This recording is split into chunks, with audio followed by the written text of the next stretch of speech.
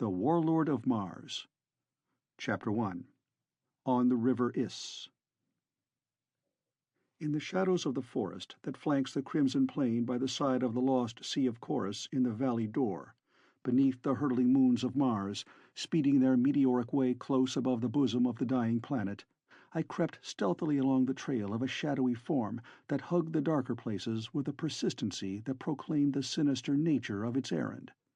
For 6 long Martian months I had haunted the vicinity of the hateful Temple of the Sun, within whose slow revolving shaft, far beneath the surface of Mars, my princess lay entombed, but whether alive or dead I knew not. Had Phaidor's slim blade found that beloved heart? Time only would reveal the truth. 687 Martian days must come and go before the cell's door would again come opposite the tunnel's end, where last I had seen my ever-beautiful Dejah Thoris.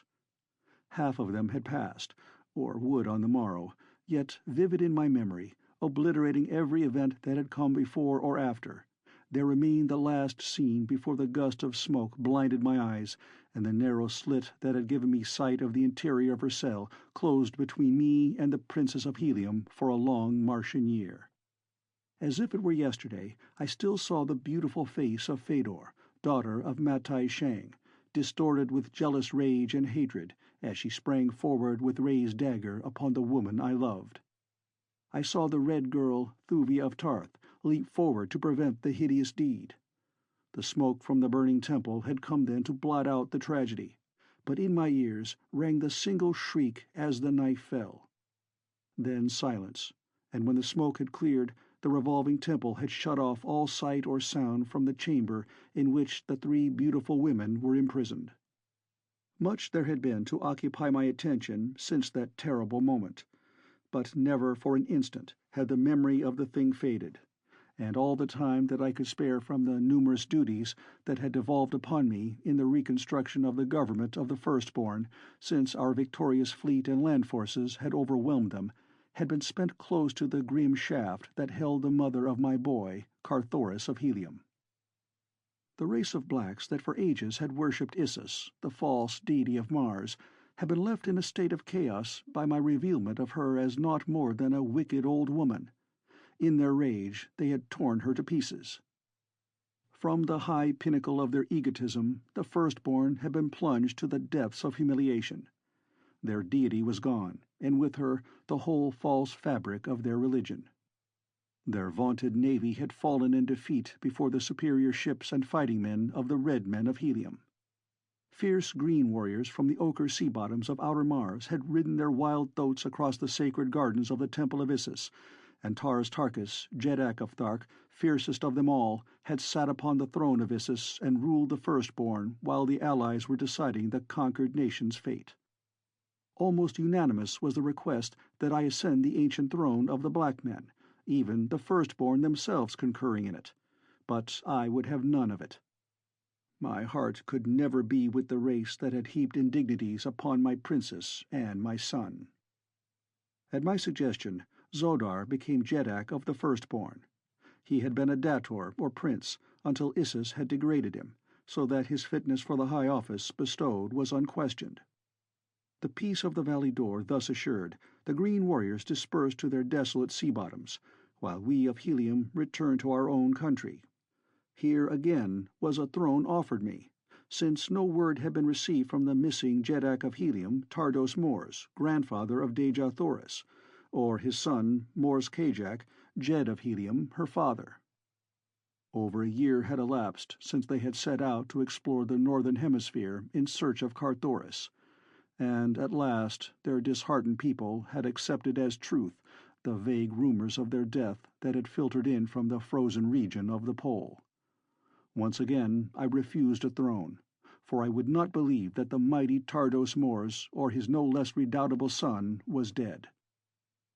"Let one of their own blood rule you until they return," I said to the assembled nobles of Helium, as I addressed them from the pedestal of truth beside the throne of righteousness in the temple of reward, from the very spot where I stood a year before when Zat Aris pronounced the sentence of death upon me.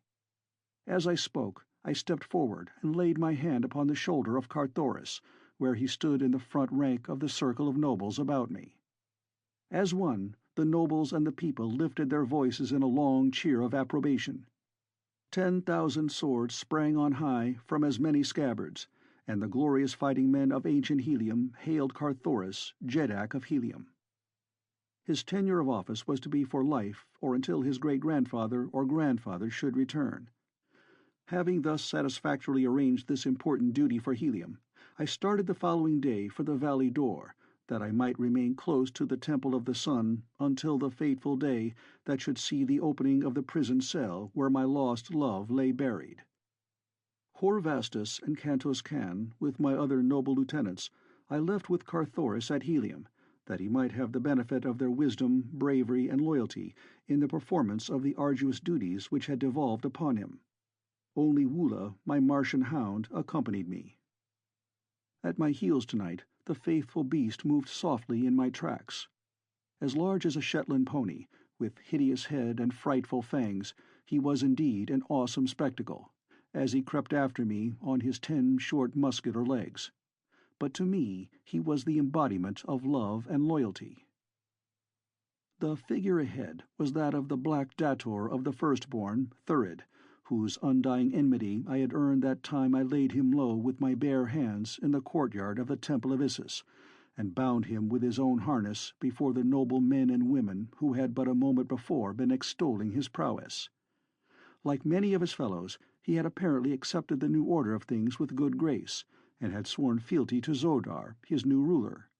But I knew that he hated me, and I was sure that in his heart he envied and hated Xodar, so I had kept a watch upon his comings and goings, to the end that of late I had been convinced that he was occupied with some manner of intrigue. Several times I had observed him leaving the walled city of the Firstborn after dark, taking his way out into the cruel and horrible valley door, where no honest business could lead any man. Tonight he moved quickly along the edge of the forest until well beyond sight or sound of the city. Then he turned across the crimson sward toward the shore of the lost sea of Chorus. The rays of the nearer moon, swinging low across the valley, touched his jewel-encrusted harness with 1,000 changing lights, and glanced from the glossy ebony of his smooth hide.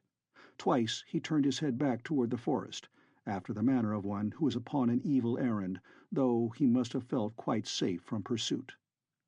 I did not dare follow him there beneath the moonlight, since it best suited my plans not to interrupt his. I wished him to reach his destination unsuspecting, that I might learn just where that destination lay, and the business that awaited the night prowler there. So it was that I remained hidden until after Thurid had disappeared over the edge of the steep bank beside the sea a quarter of a mile away. Then, with Woola following, I hastened across the open after the Black Dator. The quiet of the tomb lay upon the mysterious valley of death, crouching deep in its warm nest within the sunken area at the south pole of the dying planet. In the far distance, the golden cliffs raised their mighty barrier faces far into the starlit heavens, their precious metals and scintillating jewels that composed them sparkling in the brilliant light of Mars's 2 gorgeous moons. At my back was the forest, pruned and trimmed like the sward to park-like symmetry by the browsing of the ghoulish plant-men. Before me lay the lost sea of Chorus, while farther on I caught the shimmering ribbon of Iss, the river of mystery, where it wound out from beneath the golden cliffs to empty into Chorus, to which for countless ages had been borne the deluded and unhappy Martians of the outer world upon the voluntary pilgrimage to this false heaven. The plant-men, with their blood-sucking hands, and the monstrous white apes that make Dor hideous by day, were hidden in their lairs for the night. There was no longer a Holy Thern upon the balcony in the golden cliffs above the Iss to summon them with weird cry to the victims floating down to their maws upon the cold, broad bosom of ancient Iss.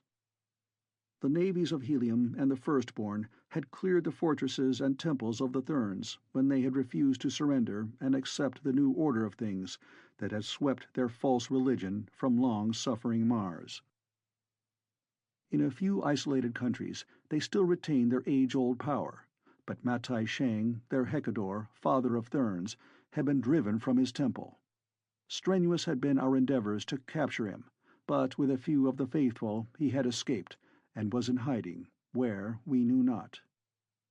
As I came cautiously to the edge of the low cliff overlooking the lost Sea of Chorus, I saw Thurid pushing out upon the bosom of the shimmering water in a small skiff, one of those strangely wrought craft of unthinkable age which the Holy Therns, with their organization of priests and lesser therns, were wont to distribute along the banks of the Iss, that the long journey of their victims might be facilitated. Drawn up on the beach below me were a score of similar boats, each with its long pole, at one end of which was a pike, at the other a paddle. Thurid was hugging the shore, and as he passed out of sight round a nearby promontory, I shoved one of the boats into the water, and calling Woola into it, pushed out from shore. The pursuit of Thurid carried me along the edge of the sea toward the mouth of the Iss. The farther moon lay close to the horizon, casting a dense shadow beneath the cliffs that fringed the water. Thuvia, the nearer moon, had set, nor would it rise again for near 4 hours, so that I was ensured concealing darkness for that length of time at least. On and on went the black warrior. Now he was opposite the mouth of the Iss. Without an instant's hesitation he turned up the grim river, paddling hard against the strong current. After him came Woola and I, closer now, for the man was too intent upon forcing his craft up the river to have any eyes for what might be transpiring behind him. He hugged the shore where the current was less strong. Presently he came to the dark cavernous portal in the face of the golden cliffs, through which the river poured. On into the Stygian darkness beyond he urged his craft. It seemed hopeless to attempt to follow him here, where I could not see my hand before my face, and I was almost on the point of giving up the pursuit and drifting back to the mouth of the river, there to await his return, when a sudden bend showed a faint luminosity ahead. My quarry was plainly visible again, and in the increasing light from the phosphorescent rock that lay embedded in great patches in the roughly arched roof of the cavern, I had no difficulty in following him. It was my first trip upon the bosom of Iss, and the things I saw there will live forever in my memory.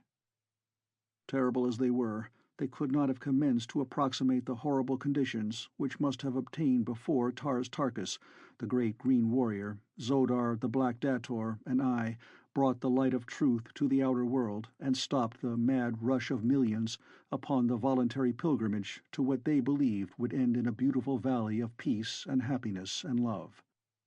Even now the low islands which dotted the broad stream were choked with the skeletons and half-devoured carcasses of those who, through fear or a sudden awakening to the truth, had halted almost at the completion of their journey. In the awful stench of these frightful charnel isles, haggard maniacs screamed and gibbered and fought among the torn remnants of their grisly feasts, while on those which contained but clean-picked bones they battled with one another, the weaker furnishing sustenance for the stronger, or with claw-like hands clutched at the bloated bodies that drifted down with the current. Thurid paid not the slightest attention to the screaming things that either menaced or pleaded with him as the mood directed them. Evidently he was familiar with the horrid sights that surrounded him. He continued up the river for perhaps a mile, and then, crossing over to the left bank, drew his craft up on a low ledge that lay almost on a level with the water. I dared not follow across the stream, for he most surely would have seen me. Instead, I stopped close to the opposite wall beneath an overhanging mass of rock that cast a dense shadow beneath it. Here I could watch Thurid without danger of discovery. The black was standing upon the ledge beside his boat, looking up the river as though he were awaiting one whom he expected from that direction. As I lay there beneath the dark rocks, I noticed that a strong current seemed to flow directly toward the center of the river, so that it was difficult to hold my craft in its position. I edged farther into the shadows, that I might find a hold upon the bank. But, though I proceeded several yards, I touched nothing. And then, finding that I would soon reach a point from where I could no longer see the black man, I was compelled to remain where I was, holding my position as best I could by paddling strongly against the current, which flowed from beneath the rocky mass behind me. I could not imagine what might cause this strong lateral flow, for the main channel of the river was plainly visible to me from where I sat, and I could see the rippling junction of it and the mysterious current which had aroused my curiosity. While I was still speculating upon the phenomenon, my attention was suddenly riveted upon Thurid, who had raised both palms forward above his head in the universal salute of Martians, and a moment later his "Kaor," the Barsoomian word of greeting, came in low but distinct tones. I turned my eyes up the river in the direction that his were bent, and presently there came within my limited range of vision a long boat, in which were 6 men. 5 were at the paddles, while the 6th sat in the seat of honor. The white skins, the flowing yellow wigs which covered their bald pates, and the gorgeous diadems set in circlets of gold about their heads marked them as Holy Therns. As they drew up beside the ledge upon which Thurid awaited them, he in the bow of the boat arose to step ashore, and then I saw that it was none other than Matai Shang, father of Therns. The evident cordiality with which the 2 men exchanged greetings filled me with wonder, for the black and white men of Barsoom were hereditary enemies, nor ever before had I known of 2 meeting other than in battle. Evidently, the reverses that had recently overtaken both peoples had resulted in an alliance between these 2 individuals, at least against the common enemy, and now I saw why Thurid had come so often out into the valley door by night, and that the nature of his conspiring might be such as to strike very close to me or to my friends. I wish that I might have found a point closer to the 2 men from which to have heard their conversation, but it was out of the question now to attempt to cross the river, and so I lay quietly watching them, who would have given so much to have known how close I lay to them, and how easily they might have overcome and killed me with their superior force. Several times Thurid pointed across the river in my direction, but that his gestures had any reference to me I did not for a moment believe. Presently he and Matai Shang entered the latter's boat, which turned out into the river and, swinging around, forged steadily across in my direction. As they advanced, I moved my boat farther and farther in beneath the overhanging wall, but at last it became evident that their craft was holding the same course. The 5 paddlers sent the larger boat ahead at a speed that taxed my energies to equal. Every instant I expected to feel my prow crash against solid rock. The light from the river was no longer visible, but ahead I saw the faint tinge of a distant radiance, and still the water before me was open. At last the truth dawned upon me. I was following a subterranean river which emptied into the Iss at the very point where I had hidden. The rowers were now quite close to me. The noise of their own paddles drowned the sound of mine, but in another instant the growing light ahead would reveal me to them. There was no time to be lost. Whatever action I was to take must be taken at once. Swinging the prow of my boat toward the right, I sought the river's rocky side, and there I lay while Matai Shang and Thurid approached up the center of the stream, which was much narrower than the Iss. As they came nearer, I heard the voices of Thurid and the father of Therns raised in argument. "I tell you, Thern," the Black Dator was saying, "that I wish only vengeance upon John Carter, Prince of Helium. I am leading you into no trap. What could I gain by betraying you to those who have ruined my nation and my house?" "Let us stop here a moment, that I may hear your plans," replied the Hekkador, "and then we may proceed with a better understanding of our duties and obligations." To the rowers he issued the command that brought their boat in toward the bank not a dozen paces beyond the spot where I lay. Had they pulled in below me, they must surely have seen me against the faint glow of light ahead, but from where they finally came to rest I was as secure from detection as though miles separated us. The few words I had already overheard whetted my curiosity, and I was anxious to learn what manner of vengeance Thurid was planning against me, nor had I long to wait. I listened intently. "There are no obligations, Father of Therns," continued the Firstborn. "Thurid, Dator of Issus, has no price. When the thing has been accomplished, I shall be glad if you will see to it that I am well received, as is befitting my ancient lineage and noble rank, at some court that is yet loyal to thy ancient faith, for I cannot return to the valley door or elsewhere within the power of the Prince of Helium. But even that I do not demand. It shall be as your own desire in the matter directs." "It shall be as you wish, Dator," replied Matai Shang. "Nor is that all. Power and riches shall be yours if you restore my daughter Phaidor to me, and place within my power Dejah Thoris, Princess of Helium."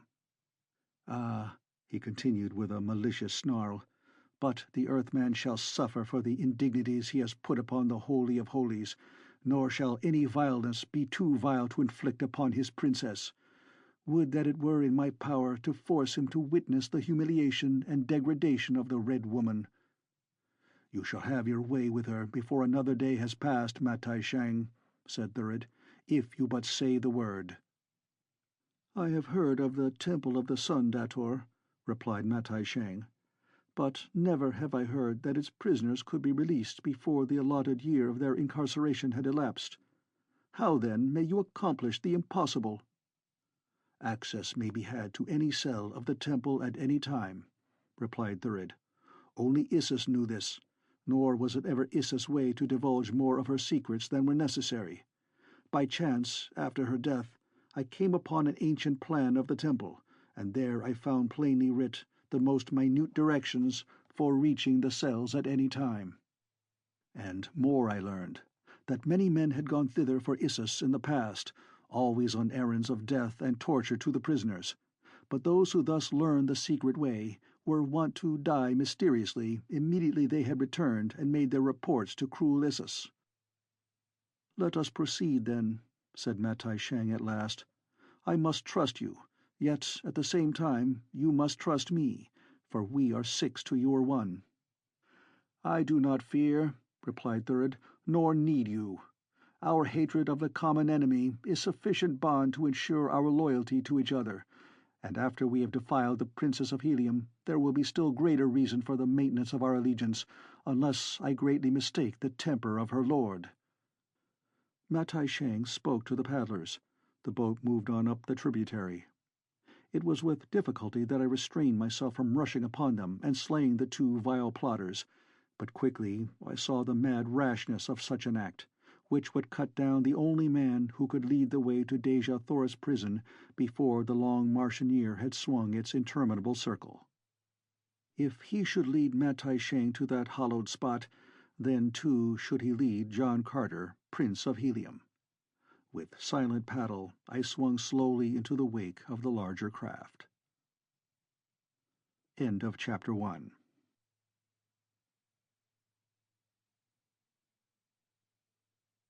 Chapter 2. Under the Mountains. As we advanced up the river which winds beneath the golden cliffs out of the bowels of the mountains of Otz, to mingle its dark waters with the grim and mysterious Iss, the faint glow which had appeared before us grew gradually into an all-enveloping radiance. The river widened until it presented the aspect of a large lake, whose vaulted dome, lighted by glowing phosphorescent rock, was splashed with the vivid rays of the diamond, the sapphire, the ruby, and the countless nameless jewels of Barsoom, which lay encrusted in the virgin gold which forms the major portion of these magnificent cliffs.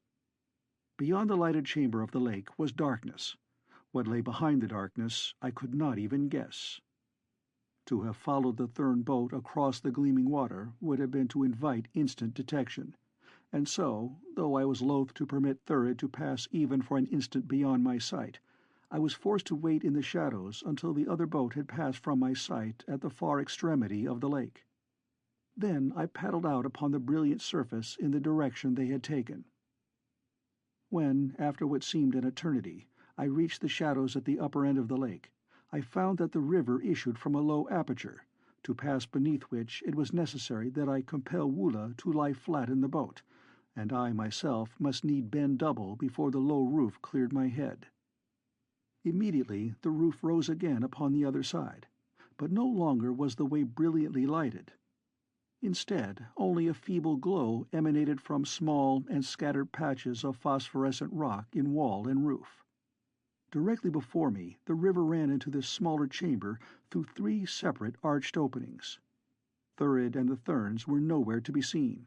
Into which of the dark holes had they disappeared? There was no means by which I might know, and so I chose the center opening as being as likely to lead me in the right direction as another. Here the way was through utter darkness.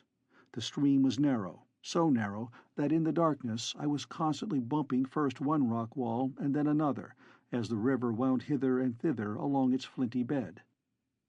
Far ahead I presently heard a deep and sullen roar which increased in volume as I advanced, and then broke upon my ears with all the intensity of its mad fury as I swung round a sharp curve into a dimly lighted stretch of water. Directly before me the river thundered down from above in a mighty waterfall that filled the narrow gorge from side to side, rising far above me several 100 feet, as magnificent a spectacle as I have ever seen. But the roar, the awful deafening roar of those tumbling waters penned in the rocky subterranean vault, had the fall not entirely blocked my further passage and shown me that I had followed the wrong course, I believe that I should have fled anyway before the maddening tumult. Thurid and the Therns could not have come this way. By stumbling upon the wrong course, I had lost the trail, and they had gained so much ahead of me that now I might not be able to find them before it was too late, if, in fact, I could find them at all. It had taken several hours to force my way up to the falls against the strong current, and other hours would be required for the descent, although the pace would be much swifter. With a sigh, I turned the prow of my craft downstream, and with mighty strokes hastened with reckless speed through the dark and tortuous channel until once again I came to the chamber into which flowed the 3 branches of the river.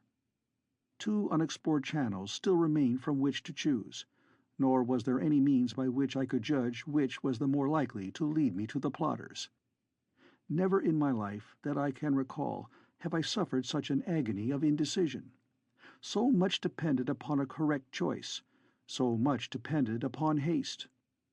The hours that I had already lost might seal the fate of the incomparable Dejah Thoris, were she not already dead. To sacrifice other hours and maybe days in a fruitless exploration of another blind lead would unquestionably prove fatal. Several times I essayed the right-hand entrance, only to turn back as though warned by some strange intuitive sense that this was not the way. At last, convinced by the oft-recurring phenomenon, I cast my all upon the left-hand archway. Yet it was with a lingering doubt that I turned a parting look at the sullen waters, which rolled, dark and forbidding, from beneath the grim, low archway on the right. And as I looked, there came bobbing out upon the current from the Stygian darkness of the interior the shell of one of the great succulent fruits of the serapis tree.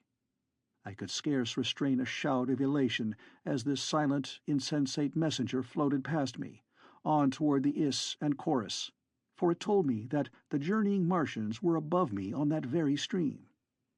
They had eaten of this marvelous fruit which nature concentrates within the hard shell of the serapis nut, and having eaten and cast the husk overboard. It could have come from no others than the party I sought. Quickly I abandoned all thought of the left-hand passage, and a moment later had turned into the right. The stream soon widened, and recurring areas of phosphorescent rock lighted my way. I made good time, but was convinced that I was nearly a day behind those I was tracking. Neither Woola nor I had eaten since the previous day, but in so far as he was concerned, it mattered but little, since practically all the animals of the dead sea bottoms of Mars are able to go for incredible periods without nourishment. Nor did I suffer. The water of the river was sweet and cold, for it was unpolluted by decaying bodies, like the Iss, and as for food, why, the mere thought that I was nearing my beloved princess raised me above every material want. As I proceeded, the river became narrower and the current swift and turbulent, so swift, in fact, that it was with difficulty that I forced my craft upward at all. I could not have been making to exceed 100 yards an hour, when, at a bend, I was confronted by a series of rapids through which the river foamed and boiled at a terrific rate. My heart sank within me.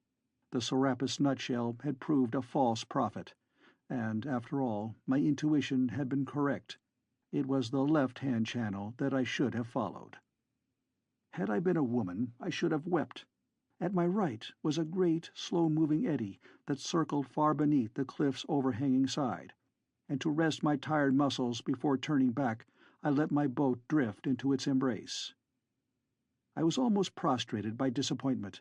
It would mean another half-day's loss of time to retrace my way and take the only passage that yet remained unexplored. What hellish fate had led me to select from 3 possible avenues the 2 that were wrong? As the lazy current of the eddy carried me slowly about the periphery of the watery circle, my boat twice touched the rocky side of the river in the dark recess beneath the cliff. A third time it struck, gently as it had before, but the contact resulted in a different sound, the sound of wood scraping upon wood. In an instant I was on the alert, for there could be no wood within that buried river that had not been man-brought.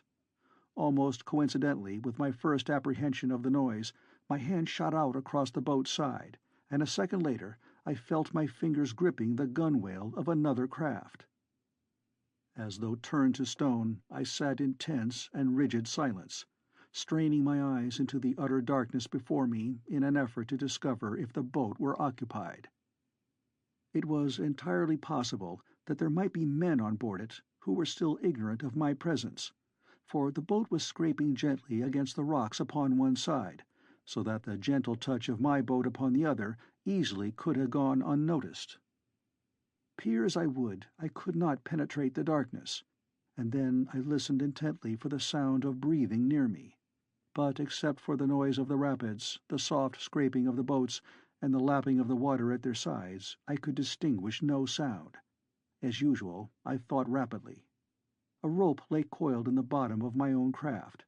Very softly I gathered it up, and making one end fast to the bronze ring in the prow, I stepped gingerly into the boat beside me.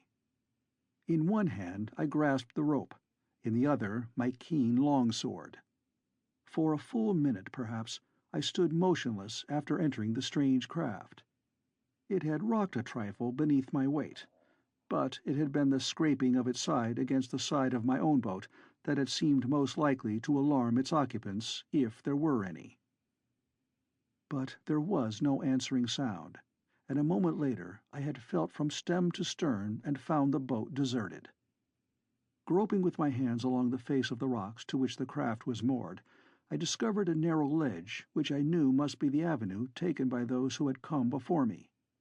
That they could be none other than Thurid and his party I was convinced by the size and build of the boat I had found. Calling to Woola to follow me, I stepped out upon the ledge. The great savage brute, agile as a cat, crept after me. As he passed through the boat that had been occupied by Thurid and the Therns, he emitted a single low growl, and when he came beside me upon the ledge and my hand rested upon his neck, I felt his short mane bristling with anger. I think he sensed telepathically the recent presence of an enemy, for I had made no effort to impart to him the nature of our quest or the status of those we tracked.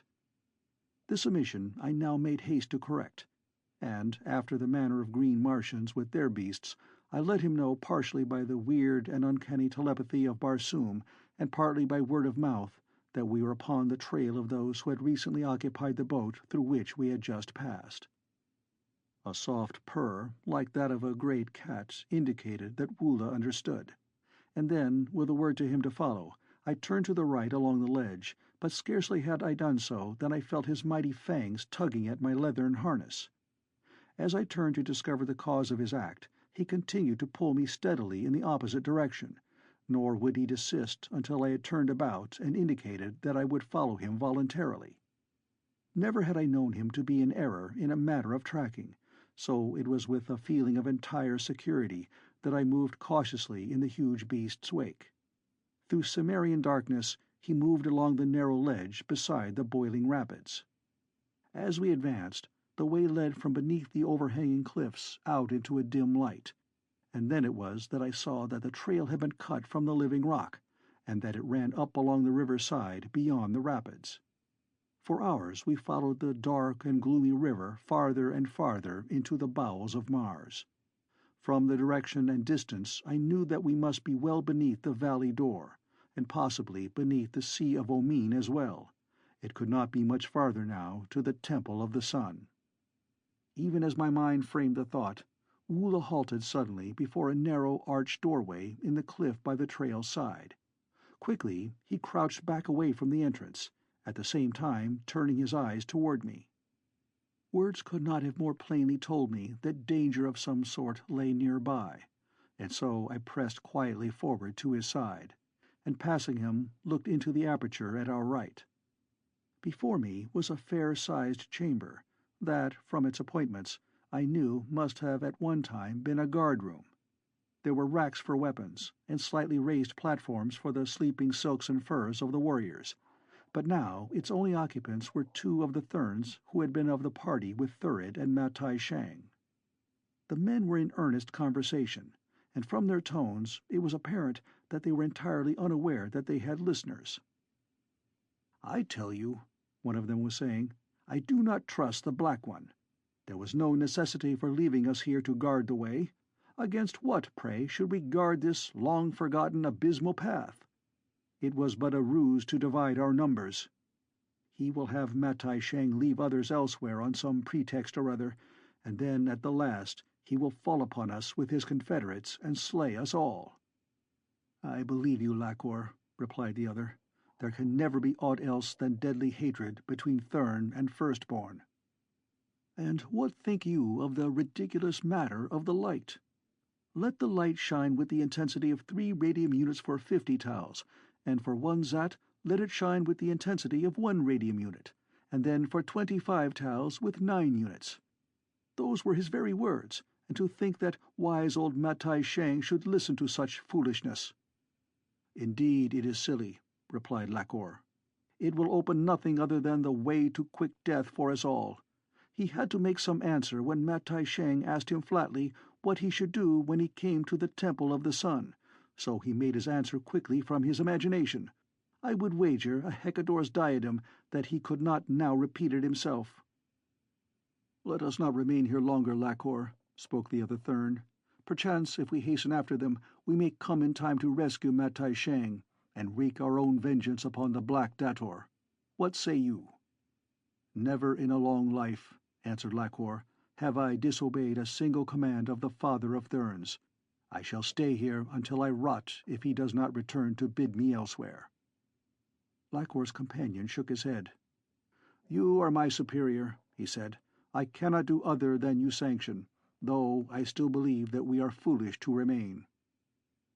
I, too, thought that they were foolish to remain, for I saw from Woola's actions that the trail led through the room where the 2 therns held guard. I had no reason to harbor any considerable love for this race of self-deified demons, yet I would have passed them by were it possible without molesting them. It was worth trying anyway, for a fight might delay us considerably, or even put an end entirely to my search. Better men than I have gone down before fighters of meaner ability than that possessed by the fierce Thern warriors. Signaling to Woola to heel, I stepped suddenly into the room before the 2 men. At sight of me, their longswords flashed from the harness at their sides, but I raised my hand in a gesture of restraint. "I seek Thurid, the Black Dator," I said. "My quarrel is with him, not with you. Let me pass then in peace, for if I mistake not, he is as much your enemy as mine, and you can have no cause to protect him." They lowered their swords, and Lakor spoke. "I know not whom you may be, with the white skin of a Thern and the black hair of a red man, but were it only Thurid whose safety were at stake, you might pass, and welcome, in so far as we be concerned. Tell us who you be, and what mission calls you to this unknown world beneath the valley door. Then maybe we can see our way to let you pass upon the errand which we should like to undertake, would our orders permit." I was surprised that neither of them had recognized me, for I thought that I was quite sufficiently well known, either by personal experience or reputation, to every Thern upon Barsoom, as to make my identity immediately apparent in any part of the planet. In fact, I was the only white man upon Mars whose hair was black and whose eyes were grey, with the exception of my son Carthoris.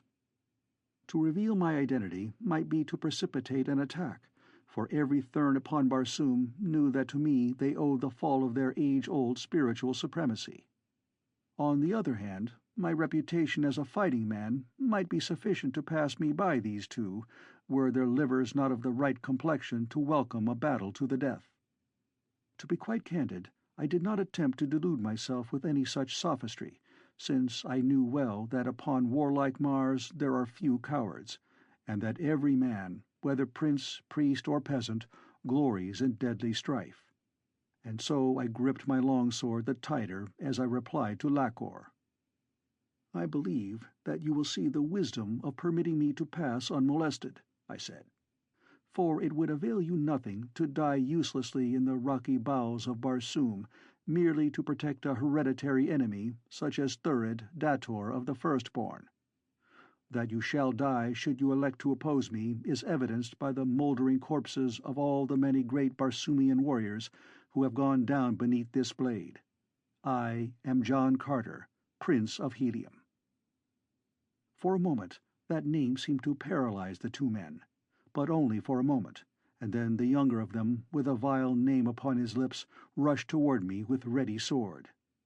He had been standing a little behind his companion Lakor during our parley, and now, ere he could engage me, the older man grasped his harness and drew him back.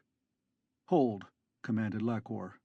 "There will be plenty of time to fight if we find it wise to fight at all. There be good reasons why every Thern upon Barsoom should yearn to spill the blood of the blasphemer, the sacrilegist. But let us mix wisdom with our righteous hate. The Prince of Helium is bound upon an errand which we ourselves, but a moment since, were wishing that we might undertake. Let him go then, and slay the black. When he returns, we shall still be here to bar his way to the outer world, and thus we shall have rid ourselves of two enemies, nor have incurred the displeasure of the father of therns." As he spoke, I could not but note the crafty glint in his evil eyes, and while I saw the apparent logic of his reasoning, I felt, subconsciously perhaps, that his words did but veil some sinister intent. The other Thern turned toward him in evident surprise, but when Lakor had whispered a few brief words into his ear, he too drew back and nodded acquiescence to his superior's suggestion. "Proceed, John Carter," said Lakor, "but know that if Thurid does not lay you low, there will be those awaiting your return who will see that you never pass again into the sunlight of the upper world. Go." During our conversation, Woola had been growling and bristling close to my side. Occasionally he would look up into my face with a low, pleading whine, as though begging for the word that would send him headlong at the bare throats before him. He, too, sensed the villainy behind the smooth words. Beyond the therns, several doorways opened off the guardroom, and toward the one upon the extreme right Lakor motioned. "That way leads to Thurid," he said. But when I would have called Woola to follow me there, the beast whined and held back, and at last ran quickly to the first opening at the left, where he stood emitting his coughing bark, as though urging me to follow him upon the right way. I turned a questioning look upon Lakor. "The brute is seldom wrong," I said, "and while I do not doubt your superior knowledge, Thern, I think that I shall do well to listen to the voice of instinct that is backed by love and loyalty." As I spoke, I smiled grimly that he might know without words that I distrusted him. "As you will," the fellow replied with a shrug. "In the end it shall be all the same." I turned and followed Woola into the left-hand passage, and though my back was toward my enemies, my ears were on the alert. Yet I heard no sound of pursuit. The passageway was dimly lighted by occasional radium bulbs, the universal lighting medium of Barsoom. The same lamps may have been doing continuous duty in these subterranean chambers for ages, since they require no attention and are so compounded that they give off but the minutest of their substance in the generation of years of luminosity. We had proceeded for but a short distance when we commenced to pass the mouths of diverging corridors, but not once did Woola hesitate. It was at the opening to one of these corridors upon my right that I presently heard a sound that spoke more plainly to John Carter, fighting man, than could the words of my mother tongue. It was the clank of metal, the metal of a warrior's harness, and it came from a little distance up the corridor upon my right. Woola heard it too, and like a flash he had wheeled and stood facing the threatened danger, his mane all abristle and all his rows of glistening fangs bared by snarling, back-drawn lips. With a gesture I silenced him, and together we drew aside into another corridor a few paces farther on. Here we waited, nor did we have long to wait, for presently we saw the shadows of two men fall upon the floor of the main corridor athwart the doorway of our hiding-place. Very cautiously they were moving now. The accidental clank that had alarmed me was not repeated. Presently they came opposite our station, nor was I surprised to see that the two were Lakor and his companion of the guard-room. They walked very softly, and in the right hand of each gleamed a keen longsword. They halted quite close to the entrance of our retreat, whispering to each other. "Can it be that we have distanced them already?" said Lakor. "Either that, or the beast has led the man upon a wrong trail," replied the other. "For the way which we took is by far the shorter to this point, for him who knows it. John Carter would have found it a short road to death had he taken it as you suggested to him." "Yes," said Lakor. "No amount of fighting ability would have saved him from the pivoted flagstone. He surely would have stepped upon it, and by now, if the pit beneath it has a bottom, which Thurid denies, he should have been rapidly approaching it. Curses on that callet of his that warned him toward the safer avenue." "There be other dangers ahead of him, though," spoke Lakor's fellow, "which he may not so easily escape, should he succeed in escaping our two good swords. Consider, for example, what chance he will have, coming unexpectedly into the chamber of—" I would have given much to have heard the balance of that conversation, that I might have been warned of the perils that lay ahead, but fate intervened, and just at the very instant of all other instants that I would not have elected to do it, I sneezed. End of Chapter 2.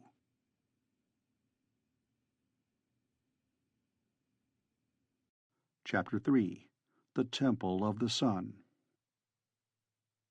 There was nothing for it now other than to fight, nor did I have any advantage as I sprang, sword in hand, into the corridor before the two therns, for my untimely sneeze had warned them of my presence and they were ready for me.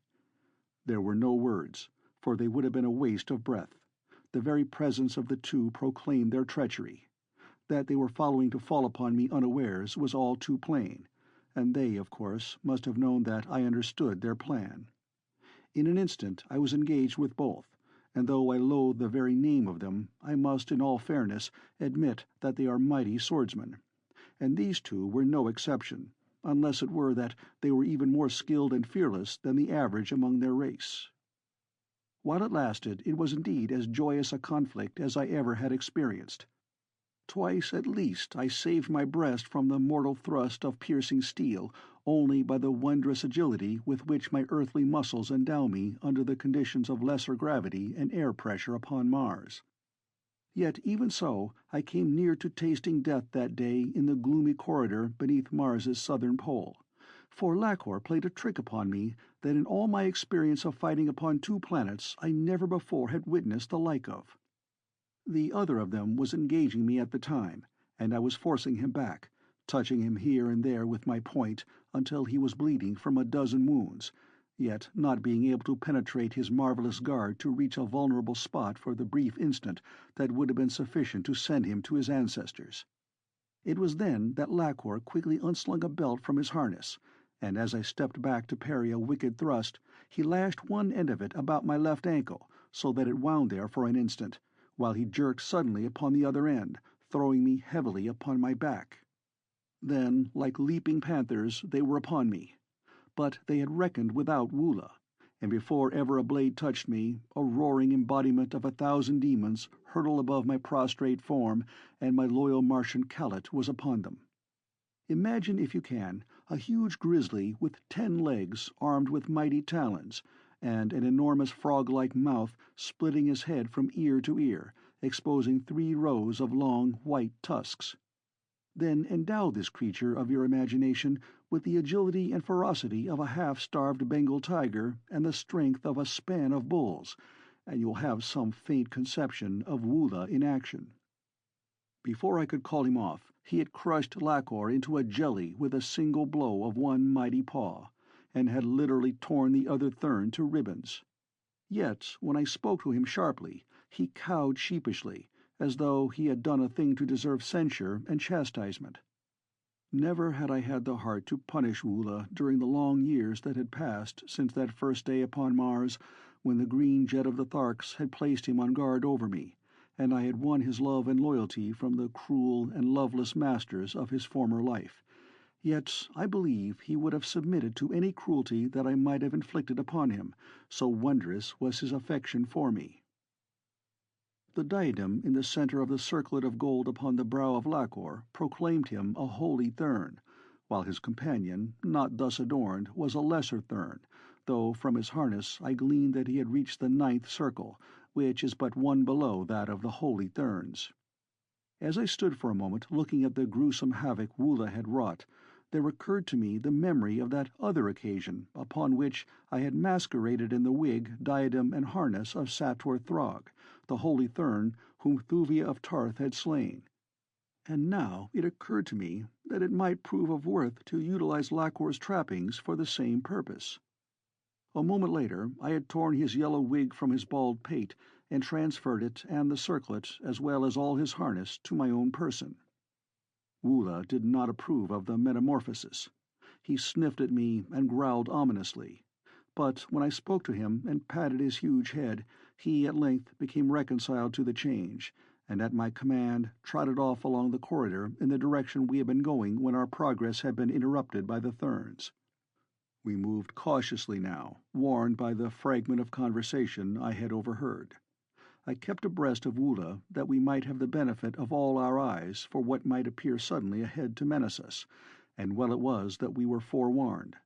At the bottom of a flight of narrow steps, the corridor turned sharply back upon itself, immediately making another turn in the original direction, so that at that point it formed a perfect letter S, the top leg of which debouched suddenly into a large chamber, illy lighted, and the floor of which was completely covered by venomous snakes and loathsome reptiles. To have attempted to cross that floor would have been to court instant death, and for a moment I was almost completely discouraged. Then it occurred to me that Thurid and Matai Shang with their party must have crossed it, and so there was a way. Had it not been for the fortunate accident by which I overheard even so small a portion of the Thern's conversation, we should have blundered at least a step or two into that wriggling mass of destruction, and a single step would have been all sufficient to have sealed our doom. These were the only reptiles I had ever seen upon Barsoom, but I knew from their similarity to the fossilized remains of supposedly extinct species I had seen in the museums of Helium that they comprised many of the known prehistoric reptilian genera, as well as others undiscovered. A more hideous aggregation of monsters had never before assailed my vision. It would be futile to attempt to describe them to Earthmen, since substance is the only thing which they possess in common with any creature of the past or present with which you are familiar. Even their venom is of an unearthly virulence that by comparison would make the cobra de capello seem quite as harmless as an angleworm. As they spied me, there was a concerted rush by those nearest the entrance where we stood, but a line of radium bulbs inset along the threshold of their chamber brought them to a sudden halt. Evidently they dared not cross that line of light. I had been quite sure that they would not venture beyond the room in which I had discovered them, though I had not guessed at what deterred them. The simple fact that we had found no reptiles in the corridor through which we had just come was sufficient assurance that they did not venture there. I drew Woola out of harm's way, and then began a careful survey of as much of the chamber of reptiles as I could see from where I stood. As my eyes became accustomed to the dim light of its interior, I gradually made out a low gallery at the far end of the apartment, from which opened several exits. Coming as close to the threshold as I dared, I followed this gallery with my eyes, discovering that it circled the room as far as I could see. Then I glanced above me along the upper edge of the entrance to which we had come, and there, to my delight, I saw an end of the gallery not a foot above my head. In an instant I had leapt to it and called Woola after me. Here there were no reptiles. The way was clear to the opposite side of the hideous chamber, and a moment later Woola and I dropped down to safety in the corridor beyond. Not 10 minutes later we came into a vast circular apartment of white marble, the walls of which were inlaid with gold in the strange hieroglyphics of the Firstborn. From the high dome of this mighty apartment a huge circular column extended to the floor, and as I watched I saw that it slowly revolved. I had reached the base of the Temple of the Sun. Somewhere above me lay Dejah Thoris, and with her were Phaidor, daughter of Matai Shang, and Thuvia of Ptarth. But how to reach them, now that I had found the only vulnerable spot in their mighty prison, was still a baffling riddle. Slowly I circled the great shaft, looking for a means of ingress. Part way around I found a tiny radium flash torch, and as I examined it in mild curiosity as to its presence there in this almost inaccessible and unknown spot, I came suddenly upon the insignia of the House of Thurid, jewel inset in its metal case. I am upon the right trail, I thought, as I slipped the bauble into the pocket pouch which hung from my harness. Then I continued my search for the entrance, which I knew must be somewhere about. Nor had I long to search, for almost immediately thereafter I came upon a small door so cunningly inlaid in the shaft's base that it might have passed unnoticed by a less keen or careful observer. There was the door that would lead me within the prison, but where was the means to open it? No button or lock were visible. Again and again I went carefully over every square inch of its surface, but the most that I could find was a tiny pinhole a little above and to the right of the door's center, a pinhole that seemed only an accident of manufacture or an imperfection of material. Into this minute aperture I attempted to peer, but whether it was but a fraction of an inch deep or passed completely through the door I could not tell. At least no light showed beyond it. I put my ear to it next and listened, but again my efforts brought negligible results. During these experiments Woola had been standing at my side, gazing intently at the door, and as my glance fell upon him it occurred to me to test the correctness of my hypothesis that this portal had been the means of ingress to the temple used by Thurid, the Black Dator, and Matai Shang, father of therns. Turning away abruptly, I called to him to follow me. For a moment he hesitated, and then leapt after me, whining and tugging at my harness to draw me back. I walked on, however, some distance from the door before I let him have his way, that I might see precisely what he would do. Then I permitted him to lead me wherever he would. Straight back to that baffling portal he dragged me, again taking up his position facing the blank stone, gazing straight at its shining surface. For an hour I worked to solve the mystery of the combination that would open the way before me. Carefully I recalled every circumstance of my pursuit of Thurid, and my conclusion was identical with my original belief, that Thurid had come this way without other assistance than his own knowledge, and passed through the door that barred my progress, unaided from within. But how had he accomplished it?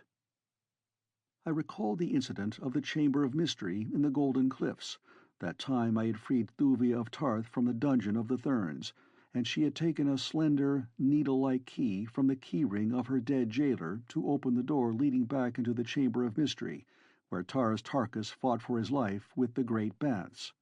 Such a tiny keyhole as now defied me had opened the way to the intricate lock in that other door. Hastily I dumped the contents of my pocket-pouch upon the ground before me. Could I but find a slender bit of steel, I might yet fashion a key that would give me ingress into the temple prison.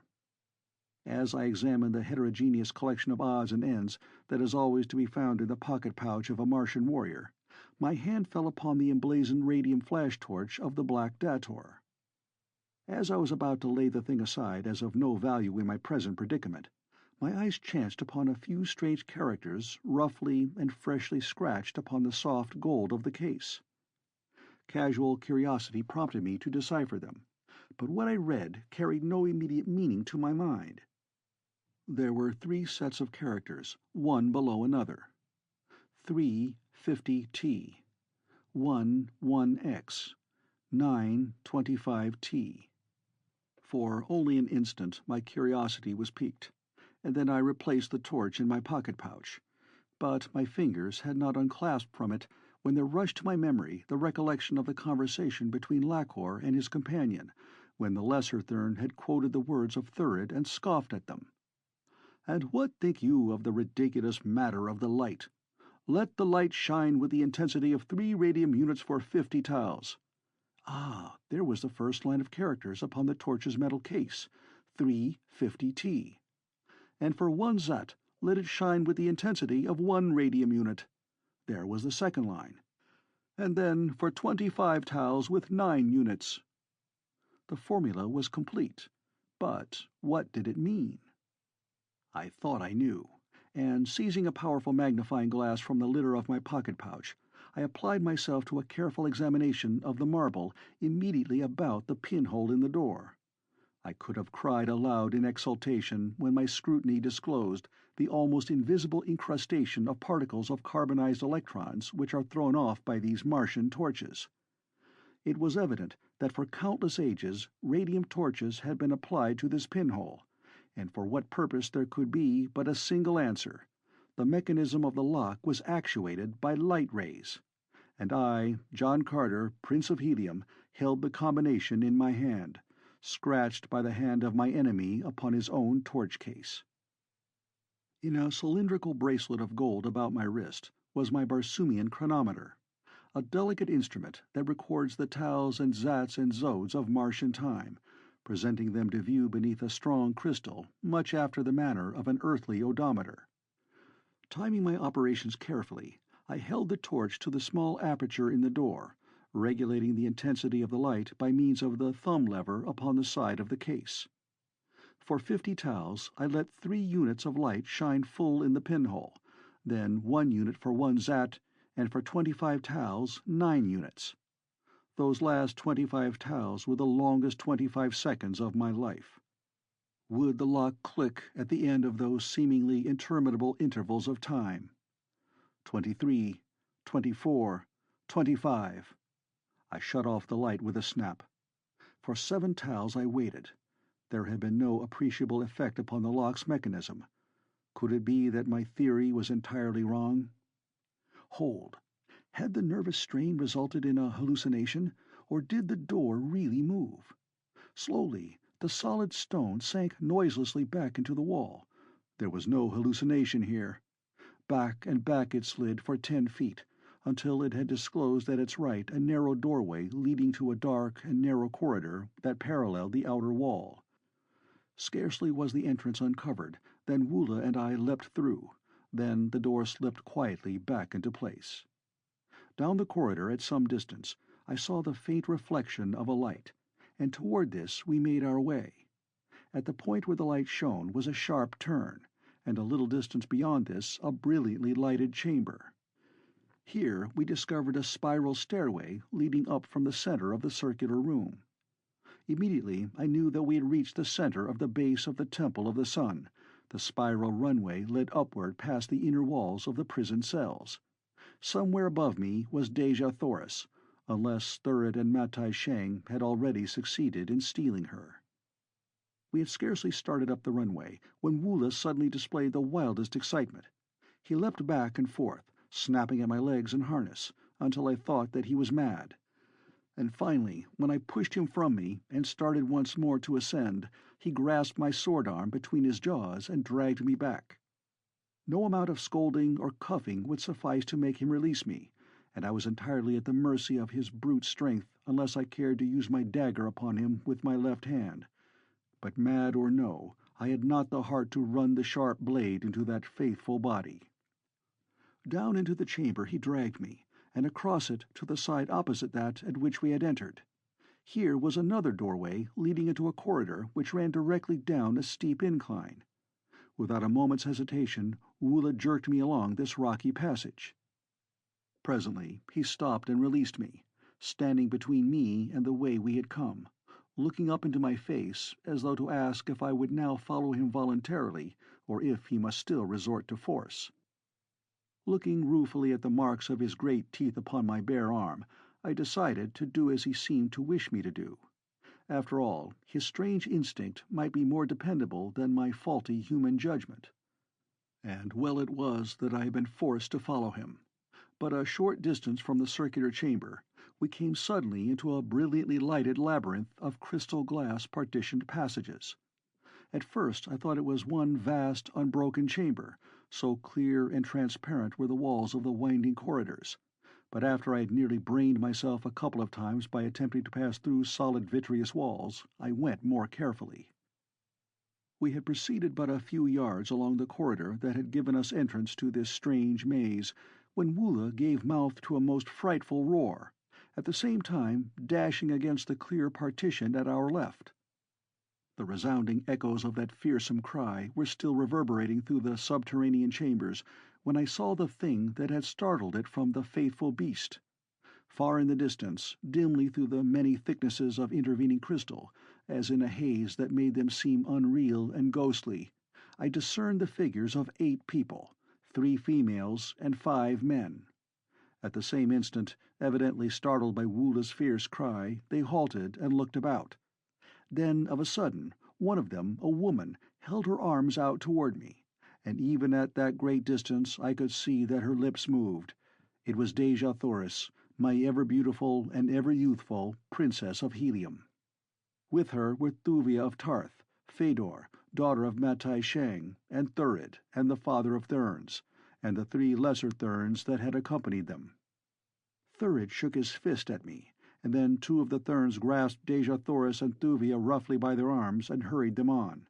A moment later they had disappeared into a stone corridor beyond the labyrinth of glass.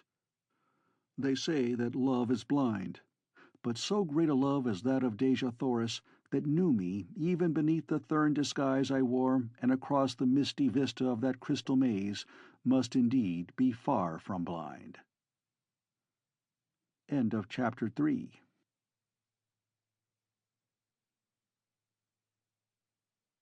Chapter 4. The Secret Tower.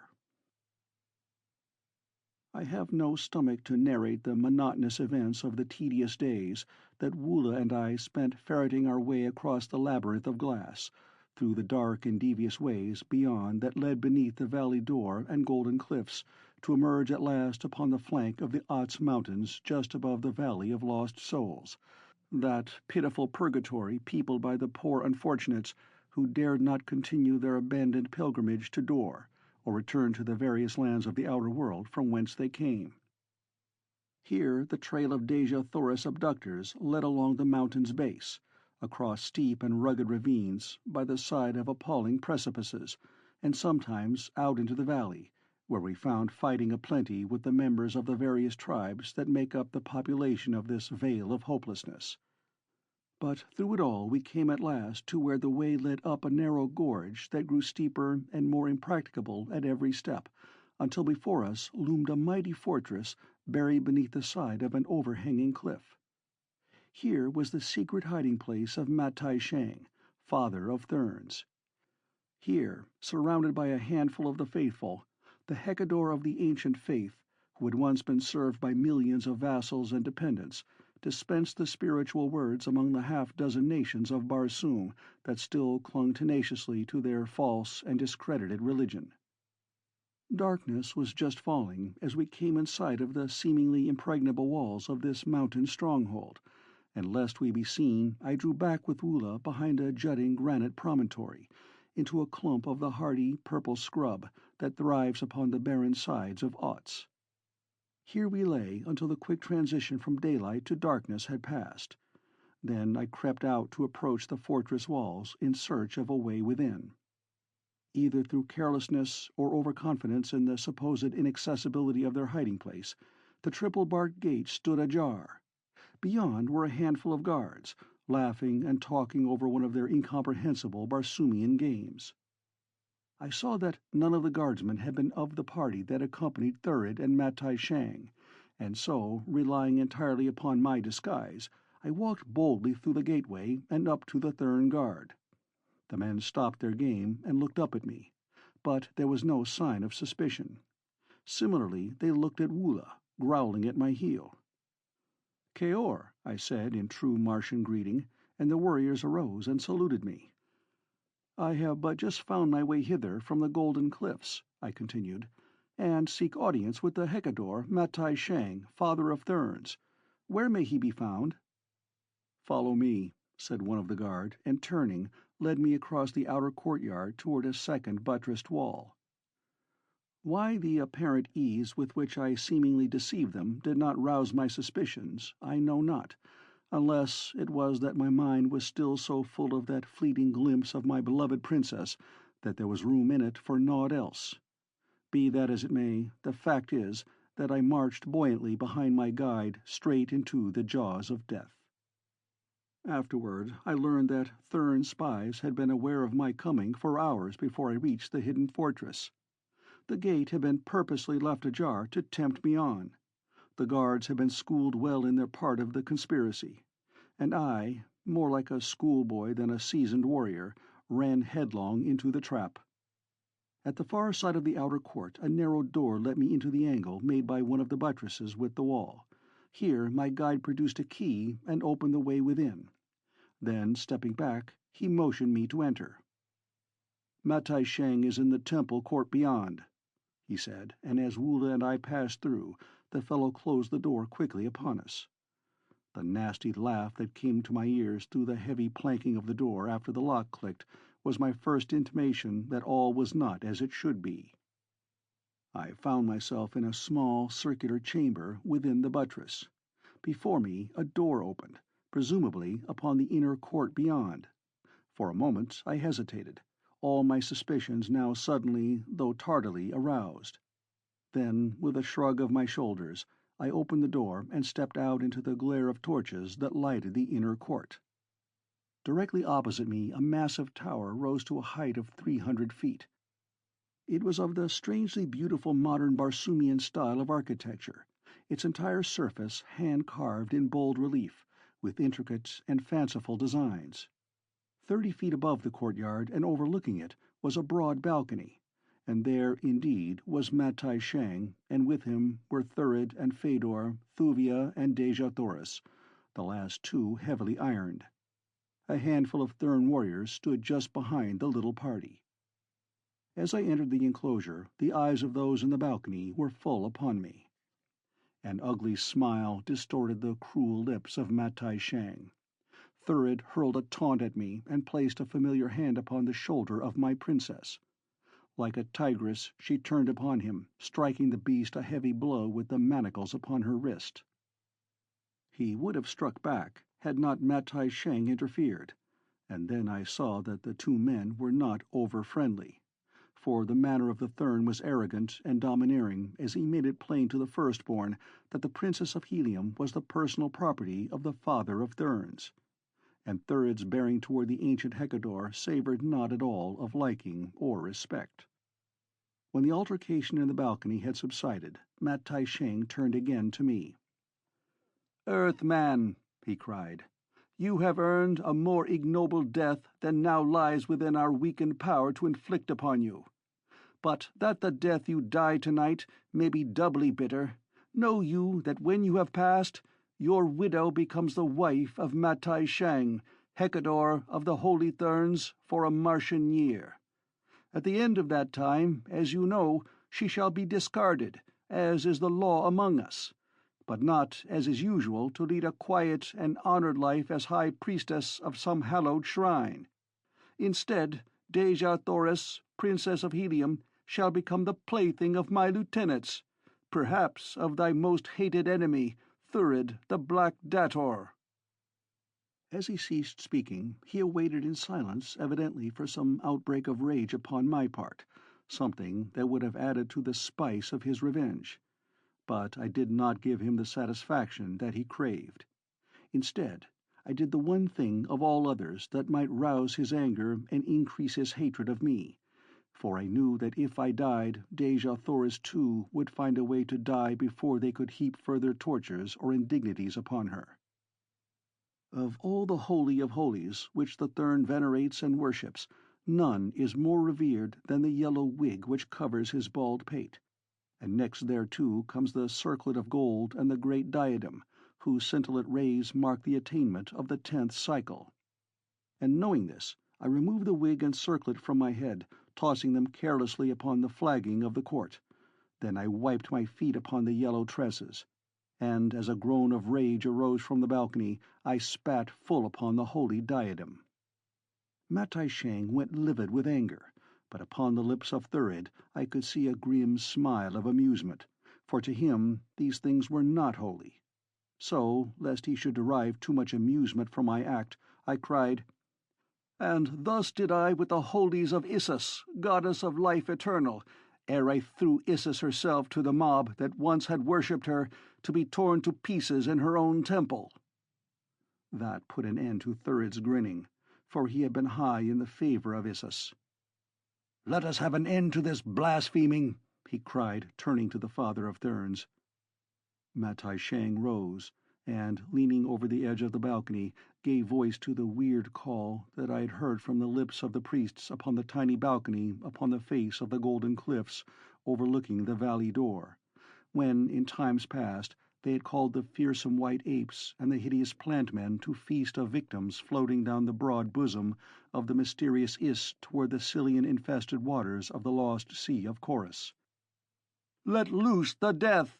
he cried, and immediately a dozen doors in the base of the tower swung open, and a dozen grim and terrible banths sprang into the arena. This was not the first time that I had faced the ferocious Barsoomian lion, but never had I been pitted, single-handed, against a full dozen of them. Even with the assistance of the fierce Woola, there could be but a single outcome to so unequal a struggle. For a moment the beasts hesitated beneath the brilliant glare of the torches, but presently their eyes, becoming accustomed to the light, fell upon Woola and me, and with bristling manes and deep-throated roars they advanced, lashing their tawny sides with their powerful tails. In the brief interval of life that was left me, I shot a last parting glance toward my Dejah Thoris. Her beautiful face was set in an expression of horror, and as my eyes met hers, she extended both arms toward me, as, struggling with the guards who now held her, she endeavoured to cast herself from the balcony into the pit beneath, that she might share my death with me. Then, as the banths were about to close upon me, she turned and buried her dear face in her arms. Suddenly my attention was drawn toward Thuvia of Ptarth. The beautiful girl was leaning far over the edge of the balcony, her eyes bright with excitement. In another instant the banths would be upon me, but I could not force my gaze from the features of the Red Girl, for I knew that her expression meant anything but the enjoyment of the grim tragedy that would so soon be enacted below her. There was some deeper, hidden meaning which I sought to solve. For an instant I thought of relying on my earthly muscles and agility to escape the banths and reach the balcony, which I could easily have done, but I could not bring myself to desert the faithful Woola and leave him to die alone beneath the cruel fangs of the hungry banths. That is not the way upon Barsoom, nor was it ever the way of John Carter. Then the secret of Thuvia's excitement became apparent, as from her lips there issued the purring sound I had heard once before. That time that, within the golden cliffs, she called the fierce banths about her and led them as a shepherdess might lead her flock of meek and harmless sheep. At the first note of that soothing sound the banths halted in their tracks, and every fierce head went high as the beast sought the origin of the familiar call. Presently they discovered the Red Girl in the balcony above them, and turning, roared out their recognition and their greeting. Guards sprang to drag Thuvia away, but ere they had succeeded she had hurled a volley of commands at the listening brutes, and as one they turned and marched back into their dens. "You need not fear them now, John Carter," cried Thuvia before they could silence her. "Those banths will never harm you now, nor Woola either." It was all I cared to know. There was naught to keep me from that balcony now, and with a long running leap I sprang far aloft until my hands grasped its lowest sill. In an instant all was wild confusion. Matai Shang shrank back. Thurid sprang forward, with drawn sword to cut me down. Again Dejah Thoris wielded her heavy irons and fought him back. Then Matai Shang grasped her about the waist and dragged her away through a door leading within the tower. For an instant Thurid hesitated, and then, as though fearing that the father of Therns would escape him with the Princess of Helium, he too dashed from the balcony in their wake. Phaidor alone retained her presence of mind. 2 of the guards she ordered to bear away Thuvia of Ptarth. The others she commanded to remain and prevent me from following. Then she turned toward me. "John Carter," she cried, "for the last time I offer you the love of Phaidor, daughter of the Holy Hekkador. Accept, and your princess shall be returned to the court of her grandfather, and you shall live in peace and happiness. Refuse, and the fate that my father has threatened shall fall upon Dejah Thoris. You cannot save her now, for by this time they have reached a place where even you may not follow. Refuse, and naught can save you, for though the way to the last stronghold of the Holy Therns was made easy for you, the way hence hath been made impossible. What say you?" "You know my answer, Phaidor," I replied, "before ever you spoke." "Make way," I cried to the guards, "for John Carter, Prince of Helium, would pass." With that I leapt over the low baluster that surrounded the balcony, and with drawn long sword faced my enemies.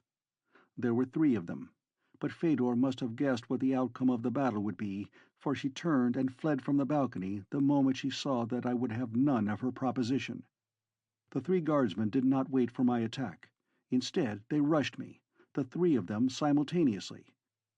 And it was that which gave me an advantage, for they fouled one another in the narrow precincts of the balcony, so that the foremost of them stumbled full upon my blade at the first onslaught. The red stain upon my point roused to its full the old bloodlust of the fighting man that has ever been so strong within my breast, so that my blade flew through the air with a swiftness and deadly accuracy that threw the 2 remaining Therns into wild despair. When at last the sharp steel found the heart of one of them, the other turned to flee, and guessing that his steps would lead him along the way taken by those I sought, I let him keep ever far enough ahead to think that he was safely escaping my sword. Through several inner chambers he raced, until he came to a spiral runway. Up this he dashed, I in close pursuit.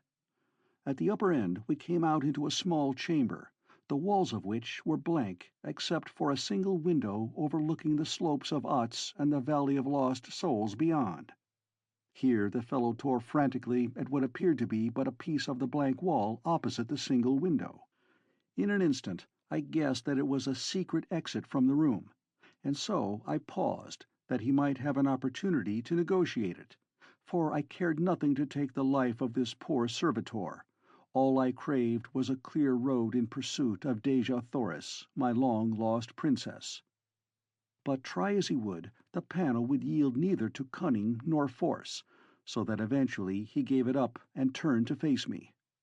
"Go thy way, Thern," I said to him, pointing toward the entrance to the runway up which we had but just come. "I have no quarrel with you, nor do I crave your life. Go." For answer he sprang upon me with his sword, and so suddenly at that I was like to have gone down before his first rush. So there was nothing for it but to give him what he sought, and that as quickly as might be, that I might not be delayed too long in this chamber while Matai Shang and Thurid made way with Dejah Thoris and Thuvia of Ptarth. The fellow was a clever swordsman, resourceful and extremely tricky. In fact, he seemed never to have heard that there existed such a thing as a code of honor, for he repeatedly outraged a dozen Barsoomian fighting customs that an honorable man would rather die than ignore.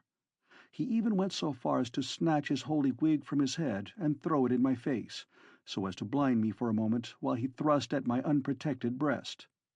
When he thrust, however, I was not there, for I had fought with Therns before, and while none had ever resorted to precisely that same expediment, I knew them to be the least honorable and most treacherous fighters upon Mars, and so was ever on the alert for some new and devilish subterfuge when I was engaged with one of their race.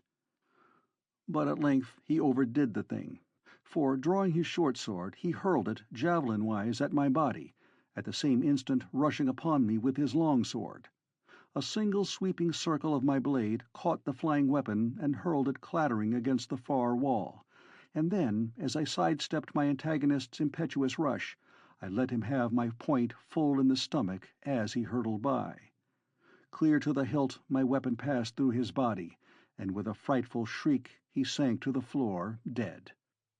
Halting only for the brief instant that was required to wrench my sword from the carcass of my late antagonist, I sprang across the chamber to the blank wall beyond, through which the Thern had attempted to pass. Here I sought for the secret of its lock, but all to no avail. In despair I tried to force the thing, but the cold, unyielding stone might well have laughed at my futile, puny endeavors. In fact, I could have sworn that I caught the faint suggestion of taunting laughter from beyond the baffling panel. In disgust, I desisted from my useless efforts and stepped to the chamber's single window. The slopes of Otz and the distant valley of lost souls held nothing to compel my interest then. But towering far above me, the tower's carved wall riveted my keenest attention. Somewhere within that massive pile was Dejah Thoris. Above me I could see windows. There, possibly, lay the only way by which I could reach her. The risk was great, but not too great when the fate of a world's most wondrous woman was at stake. I glanced below. 100 feet beneath lay jagged granite boulders at the brink of a frightful chasm upon which the tower abutted. And if not upon the boulders, then at the chasm's bottom lay death, should a foot slip but once, or clutching fingers loose their hold for the fraction of an instant.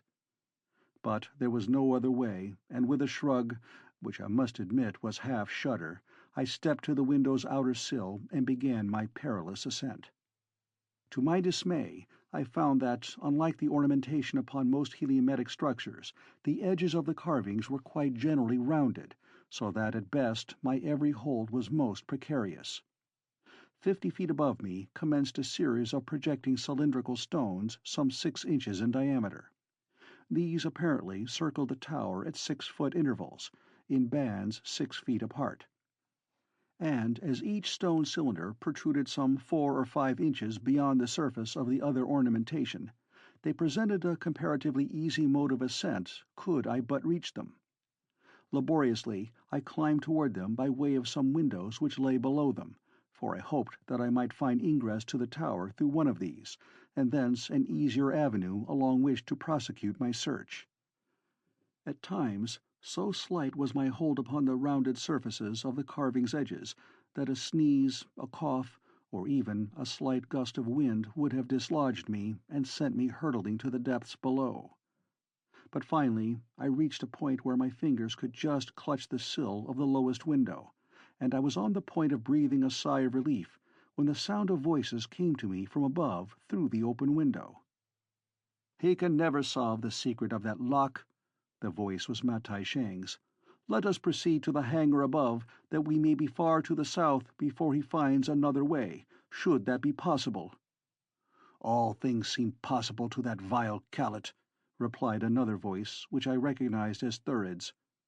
"Then let us haste," said Matai Shang. "But to be doubly sure, I will leave 2 who shall patrol this runway. Later they may follow us upon another flyer, overtaking us at Kaol."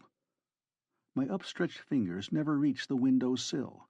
At the first sound of the voices I drew back my hand and clung there to my perilous perch, flattened against the perpendicular wall, scarce daring to breathe. What a horrible position indeed in which to be discovered by Thurid! He had but to lean from the window to push me with his sword's point into eternity. Presently the sound of the voices became fainter, and once again I took up my hazardous ascent, now more difficult, since more circuitous, for I must climb so as to avoid the windows. Matai Shang's reference to the hangar and the flyers indicated that my destination lay nothing short of the roof of the tower, and toward this seemingly distant goal I set my face. The most difficult and dangerous part of the journey was accomplished at last, and it was with relief that I felt my fingers close about the lowest of the stone cylinders. It is true that these projections were too far apart to make the balance of the ascent anything of a sinecure, but I at least had always within my reach a point of safety to which I might cling in case of accident. Some 10 feet below the roof, the wall inclined slightly inward, possibly a foot in the last 10 feet, and here the climbing was indeed immeasurably easier, so that my fingers soon clutched the eaves. As I drew my eyes above the level of the tower's top, I saw a flyer all but ready to rise. Upon her deck were Matai Shang, Phaidor, Dejah Thoris, Thuvia of Ptarth, and a few Thern warriors, while near her was Thurid in the act of clambering aboard. He was not 10 paces from me, facing in the opposite direction, and what cruel freak of fate should have caused him to turn about just as my eyes topped the roof's edge, I may not even guess. But turn he did, and when his eyes met mine, his wicked face lighted with a malignant smile as he leapt toward me, where I was hastening to scramble to the secure footing of the roof. Dejah Thoris must have seen me at the same instant, for she screamed a useless warning just as Thurid's foot, swinging in a mighty kick, landed full in my face. Like a felled ox, I reeled and tumbled backward over the tower's side. End of Chapter 4.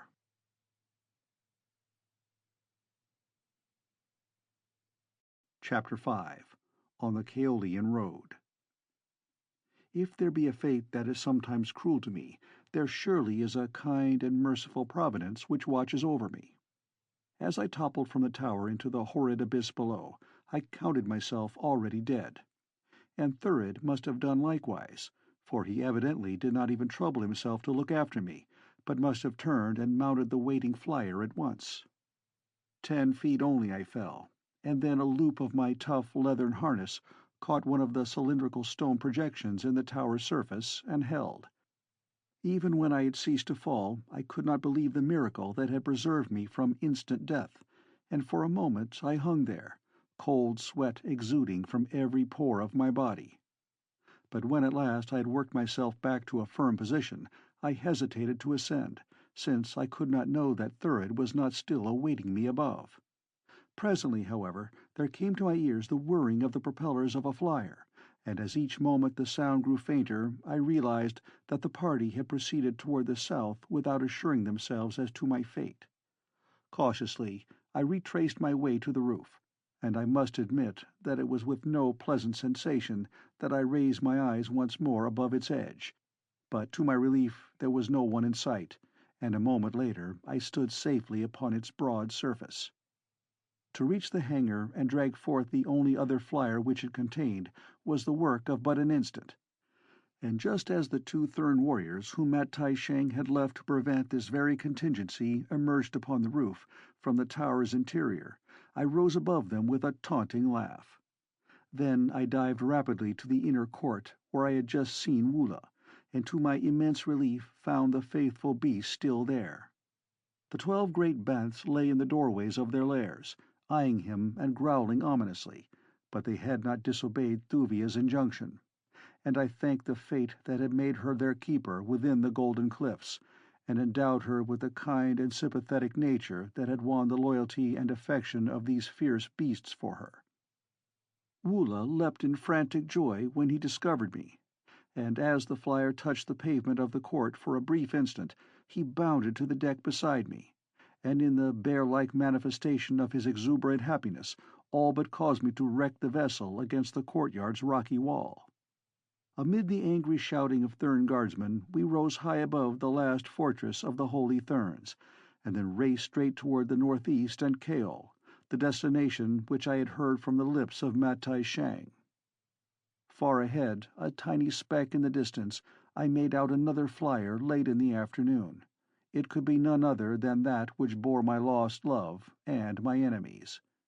I had gained considerably on the craft by night, and then, knowing that they must have sighted me and would show no lights after dark, I set my destination compass upon her, that wonderful little Martian mechanism which, once attuned to the object of destination, points a way toward it, irrespective of every change in its location.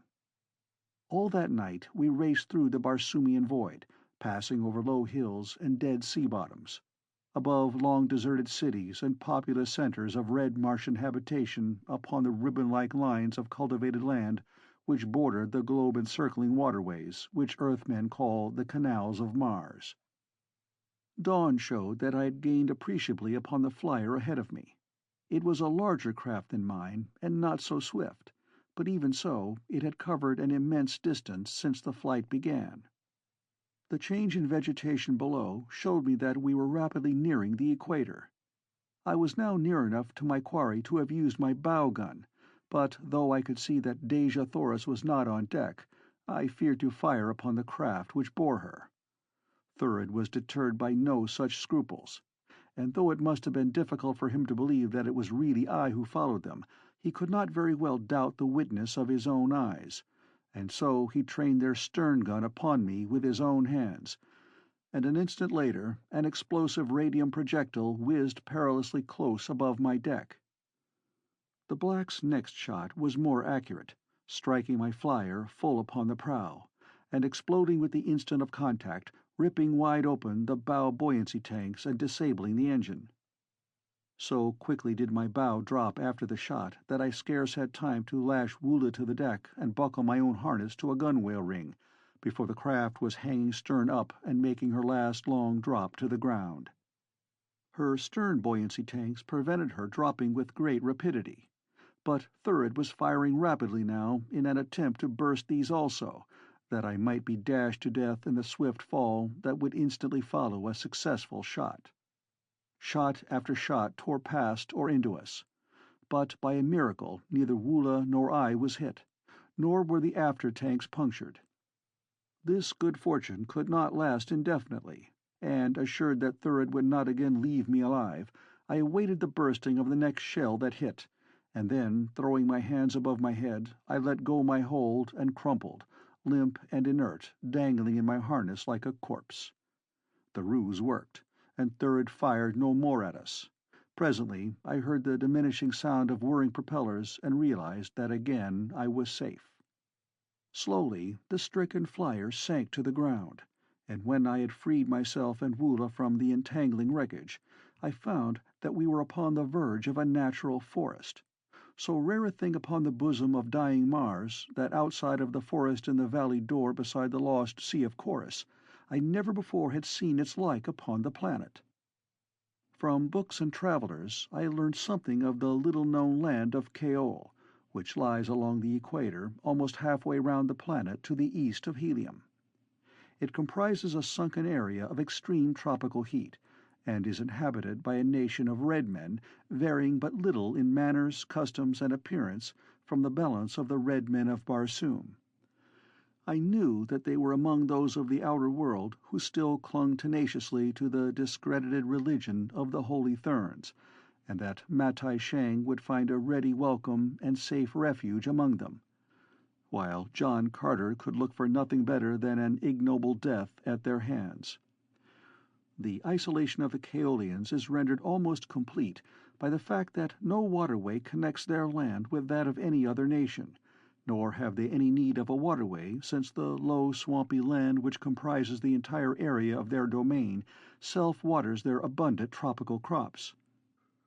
For great distances in all directions, rugged hills and arid stretches of dead sea bottom discourage intercourse with them, and since there is practically no such thing as foreign commerce upon warlike Barsoom, where each nation is sufficient to itself, really little has been known relative to the court of the Jeddak of Kaol and the numerous strange but interesting people over whom he rules. Occasional hunting parties have traveled to this out-of-the-way corner of the globe, but the hostility of the natives has usually brought disaster upon them, so that even the sport of hunting the strange and savage creatures which haunt the jungle fastnesses of Kaol has of later years proved insufficient lure even to the most intrepid warriors. It was upon the verge of the land of the Kaols that I now knew myself to be, but in what direction to search for Dejah Thoris, or how far into the heart of the great forest I might have to penetrate, I had not the faintest idea. But not so Woola. Scarcely had I disentangled him than he raised his head high in the air and commenced circling about at the edge of the forest. Presently he halted, and, turning to see if I were following, set off straight into the maze of trees in the direction we had been going before Thurid's shot had put an end to our flyer. As best I could, I stumbled after him down a steep declivity beginning at the forest's edge. Immense trees reared their mighty heads far above us, their broad fronds completely shutting off the slightest glimpse of the sky. It was easy to see why the Kaolians needed no navy. Their cities, hidden in the midst of this towering forest, must be entirely invisible from above, nor could a landing be made by any but the smallest flyers, and then only with the greatest risk of accident. How Thurid and Matai Shang were to land I could not imagine, though later I was to learn that to the level of the forest top there rises in each city of Kaol a slender watchtower, which guards the Kaolians by day and by night against the secret approach of a hostile fleet. To one of these the Hekkador of the Holy Therns had no difficulty in approaching, and by its means the party was safely lowered to the ground. As Woola and I approached the bottom of the declivity, the ground became soft and mushy, so that it was with the greatest difficulty that we made any headway whatever.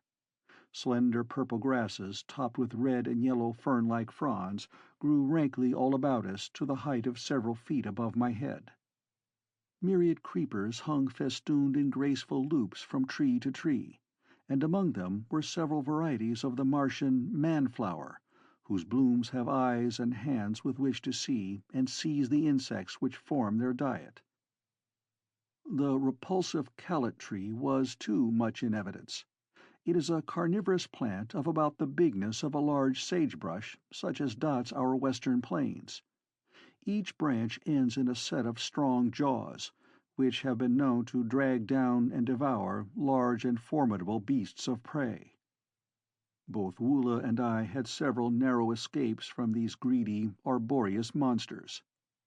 Occasional areas of firm sod gave us intervals of rest from the arduous labor of traversing this gorgeous twilight swamp, and it was upon one of these that I finally decided to make camp for the night, which my chronometer warned me would be soon upon us.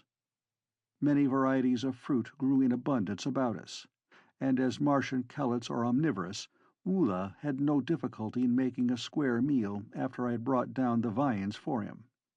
Then, having eaten too, I lay down with my back to that of my faithful hound, and dropped into a deep and dreamless sleep. The forest was shrouded in impenetrable darkness when a low growl from Woola awakened me. All about us I could hear the stealthy movement of great padded feet, and now and then the wicked gleam of green eyes upon us. Arising, I drew my longsword and waited. Suddenly a deep-toned, horrid roar burst from some savage throat almost at my side. What a fool I had been not to have found safer lodgings for myself and Woola among the branches of one of the countless trees that surrounded us. By daylight it would have been comparatively easy to have hoisted Woola aloft in one manner or another, but now it was too late. There was nothing for it but to stand our ground and take our medicine, though from the hideous racket which now assailed our ears, and for which that first roar had seemed to be the signal, I judged that we must be in the midst of hundreds, perhaps thousands, of the fierce, man-eating denizens of the Kaolian jungle. All the balance of the night they kept up their infernal din, but why they did not attack us I could not guess, nor am I sure to this day, unless it was that none of them ever venture upon the patches of scarlet sward which dot the swamp. When morning broke they were still there, walking about as in a circle, but always just beyond the edge of the sward. A more terrifying aggregation of fierce and bloodthirsty monsters it would be difficult to imagine. Singly and in pairs they commenced wandering off into the jungle shortly after sunrise, and when the last of them had departed, Woola and I resumed our journey.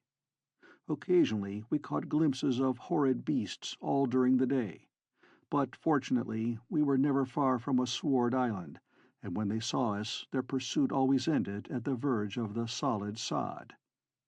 Toward noon we stumbled upon a well-constructed road running in the general direction we had been pursuing. Everything about this highway marked it as the work of skilled engineers, and I was confident, from the indications of antiquity which it bore, as well as from the very evident signs of its being still in everyday use, that it must lead to one of the principal cities of Kaol. Just as we entered it from one side, a huge monster emerged from the jungle upon the other, and at sight of us charged madly in our direction. Imagine, if you can, a bald-faced hornet of your earthly experience, grown to the size of a prize Hereford bull, and you will have some faint conception of the ferocious appearance and awesome formidability of the winged monster that bore down upon me. Frightful jaws in front, and mighty poisoned sting behind, made my relatively puny longsword seem a pitiful weapon of defense indeed. Nor could I hope to escape the lightning-like movements or hide from those myriad-facet eyes which covered 3/4 of the hideous head, permitting the creature to see in all direction at one and the same time. Even my powerful and ferocious Woola was as helpless as a kitten before that frightful thing. But to flee were useless, even had it ever been to my liking to turn my back upon a danger, so I stood my ground, Woola snarling at my side, my only hope to die as I had always lived, fighting. The creature was upon us now, and at the instant there seemed to me a single slight chance for victory. If I could but remove the terrible menace of certain death hidden in the poison sacs that fed the sting, the struggle would be less unequal. At the thought, I called to Woola to leap upon the creature's head and hang there, and as his mighty jaws closed upon that fiendish face, and glistening fangs buried themselves in the bone and cartilage and lower part of one of the huge eyes, I dived beneath the great body as the creature rose, dragging Woola from the ground, that it might bring its sting beneath and pierce the body of the thing hanging to its head. To put myself in the path of that poison-laden lance was to court instant death, but it was the only way. And as the thing shot lightning-like toward me, I swung my longsword in a terrific cut that severed the deadly member close to the gorgeously marked body. Then, like a battering ram, one of the powerful hind legs caught me full in the chest and hurled me, half-stunned and wholly winded, clear across the broad highway and into the underbrush of the jungle that fringes it. Fortunately, I passed between the boles of trees. Had I struck one of them, I should have been badly injured, if not killed, so swiftly had I been catapulted by that enormous hind leg. Dazed though I was, I stumbled to my feet and staggered back to Woola's assistance, to find his savage antagonist circling 10 feet above the ground, beating madly at the clinging callet with all 6 powerful legs. Even during my sudden flight through the air, I had not once released my grip upon my longsword, and now I ran beneath the 2 battling monsters, jabbing the winged terror repeatedly with its sharp point. The thing might easily have risen out of my reach, but evidently it knew as little concerning retreat in the face of danger as either Woola or I, for it dropped quickly toward me, and before I could escape had grasped my shoulder between its powerful jaws. Time and again the now useless stub of its giant sting struck futilely against my body, but the blows alone were almost as effective as the kick of a horse, so that when I say futilely, I refer only to the natural function of the disabled member.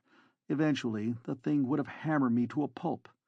Nor was it far from accomplishing this when an interruption occurred that put an end forever to its hostilities.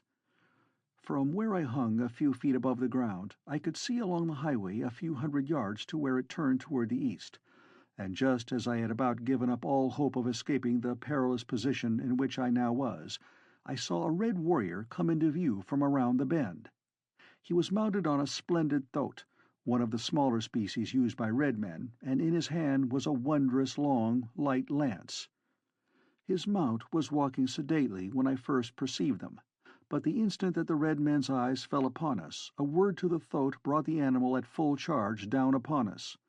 The long lance of the warrior dipped toward us, and as thoat and rider hurtled beneath, the point passed through the body of our antagonist. With a convulsive shudder, the thing stiffened, the jaws relaxed, dropping me to the ground, and then, careening once in mid-air, the creature plunged head foremost to the road, full upon Woola, who still clung tenaciously to its gory head. By the time I had regained my feet, the red man had turned and ridden back to us. Woola, finding his enemy inert and lifeless, released his hold at my command and wriggled from beneath the body that had covered him, and together we faced the warrior looking down upon us. I started to thank the stranger for his timely assistance, but he cut me off peremptorily. "Who are you?" he asked. "Who dare enter the land of Kaol and hunt in the royal forest of the Jeddak?" Then, as he noted my white skin through the coating of grime and blood that covered me, his eyes went wide, and in an altered tone he whispered, "Can it be that you are a Holy Thern?" I might have deceived the fellow for a time, as I had deceived others, but I had cast away the yellow wig and the holy diadem in the presence of Matai Shang, and I knew that it would not be long ere my new acquaintance discovered that I was no Thern at all. "I am not a Thern," I replied, and then, flinging caution to the winds, I said, "I am John Carter, Prince of Helium, whose name may not be entirely unknown to you." If his eyes had gone wide when he thought that I was a Holy Thern, they fairly popped now that he knew that I was John Carter. I grasped my long sword more firmly as I spoke the words, which I was sure would precipitate an attack, but to my surprise they precipitated nothing of the kind. "John Carter, Prince of Helium," he repeated slowly, as though he could not quite grasp the truth of the statement. "John Carter, the mightiest warrior of Barsoom." And then he dismounted, and placed his hand upon my shoulder, after the manner of most friendly greeting upon Mars. "It is my duty, and it should be my pleasure, to kill you, John Carter," he said. "But always in my heart of hearts have I admired your prowess and believed in your sincerity, the while I have questioned and disbelieved the therns and their religion. It would mean my instant death were my heresy to be suspected in the court of Kulan Tith, but if I may serve you, Prince, you have but to command Torkar Bar, Dwar of the Kaolian Road." Truth and honesty were writ large upon the warrior's noble countenance, so that I could not but have trusted him, enemy though he should have been. His title of Captain of the Kaolian Road explained his timely presence in the heart of the savage forest, for every highway upon Barsoom is patrolled by doughty warriors of the noble class, nor is there any service more honorable than this lonely and dangerous duty in the less frequented sections of the domains of the Red Men of Barsoom. "Torkar Bar has already placed a great debt of gratitude upon my shoulders," I replied, pointing to the carcass of the creature from whose heart he was dragging his long spear. The red man smiled. "It was fortunate that I came when I did," he said. "Only this poisoned spear pricking the very heart of a Sith can kill it quickly enough to save its prey. In this section of Kaol we are all armed with a long Sith spear, whose point is smeared with the poison of the creature it is intended to kill. No other virus acts so quickly upon the beast as its own. Look," he continued, drawing his dagger and making an incision in the carcass a foot above the root of the sting, from which he presently drew forth 2 sacks, each of which held fully a gallon of the deadly liquid. "Thus we maintain our supply, though were it not for certain commercial uses to which the virus is put, it would scarcely be necessary to add to our present store, since the Sith is almost extinct. Only occasionally do we now run upon one. Of old, however, Kaol was overrun with the frightful monsters that often come in herds of 20 or 30, darting down from above into our cities and carrying away women, children, and even warriors." As we spoke, I had been wondering just how much I might safely tell this man of the mission which brought me to his land, but his next words anticipated the broaching of the subject on my part, and rendered me thankful that I had not spoken too soon. "And now as to yourself, John Carter," he said. "I shall not ask your business here, nor do I wish to hear it. I have eyes and ears and ordinary intelligence, and yesterday morning I saw the party that came to the city of Kaol from the north in a small flyer. But one thing I ask of you, and that is, the word of John Carter that he contemplates no overt act against either the nation of Kaol or its Jeddak." "You may have my word as to that, Torkar Bar," I replied. "My way leads along the Kaolian road, away from the city of Kaol," he continued. "I have seen no one, John Carter least of all, Nor have you seen Torkar Bar, nor ever heard of him. You understand?" "Perfectly," I replied. He laid his hand upon my shoulder. "This road leads directly into the city of Kaol," he said. "I wish you fortune." And vaulting to the back of his throat, he trotted away without even a backward glance. It was after dark when Woola and I spied through the mighty forest the great wall which surrounds the city of Kaol. We had traversed the entire way without mishap or adventure, and though the few we had met had eyed the great callet wonderingly, none had pierced the red pigment with which I had smoothly smeared every square inch of my body. But to traverse the surrounding country and to enter the guarded city of Kulan Tith, Jeddak of Kaol, were two very different things. No man enters a Martian city without giving a very detailed and satisfactory account of himself, nor did I delude myself with the belief that I could for a moment impose upon the acumen of the officers of the guard, to whom I should be taken the moment I applied at any one of the gates. My only hope seemed to lie in entering the city surreptitiously under the cover of darkness, and once in, trust to my own wits to hide myself in some crowded quarter where detection would be less liable to occur. With this idea in view, I circled the great wall, keeping within the fringe of the forest, which is cut away for a short distance from the wall all about the city, that no enemy may utilize the trees as a means of ingress. Several times I attempted to scale the barrier at different points, but not even my earthly muscles could overcome that cleverly constructed rampart. To a height of 30 feet, the face of the wall slanted outward, and then for almost an equal distance it was perpendicular, above which it slanted in again for some 15 feet to the crest. And smooth, polished glass could not be more so. Finally, I had to admit that at last I had discovered a Barsoomian fortification which I could not negotiate. Discouraged, I withdrew into the forest beside a broad highway which entered the city from the east, and with Woola beside me, lay down to sleep. End of Chapter 5.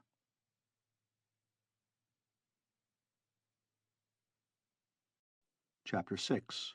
A Hero in Kaol. It was daylight when I was awakened by the sound of stealthy movement nearby.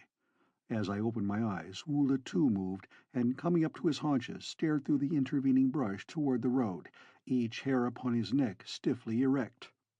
At first I could see nothing, but presently I caught a glimpse of a bit of smooth and glossy green moving among the scarlet and purple and yellow of the vegetation. Motioning Woola to remain quietly where he was, I crept forward to investigate, and from behind the bole of a great tree I saw a long line of the hideous green warriors of the dead sea-bottoms hiding in the dense jungle beside the road. As far as I could see, the silent line of destruction and death stretched away from the city of Kaol. There could be but one explanation. The green men were expecting an exodus of a body of red troops from the nearest city gate, and they were lying there in ambush to leap upon them. I owed no fealty to the Jeddak of Kaol, but he was of the same race of noble red men as my own princess, and I would not stand supinely by and see his warriors butchered by the cruel and heartless demons of the waste places of Barsoom. Cautiously I retraced my steps to where I had left Woola, and warning him to silence, signaled him to follow me. Making a considerable detour to avoid the chance of falling into the hands of the green men, I came at last to the great wall. 100 yards to my right was the gate from which the troops were evidently expected to issue, but to reach it I must pass the flank of the green warriors within easy sight of them, and fearing that my plan to warn the Kaolians might thus be thwarted, I decided upon hastening toward the left, where another gate a mile away would give me ingress to the city.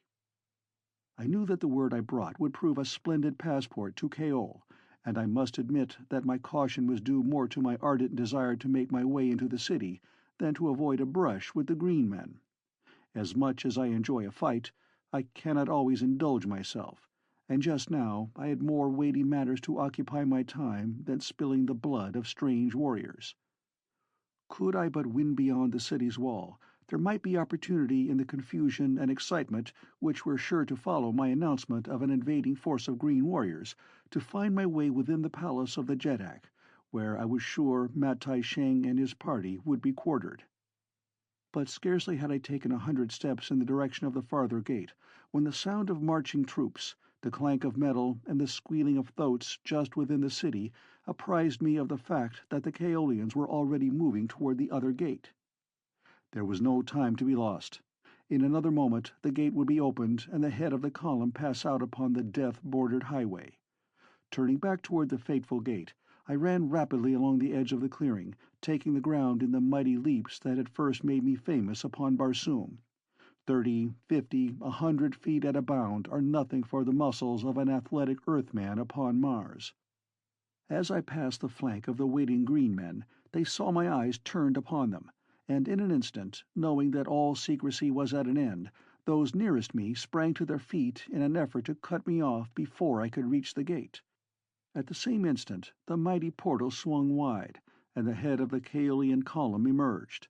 A dozen green warriors had succeeded in reaching a point between me and the gate, but they had but little idea who it was they had elected to detain. I did not slacken my speed an iota as I dashed among them, and as they fell before my blade, I could not but recall the happy memory of those other battles, when Tarkas, Jeddak of Ptarth, mightiest of Martian green men, had stood shoulder to shoulder with me through long, hot Martian days, as together we hewed down our enemies until the pile of corpses about us rose higher than a tall man's head. When several pressed me too closely, there before the carved gateway of Kaol, I leapt above their heads, and fashioning my tactics after those of the hideous plant-men of Dor, struck down upon my enemies' heads as I passed above them. From the city the red warriors were rushing toward us, and from the jungle the savage horde of green men were coming to meet them. In a moment I was in the very center of as fierce and bloody a battle as I had ever passed through. These Kaolians were most noble fighters, nor are the green men of the equator one whit less warlike than their cold, cruel cousins of the temperate zone. There were many times when either side might have withdrawn without dishonor and thus ended hostilities, but from the mad abandon with which each invariably renewed hostilities, I soon came to believe that what need not have been more than a trifling skirmish would end only with the complete extermination of one force or the other. With the joy of battle once roused within me, I took keen delight in the fray, and that my fighting was noted by the Kaolians was often evidenced by the shouts of applause directed at me. If I sometimes seem to take too great pride in my fighting ability, it must be remembered that fighting is my vocation. If your vocation be shoeing horses or painting pictures, and you can do one or the other better than your fellows, then you are a fool if you are not proud of your ability. And so I am very proud that upon 2 planets no greater fighter has ever lived than John Carter, Prince of Helium. And I outdid myself that day to impress the fact upon the natives of Kaol, for I wished to win a way into their hearts and their city, nor was I to be disappointed in my desire. All day we fought, until the road was red with blood and clogged with corpses. Back and forth along the slippery highway the tide of battle surged, but never once was the gateway to Kaol really in danger. There were breathing spells when I had a chance to converse with the red men beside whom I fought, and once the Jeddak, Kulantith himself, laid his hand upon my shoulder and asked my name. "I am Dotar Sojat," I replied, recalling a name given me by the Tharks many years before, from the surnames of the first 2 of their warriors I had killed, which is the custom among them. "You are a mighty warrior, Dotar Sojat," he replied, "and when this day is done, I shall speak with you again in the great audience chamber." And then the fight surged upon us once more, and we were separated. But my heart's desire was attained, and it was with renewed vigor and a joyous soul that I laid about me with my longsword until the last of the green men had had enough and had withdrawn toward their distant sea-bottom. Not until the battle was over did I learn why the red troops had sallied forth that day. It seemed that Kulantith was expecting a visit from a mighty Jeddak of the north, a powerful and the only ally of the Kaolians, and it had been his wish to meet his guest a full day's journey from Kaol. But now the march of the welcoming host was delayed until the following morning, when the troops again set out from Kaol. I had not been bidden to the presence of Kulan-Tith after the battle, but he had sent an officer to find me and escort me to comfortable quarters in that part of the palace set aside for the officers of the royal guard. There, with Woola, I had spent a comfortable night, and rose much refreshed after the arduous labors of the past few days. Woola had fought with me through the battle of the previous day, true to the instincts and training of a Martian war dog, great numbers of which are often to be found with the savage green hordes of the dead sea bottoms.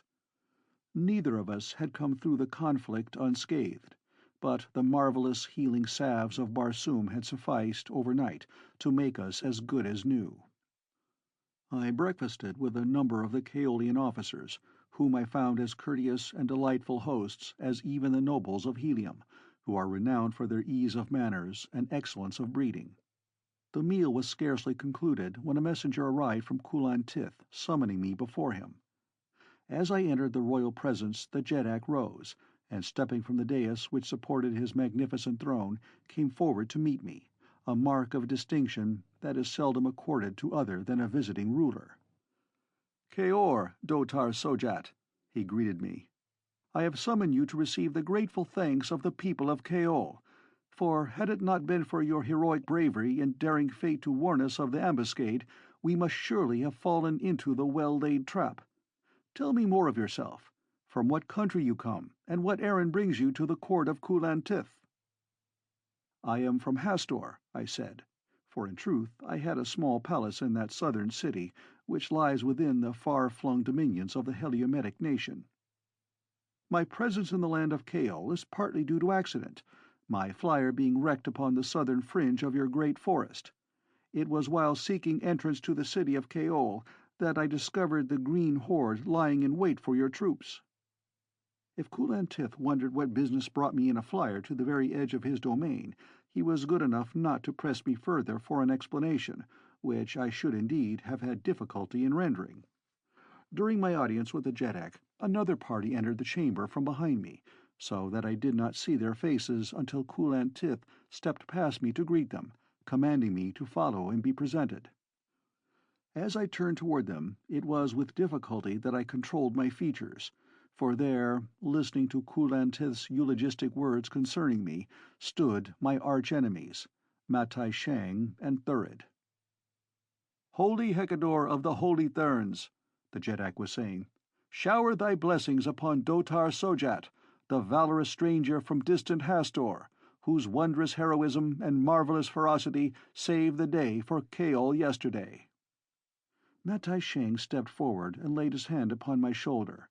No slightest indication that he recognized me showed upon his countenance. My disguise was evidently complete. He spoke kindly to me and then presented me to Thurid. The black, too, was evidently entirely deceived. Then Kulan-Tith regaled them, much to my amusement, with details of my achievements upon the field of battle. The thing that seemed to have impressed him most was my remarkable agility, and time and again he described the wondrous way in which I had leapt completely over an antagonist, cleaving his skull wide open with my longsword as I passed above him. I thought that I saw Thurid's eyes widen a bit during the narrative, and several times I surprised him gazing intently into my face through narrowed lids. Was he commencing to suspect? And then Kulan-Tith told of the savage Kalat that fought beside me, and after that I saw suspicion in the eyes of Matai Shang, or did I but imagine it? At the close of the audience, Kulan-Tith announced that he would have me accompany him upon the way to meet his royal guest, and as I departed with an officer who was to procure proper trappings and a suitable mount for me, both Matai Shang and Thurid seemed most sincere in professing their pleasure at having had an opportunity to know me. It was with a sigh of relief that I quitted the chamber, convinced that nothing more than a guilty conscience had prompted my belief that either of my enemies suspected my true identity. A half-hour later I rode out of the city gate with the column that accompanied Kulan-Tith upon the way to meet his friend and ally. Though my eyes and ears had been wide open during my audience with the Jeddak and my various passages through the palace, I had seen or heard nothing of Dejah Thoris or Thuvia of Ptarth. That they must be somewhere within the great rambling edifice I was positive, and I should have given much to have found a way to remain behind during Kulan Tith's absence, that I might search for them. Toward noon we came in touch with the head of the column we had set out to meet. It was a gorgeous train that accompanied the visiting Jeddak, and for miles it stretched along the wide, white road to Kaol. Mounted troops, their trappings of jewel and metal-encrusted leather glistening in the sunlight, formed the vanguard of the body, and then came 1,000 gorgeous chariots drawn by huge Xodars. These low, commodious wagons moved two abreast, and on either side of them marched solid ranks of mounted warriors, for in the chariots were the women and children of the royal court. Upon the back of each monster Xodar rode a Martian youth, and the whole scene carried me back to my first days upon Barsoom, now 22 years in the past, when I had first beheld the gorgeous spectacle of a caravan of the green horde of Tharks. Never before today had I seen Xodars in the service of red men. These brutes are huge Macedonian animals that towered to an immense height, even beside the giant green men and their giant thoats. But when compared to the relatively small red man and his breed of thoats, they assume Brobdingnagian proportions that are truly appalling. The beasts were hung with jeweled trappings and saddle pads of gay silk, embroidered in fanciful designs, with strings of diamonds, pearls, rubies, emeralds, and the countless unnamed jewels of Mars, while from each chariot rose a dozen standards from which streamers, flags, and pennons fluttered in the breeze. Just in front of the chariots the visiting Jeddak rode alone upon a pure white thoat, another unusual sight upon Barsoom, and after them came interminable ranks of mounted spearmen, riflemen, and swordsmen. It was indeed a most imposing sight. Except for the clanking of accoutrements and the occasional squeal of an angry thoat or the low guttural of a Xodar, the passage of the cavalcade was almost noiseless, for neither thoat nor Xodar is a hoofed animal, and the broad tires of the chariots are of an elastic composition, which gives forth no sound. Now and then the gay laughter of a woman or the chatter of children could be heard, for the Red Martians are a social, pleasure-loving people, in direct antithesis to the cold and morbid race of green men. The forms and ceremonials connected with the meeting of two Jeddaks consumed an hour, and then we turned and retraced our way toward the city of Kaol, which the head of the column reached just before dark, though it must have been nearly morning before the rear guard passed through the gateway. Fortunately, I was well up toward the head of the column, and after the great banquet, which I attended with the officers of the royal guard, I was free to seek repose. There was so much activity and bustle about the palace, all during the night with the constant arrival of the noble officers of the visiting Jeddak's retinue, that I dared not attempt to prosecute a search for Dejah Thoris, and so, as soon as it was seemly for me to do so, I returned to my quarters. As I passed along the corridors between the banquet hall and the apartments that had been allotted me, I had a sudden feeling that I was under surveillance, and turning quickly in my tracks, caught a glimpse of a figure which darted into an open doorway the instant I wheeled about. Though I ran quickly back to the spot where the shadower had disappeared, I could find no trace of him, yet in the brief glimpse that I had caught, I could have sworn that I had seen a white face surmounted by a mass of yellow hair.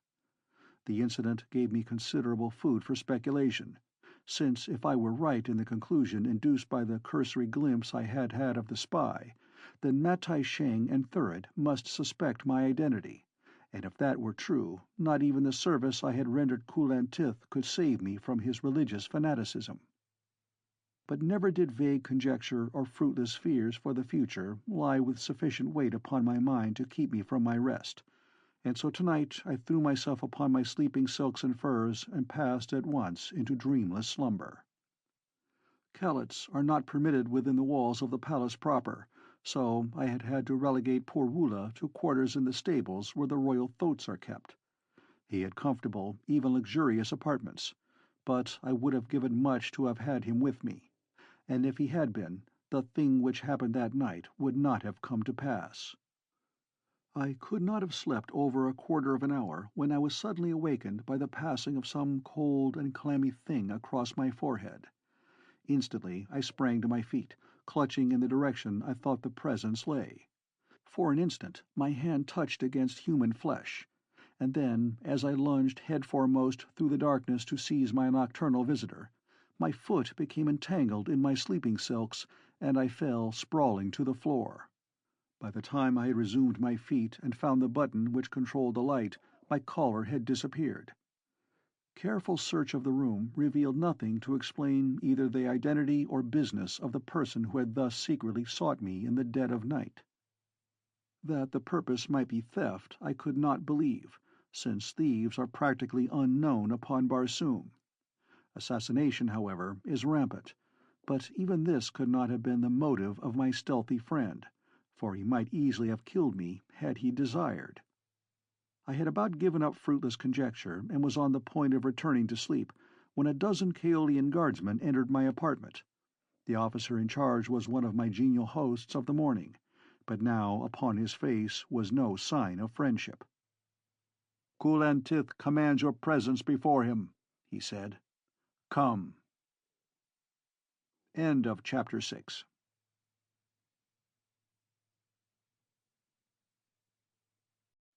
Chapter 7. New Allies. Surrounded by guardsmen, I marched back along the corridors of the palace of Kulan Tith, Jeddak of Kaol, to the great audience chamber in the center of the massive structure. As I entered the brilliantly lighted apartment, filled with the nobles of Kaol and the officers of the visiting Jeddak, all eyes were turned upon me. Upon the great dais at the end of the chamber stood 3 thrones, upon which sat Kulan Tith and his 2 guests, Matai Shang and the visiting Jeddak. Up the broad center aisle we marched beneath deadly silence, and at the foot of the thrones we halted. "Prefer thy charge," said Kulan Tith, turning to one who stood among the nobles at his right. And then Thurid, the Black Dator of the First Born, stepped forward and faced me. "Most noble Jeddak," he said, addressing Kulan Tith, "from the first I suspected this stranger within thy palace. Your description of his fiendish prowess tallied with that of the arch-enemy of truth upon Barsoom.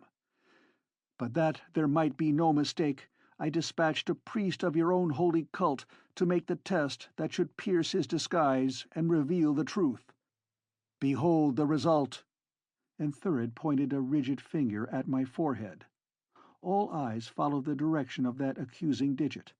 I alone seemed at a loss to guess what fatal sign rested upon my brow. The officer beside me guessed my perplexity, and as the brows of Kulan Tith darkened in a menacing scowl as his eyes rested upon me, the noble drew a small mirror from his pocket-pouch and held it before my face. One glance at the reflection it gave back to me was sufficient. From my forehead the hand of the sneaking Thern had reached out through the concealing darkness of my bedchamber and wiped away a patch of the disguising red pigment as broad as my palm. Beneath showed the tan texture of my own white skin. For a moment Thurid ceased speaking, to enhance, I suspect, the dramatic effect of his disclosure. Then he resumed. "Here, O Kulan Tith," he cried, "is he who has desecrated the temples of the gods of Mars, who has violated the persons of the Holy Therns themselves and turned a world against its age-old religion. Before you, in your power, Jeddak of Kaol, defender of the holies, stands John Carter, Prince of Helium." Kulan Tith looked toward Matai Shang as though for corroboration of these charges. The Holy Thern nodded his head. "It is indeed the arch-blasphemer," he said. "Even now he has followed me to the very heart of thy palace, Kulan Tith, for the sole purpose of assassinating me. He lies!" I cried. "Kulan Tith, listen that you may know the truth. Listen while I tell you why John Carter has followed Matai Tang to the heart of thy palace. Listen to me as well as to them, and then judge if my acts be not more in accord with true Barsoomian chivalry and honor than those of these revengeful devotees of the spurious creeds from whose cruel bonds I have freed your planet." "Silence!" roared the Jeddak, leaping to his feet and laying his hand upon the hilt of his sword. "Silence, blasphemer! Kulan-Tith need not permit the air of his audience chamber to be defiled by the heresies that issue from your polluted throat to judge you. You stand already self-condemned. It but remains to determine the manner of your death. Even the service that you rendered the arms of Kaol shall avail you not. It was but a base subterfuge whereby you might win your way into my favor and reach the side of this holy man whose life you craved. To the pits with him!" he concluded, addressing the officer of my guard. Here was a pretty pass indeed. What chance had I against a whole nation? What hope for me of mercy at the hands of the fanatical Kulan-Tith, with such advisers as Matai Shang and Thurid? The black grinned malevolently in my face. "You shall not escape this time, Earthman," he taunted. The guards closed toward me. A red haze blurred my vision. The fighting blood of my Virginian sires coursed hot through my veins. The lust of battle in all its mad fury was upon me. With a leap I was beside Thurid, and ere the devilish smirk had faded from his handsome face, I had caught him full upon the mouth with my clenched fist. And as the good old American blow landed, the black dator shot back a dozen feet to crumple in a heap at the foot of Kulan-Tith's throne, spitting blood and teeth from his hurt mouth. Then I drew my sword and swung round, on guard to face a nation. In an instant the guardsmen were upon me, but before a blow had been struck, a mighty voice rose above the din of shouting warriors, and a giant figure leapt from the dais beside Kulan-Tith, and with drawn longsword threw himself between me and my adversaries. It was the visiting Jeddak. "Hold!" he cried. "If you value my friendship, Kulan-Tith, and the age-old peace that has existed between our peoples, call off your swordsmen. For wherever or against whomsoever fights John Carter, Prince of Helium, there beside him and to the death fights Thuvia, Jeddak of Ptarth." The shouting ceased, and the menacing points were lowered as 1,000 eyes turned first toward Thuvia in surprise, and then toward Kulan-Tith in question.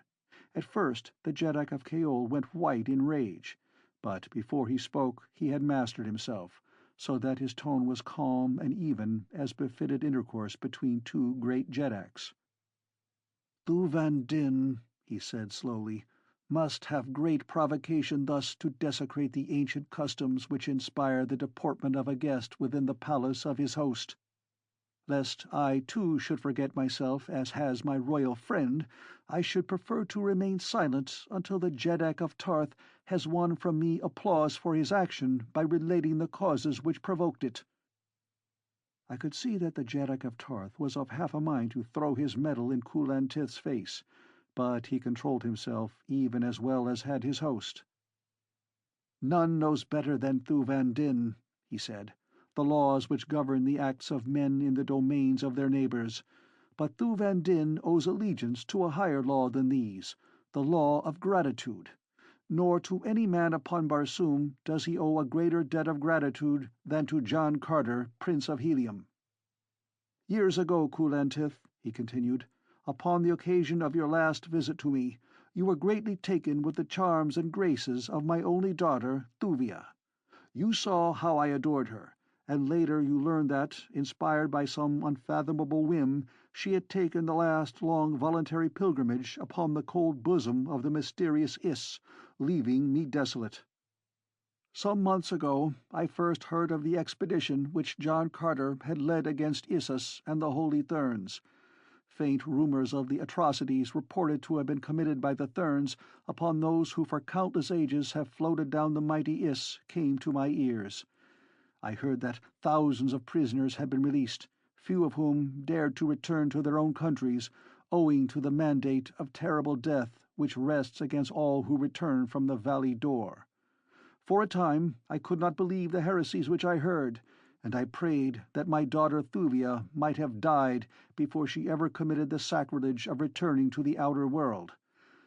But then my father's love asserted itself, and I vowed that I would prefer eternal damnation to further separation from her if she could be found. So I sent emissaries to Helium, and to the court of Xodar, Jeddak of the First Born, to him who now rules those of the Thern nation who have renounced their religion, and from each and all I heard the same story of unspeakable cruelties and atrocities perpetrated upon the poor defenseless victims of their religion by the Holy Therns. Many there were who had seen or known my daughter, and from therns who had been close to Matai Shang I learned of the indignities that he personally heaped upon her. And I was glad when I came here to find that Matai Shang was also your guest, for I should have sought him out had it taken a lifetime. More, too, I heard, and that of the chivalrous kindness that John Carter had accorded my daughter. They told me how he fought for her and rescued her, and how he spurned escape from the savage war-hoons of the south, sending her to safety upon his own throat and remaining upon foot to meet the green warriors. Can you wonder, Kulantith, that I am willing to jeopardize my life, the peace of my nation, or even your friendship, which I prize more than aught else, to champion the Prince of Helium?" For a moment Kulantith was silent. I could see by the expression of his face that he was sore perplexed. Then he spoke. "Thuvandin," he said, and his tone was friendly, though sad, "who am I to judge my fellow man? In my eyes the Father of Therns is still holy, and the religion which he teaches the only true religion, but were I faced by the same problem that has vexed you, I doubt not that I should feel and act precisely as you have. In so far as the Prince of Helium is concerned, I may act, but between you and Matai Shang my only office can be one of conciliation. The Prince of Helium shall be escorted in safety to the boundary of my domain ere the sun has set again, where he shall be free to go whither he will, but upon pain of death must he never again enter the land of Kaol. If there be a quarrel between you and the Father of Therns, I need not ask that the settlement of it be deferred until both have passed beyond the limits of my power. Are you satisfied, Thuvandin?"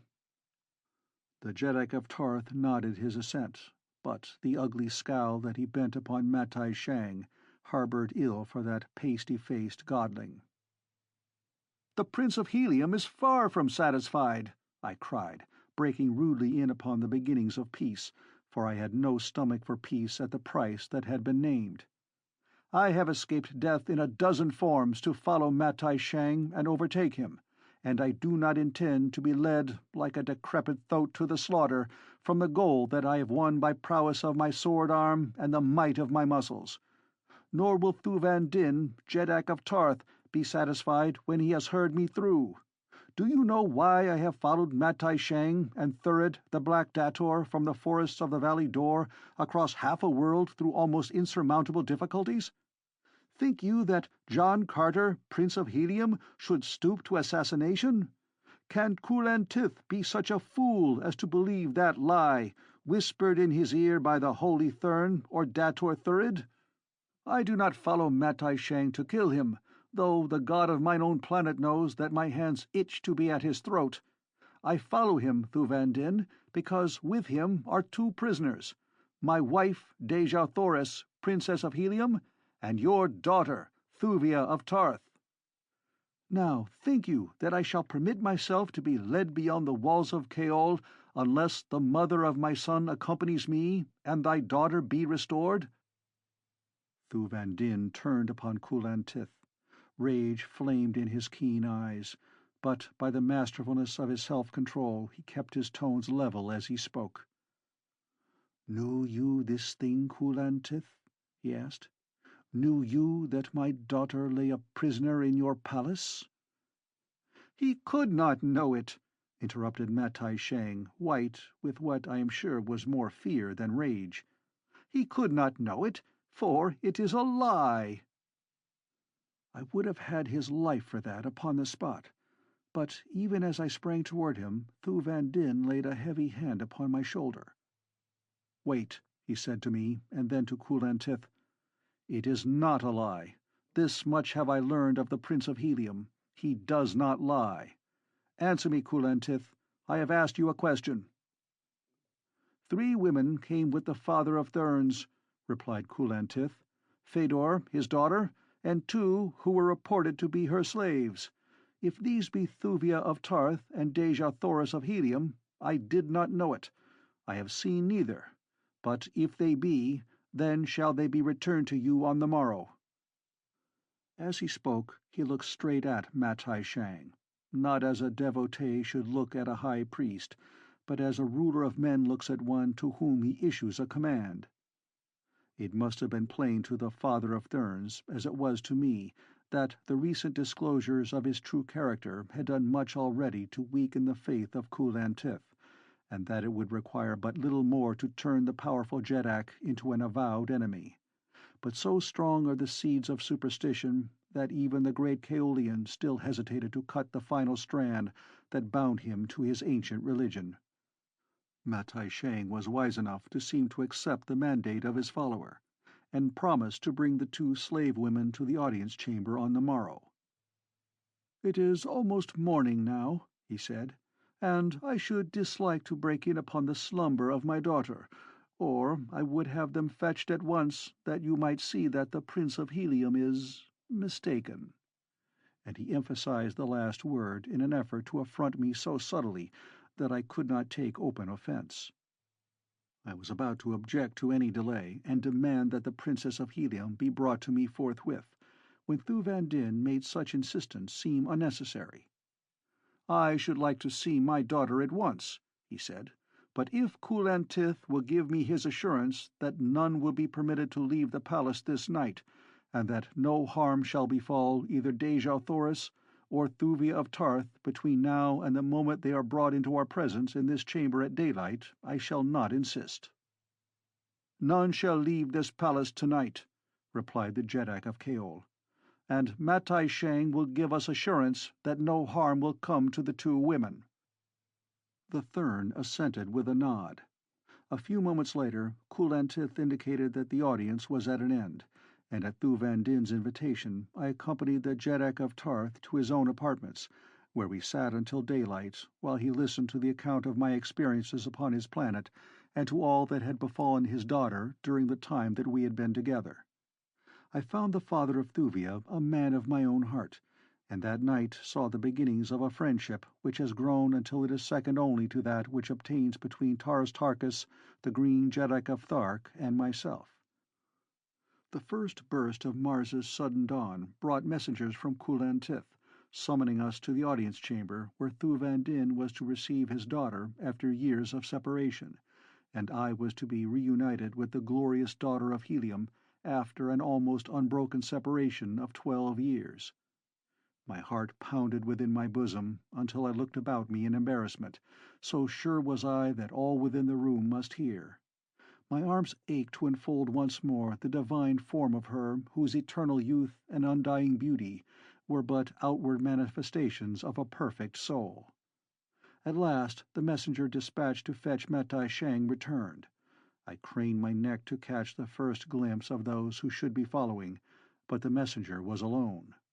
Halting before the throne, he addressed his Jeddak in a voice that was plainly audible to all within the chamber. "O Kulantith, mightiest of Jeddaks," he cried after the fashion of the court, "your messenger returns alone, for when he reached the apartments of the father of therns, he found them empty, as were those occupied by his suite." Kulantith went white. A low groan burst from the lips of Thuvandin, who stood next to me, not having ascended the throne which awaited him beside his host. For a moment the silence of death reigned in the great audience chamber of Kulantith, Jeddak of Kaol. It was he who broke the spell. Rising from his throne, he stepped down from the dais to the side of Thuvandin. Tears dimmed his eyes as he placed both hands upon the shoulders of his friend. "Oh, Thuvandin," he cried, "that this should have happened in the palace of thy best friend! With my own hands would I have wrung the neck of Matai Shang, had I guessed what was in his foul heart. Last night my lifelong faith was weakened. This morning it has been shattered, but too late, too late. To wrest your daughter and the wife of this royal warrior from the clutches of these archfiends, you have but to command the resources of a mighty nation, for all Kaol is at your disposal. What may be done? Say the word." "First," I suggested, "let us find those of your people who be responsible for the escape of Matai Shang and his followers. Without assistance on the part of the palace guard, this thing could not have come to pass. Seek the guilty, and from them force an explanation of the manner of their going and the direction they have taken." Before Kulantith could issue the commands that would initiate the investigation, a handsome young officer stepped forward and addressed his Jeddak. "O Kulantith, mightiest of Jeddaks," he said, "I alone be responsible for this grievous error. Last night it was I who commanded the palace guard. I was on duty in other parts of the palace during the audience of the early morning, and knew nothing of what transpired then, so that when the father of Thern summoned me and explained that it was your wish that his party be hastened from the city because of the presence here of a deadly enemy who sought the Holy Hekkador's life, I did only what a lifetime of training has taught me was the proper thing to do. I obeyed him whom I believe to be the ruler of us all, mightier even than thou, mightiest of Jeddaks.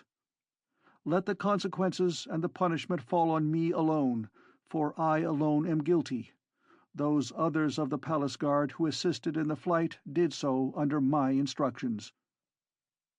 Kulantith looked first at me and then at Thuvandin, as though to ask our judgment upon the man, but the error was so evidently excusable that neither of us had any mind to see the young officer suffer for a mistake that any might readily have made.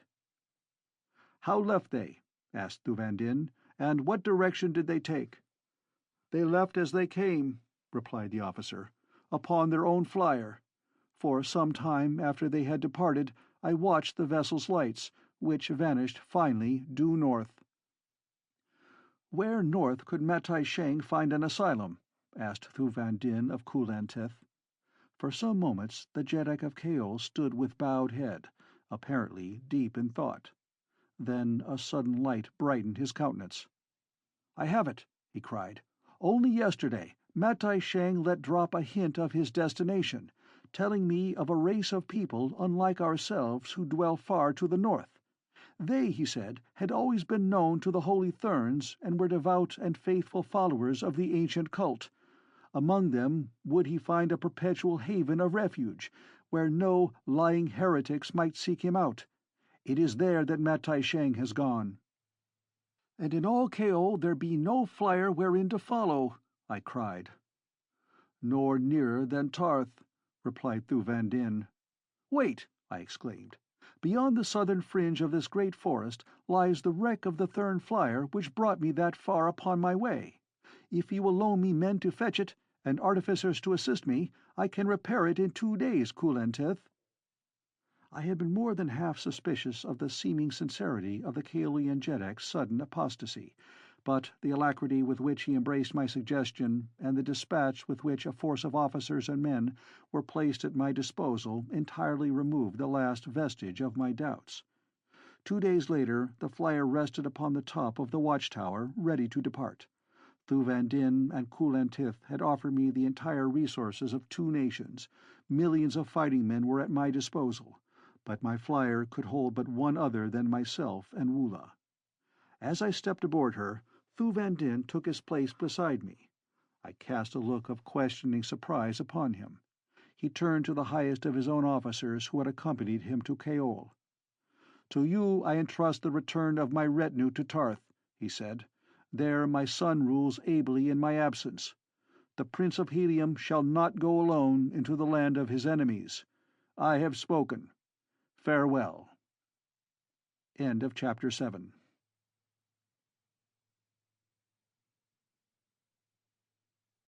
Chapter 8. Through the Carrion Caves.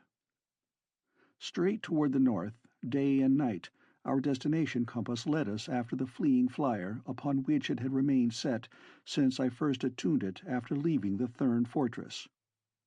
Early in the second night we noticed the air becoming perceptibly colder, and from the distance we had come from the equator were assured that we were rapidly approaching the North Arctic region. My knowledge of the efforts that had been made by countless expeditions to explore that unknown land bade me to caution, for never had flyer returned who had passed to any considerable distance beyond the mighty ice barrier that fringes the southern hem of the frigid zone.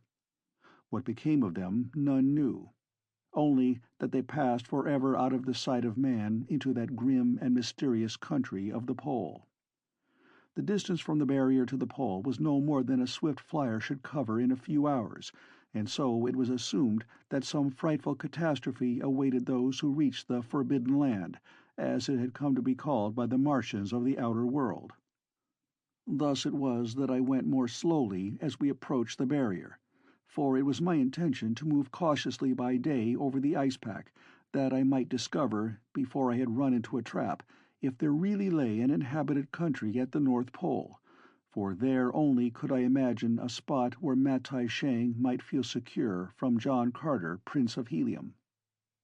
We were flying at a snail's pace but a few feet above the ground, literally feeling our way along through the darkness, for both moons had set, and the night was black with the clouds that were to be found only at Mars's two extremities.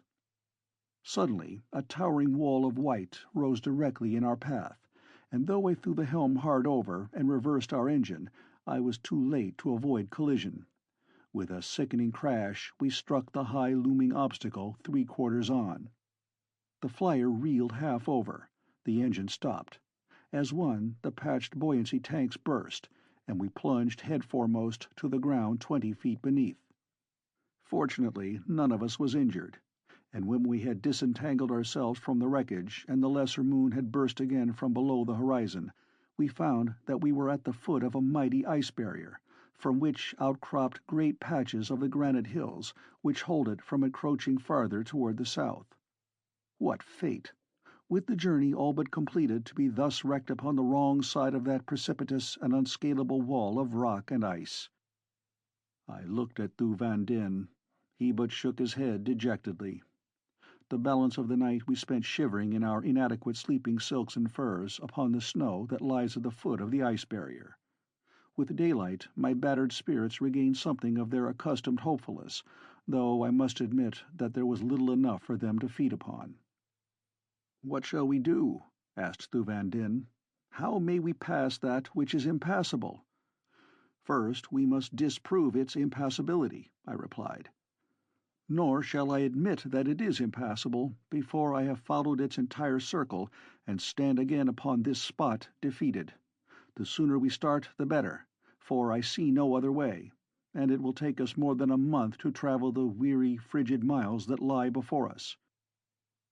For 5 days of cold and suffering and privation we traversed the rough and frozen way that lies at the foot of the ice barrier. Fierce, fur-bearing creatures attacked us by daylight and by dark. Never for a moment were we safe from the sudden charge of some huge demon of the north. The Apt was our most consistent and dangerous foe. It is a huge white-furred creature with 6 limbs, 4 of which, short and heavy, carry it swiftly over the snow and ice, while the other 2, growing forward from its shoulders on either side of its long powerful neck, terminate in white hairless hands, with which it seizes and holds its prey. Its head and mouth are more similar in appearance to those of a hippopotamus than to any other earthly animal, except that from the sides of the lower jawbone 2 mighty horns curve slightly downward toward the front. Its 2 huge eyes inspired my greatest curiosity. They extended 2 vast oval patches from the center of the top of the cranium down either side of the head to below the roots of the horns, so that these weapons really grow out from the lower part of the eyes, which are composed of several thousand ocelli each. This eye structure seemed remarkable in a beast whose haunts were upon a glaring field of ice and snow, and though I found upon minute examination of several that we killed that each ocellus is furnished with its own lid, and that the animal can at will close as many of the facets of his huge eyes as he chooses, yet I was positive that nature had thus equipped him because much of his life was to be spent in dark subterranean recesses. Shortly after this we came upon the hugest apt that we had seen. The creature stood fully 8 feet at the shoulder, and was so sleek and clean and glossy that I could have sworn that he had but recently been groomed. He stood head-on, eyeing us as we approached him, for we had found it a waste of time to attempt to escape the perpetual bestial rage which seems to possess these demon creatures, who rove the dismal north, attacking every living thing that comes within the scope of their far-seeing eyes. Even when their bellies are full and they can eat no more, they kill purely for the pleasure which they derive from taking life. And so, when this particular apt failed to charge us, and instead wheeled and trotted away as we neared him, I should have been greatly surprised had I not chanced to glimpse the sheen of a golden collar about its neck. Thu Van Din saw it too, and it carried the same message of hope to us both. Only man could have placed that collar there, and as no race of Martians of which we knew ought ever have attempted to domesticate the ferocious apt, he must belong to a people of the north, of whose very existence we were ignorant, possibly to the fabled yellow men of Barsoom, that once powerful race which was supposed to be extinct, though sometimes by theorists thought still to exist in the frozen north. Simultaneously we started upon the trail of the great beast. Woola was quickly made to understand our desires, so that it was unnecessary to attempt to keep in sight of the animal, whose swift flight over the rough ground soon put him beyond our vision. For the better part of 2 hours the trail paralleled the barrier, and then suddenly turned toward it through the roughest and seemingly most impassable country I ever had beheld. Enormous granite boulders blocked the way on every hand. Deep rifts in the ice threatened to engulf us at the least misstep, and from the north a slight breeze wafted to our nostrils an unspeakable stench that almost choked us. For another 2 hours we were occupied in traversing a few hundred yards to the foot of the barrier. Then, turning about the corner of a wall-like outcropping of granite, we came upon a smooth area of 2 or 3 acres before the base of the towering pile of ice and rock that had baffled us for days, and before us beheld the dark and cavernous mouth of a cave. From this repelling portal the horrid stench was emanating, and as Thu Van Din espied the place, he halted with an exclamation of profound astonishment. "By all my ancestors," he ejaculated, "that I should have lived to witness the reality of the fabled Carrion caves! If these indeed be they, we have found a way beyond the ice barrier." The ancient chronicles of the first historians of Barsoom, so ancient that we have for ages considered them mythology, record the passage of the Yellow Men from the ravages of the green hordes that overran Barsoom as the dyeing up of the great oceans drove the dominant races from their strongholds. They tell of the wanderings of the remnants of this once powerful race, harassed at every step, until at last they found a way through the ice barrier of the north to a fertile valley at the pole. At the opening to the subterranean passage that led to their haven of refuge, a mighty battle was fought in which the Yellow Men were victorious, and within the caves that gave ingress to their new home they piled the bodies of the dead, both yellow and green, that the stench might warn away their enemies from further pursuit. And ever since that long-gone day have the dead of this fabled land been carried to the Carrion caves, that in death and decay they might serve their country and warn away invading enemies. Here too is brought, so the fable runs, all the waste stuff of the nation, everything that is subject to rot, that can add to the foul stench that assails our nostrils. And death lurks at every step among the rotting dead, for here the fierce apts lair, adding to the putrid accumulation with the fragments of their own prey, which they cannot devour. It is a horrid avenue to our goal, but it is the only one. "You are sure, then, that we have found the way to the land of the Yellow Men?" I cried. "As sure as may be," he replied, "having only ancient legend to support my belief. But see how closely, so far, each detail tallies with the world-old story of the Hegira of the Yellow Race. Yes, I am sure that we have discovered the way to their ancient hiding-place."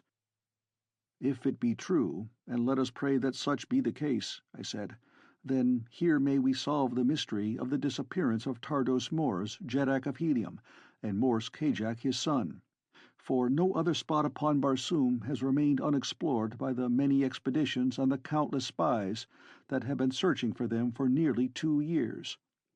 The last word that came from them was that they sought Carthoris, my own brave son, beyond the ice barrier." As we talked, we had been approaching the entrance to the cave, and as we crossed the threshold I ceased to wonder that the ancient green enemies of the yellow men had been halted by the horrors of that awful way.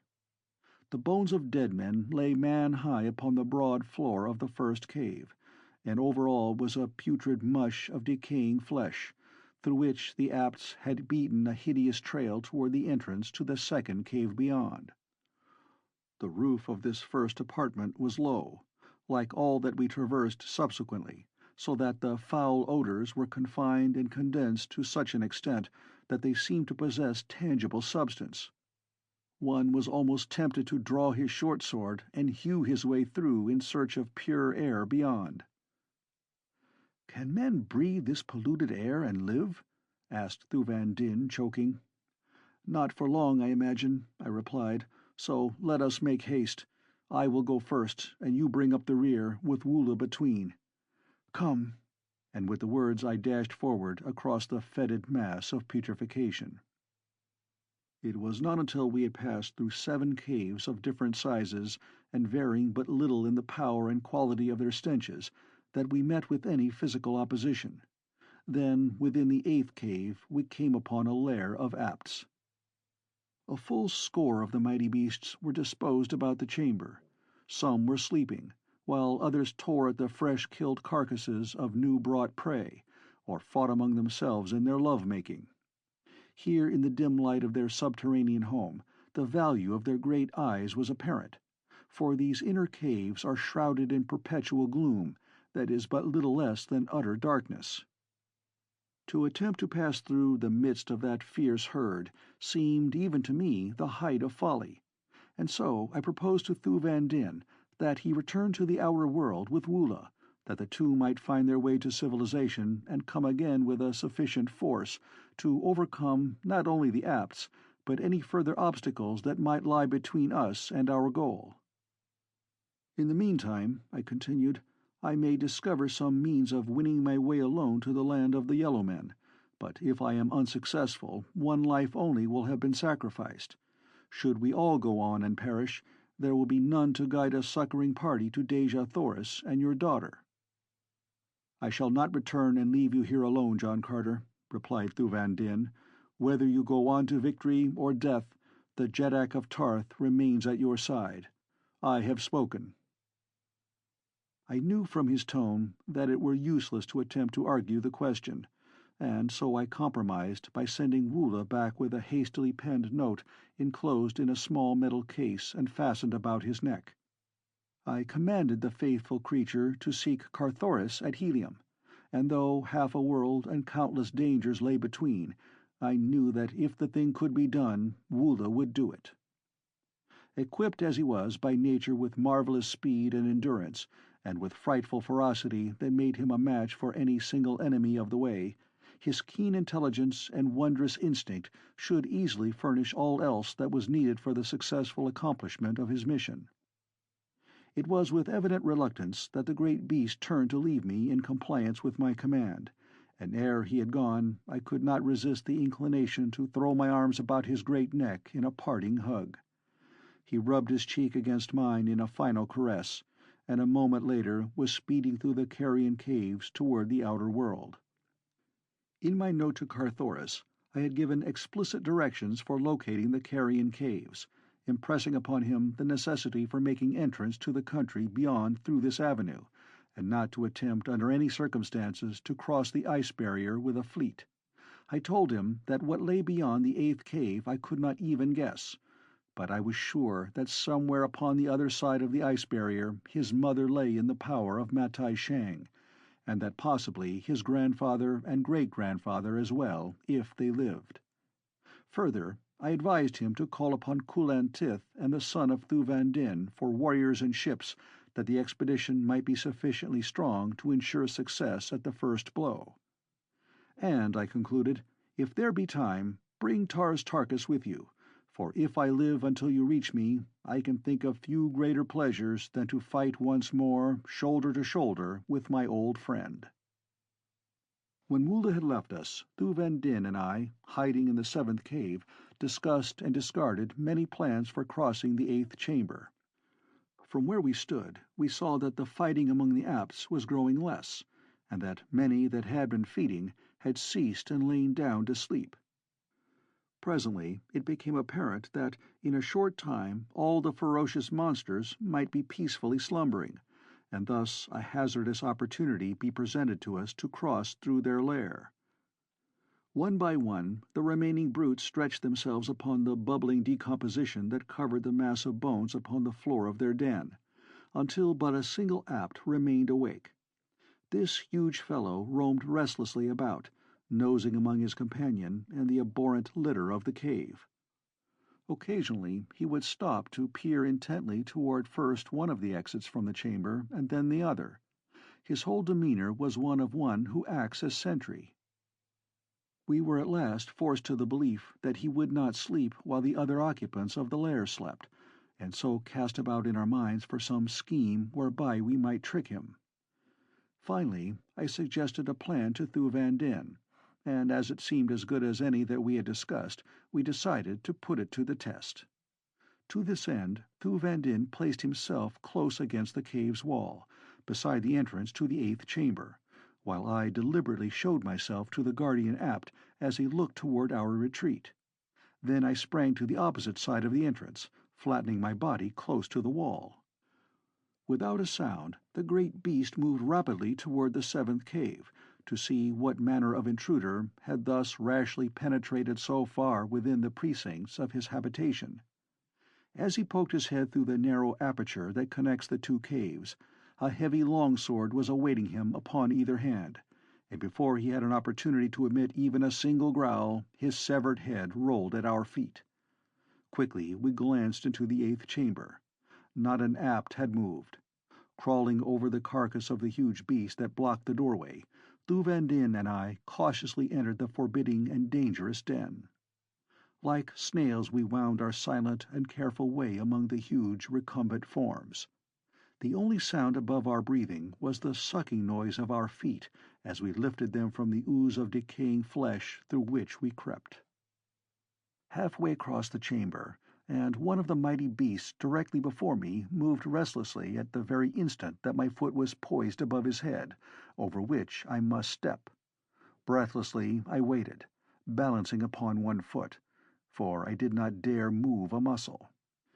In my right hand was my keen short-sword, the point hovering an inch above the thick fur beneath which beat the savage heart. Finally the Apt relaxed, sighing as with the passing of a bad dream, and resumed the regular respiration of deep slumber. I planted my raised foot beyond the fierce head, and an instant later had stepped over the beast. Thuvandin followed directly after me, and another moment found us at the further door undetected. The Carrion caves consist of a series of 27 connecting chambers, and present the appearance of having been eroded by running water in some far-gone age when a mighty river found its way to the south through this single breach in the barrier of rock and ice that hems the country of the Pole. Thuvandin and I traversed the remaining 19 caverns without adventure or mishap. We were afterward to learn that but once a month is it possible to find all the Apts of the Carrion caves in a single chamber. At other times they roam singly or in pairs in and out of the caves, so that it would have been practically impossible for 2 men to have passed through the entire 27 chambers without encountering an Apt in nearly every one of them.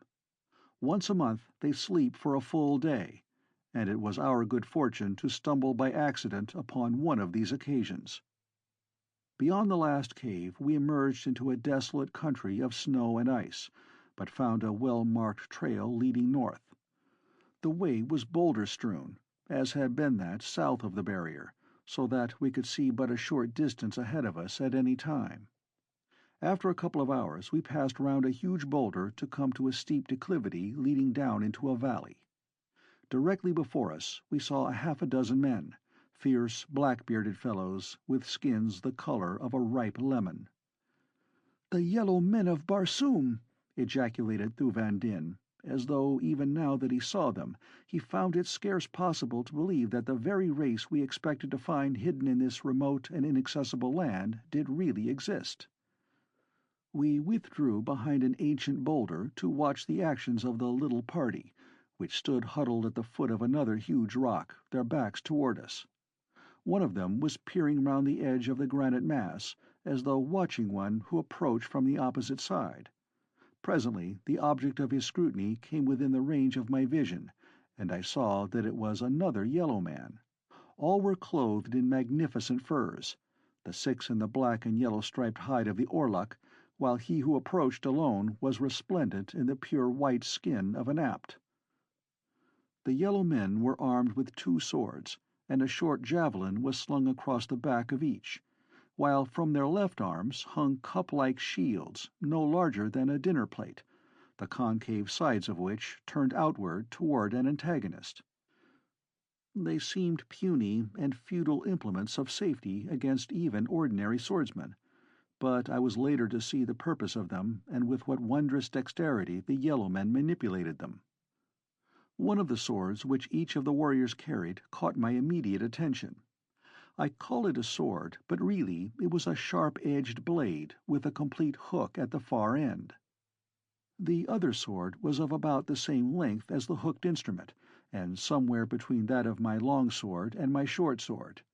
It was straight and two-edged.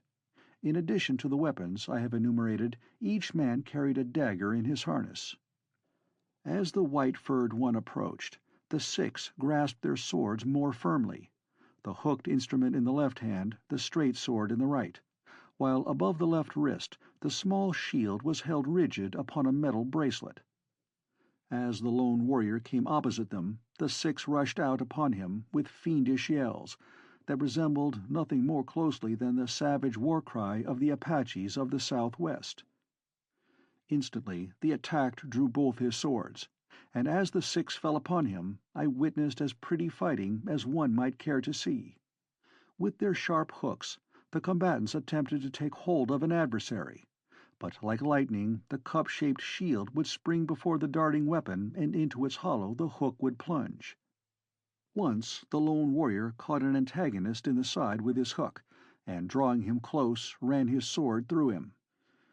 But the odds were too unequal, and though he who fought alone was by far the best and bravest of them all, I saw that it was but a question of time before the remaining 5 would find an opening through his marvelous guard and bring him down. Now my sympathies have ever been with the weaker side of an argument, and though I knew nothing of the cause of the trouble, I could not stand idly by and see a brave man butchered by superior numbers. As a matter of fact, I presume I gave little attention to seeking an excuse, for I love a good fight too well to need any other reason for joining in when one is afoot. So it was that before Thuvia knew what I was about, he saw me standing by the side of the white-clad yellow man, battling like mad with his 5 adversaries. End of Chapter 8.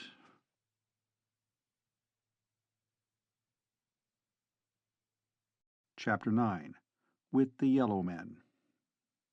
Thuvia was not long in joining me, and though we found the hooked weapon a strange and savage thing with which to deal, the 3 of us soon dispatched the 5 black-bearded warriors who opposed us.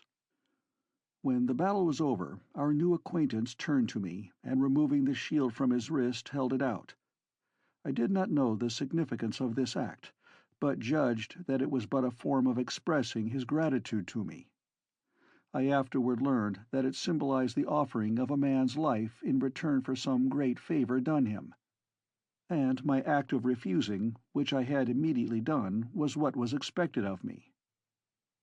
"Then accept from Talou, Prince of Marantina," said the yellow man, "this token of my gratitude." And reaching beneath one of his wide sleeves, he withdrew a bracelet and placed it upon my arm. He then went through the same ceremony with Thuvandin. Next he asked our names, and from what land we hailed.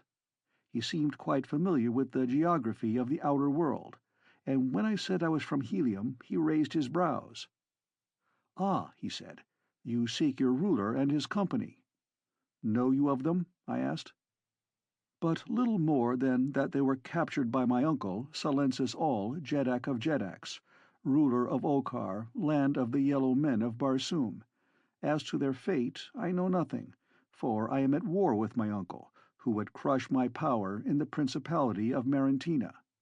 These from whom you have just saved me are warriors he has sent out to find and slay me, for they know that often I come alone to hunt and kill the sacred apt which Silensis All so much reveres. It is partly because I hate his religion that Silensis All hates me, but mostly does he fear my growing power and the great faction which has arisen throughout Okar that would be glad to see me ruler of Okar and Jeddak of Jeddaks in his place. He is a cruel and tyrannous master whom all hate, and were it not for the great fear they have of him, I could raise an army overnight that would wipe out the few that might remain loyal to him. My own people are faithful to me, and the little valley of Marentina has paid no tribute to the court of Silensis All for a year. Nor can he force us, for a dozen men may hold the narrow way to Marentina against 1,000,000. But now as to thine own affairs. How may I aid you? My palace is at your disposal, if you wish to honor me by coming to Marentina." "When our work is done, we shall be glad to accept your invitation," I replied. "But now you can assist us most by directing us to the court of Silensis All, and suggesting some means by which we may gain admission to the city and the palace, or whatever other place we find our friends to be confined." Talou gazed ruefully at our smooth faces, and at Thuvandin's red skin and my white one. "First, you must come to Marentina," he said, "for a great change must be wrought in your appearance before you can hope to enter any city in Okar. You must have yellow faces and black beards, and your apparel and trappings must be those least likely to arouse suspicion. In my palace is one who can make you appear as truly yellow men as does Silensis All himself." His counsel seemed wise, and as there was apparently no other way to ensure a successful entry to Kadabra, the capital city of Okar, we set out with Talou, Prince of Marentina, for his little rock-bound country.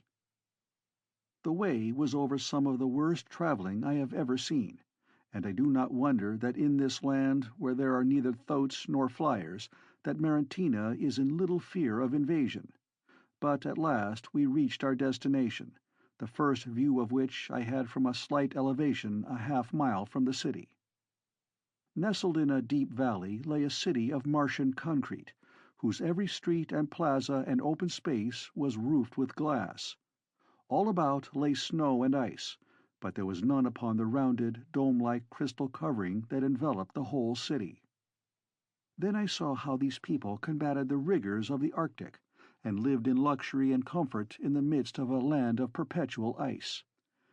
Their cities were veritable hothouses, and when I had come within this one, my respect and admiration for the scientific and engineering skill of this buried nation was unbounded.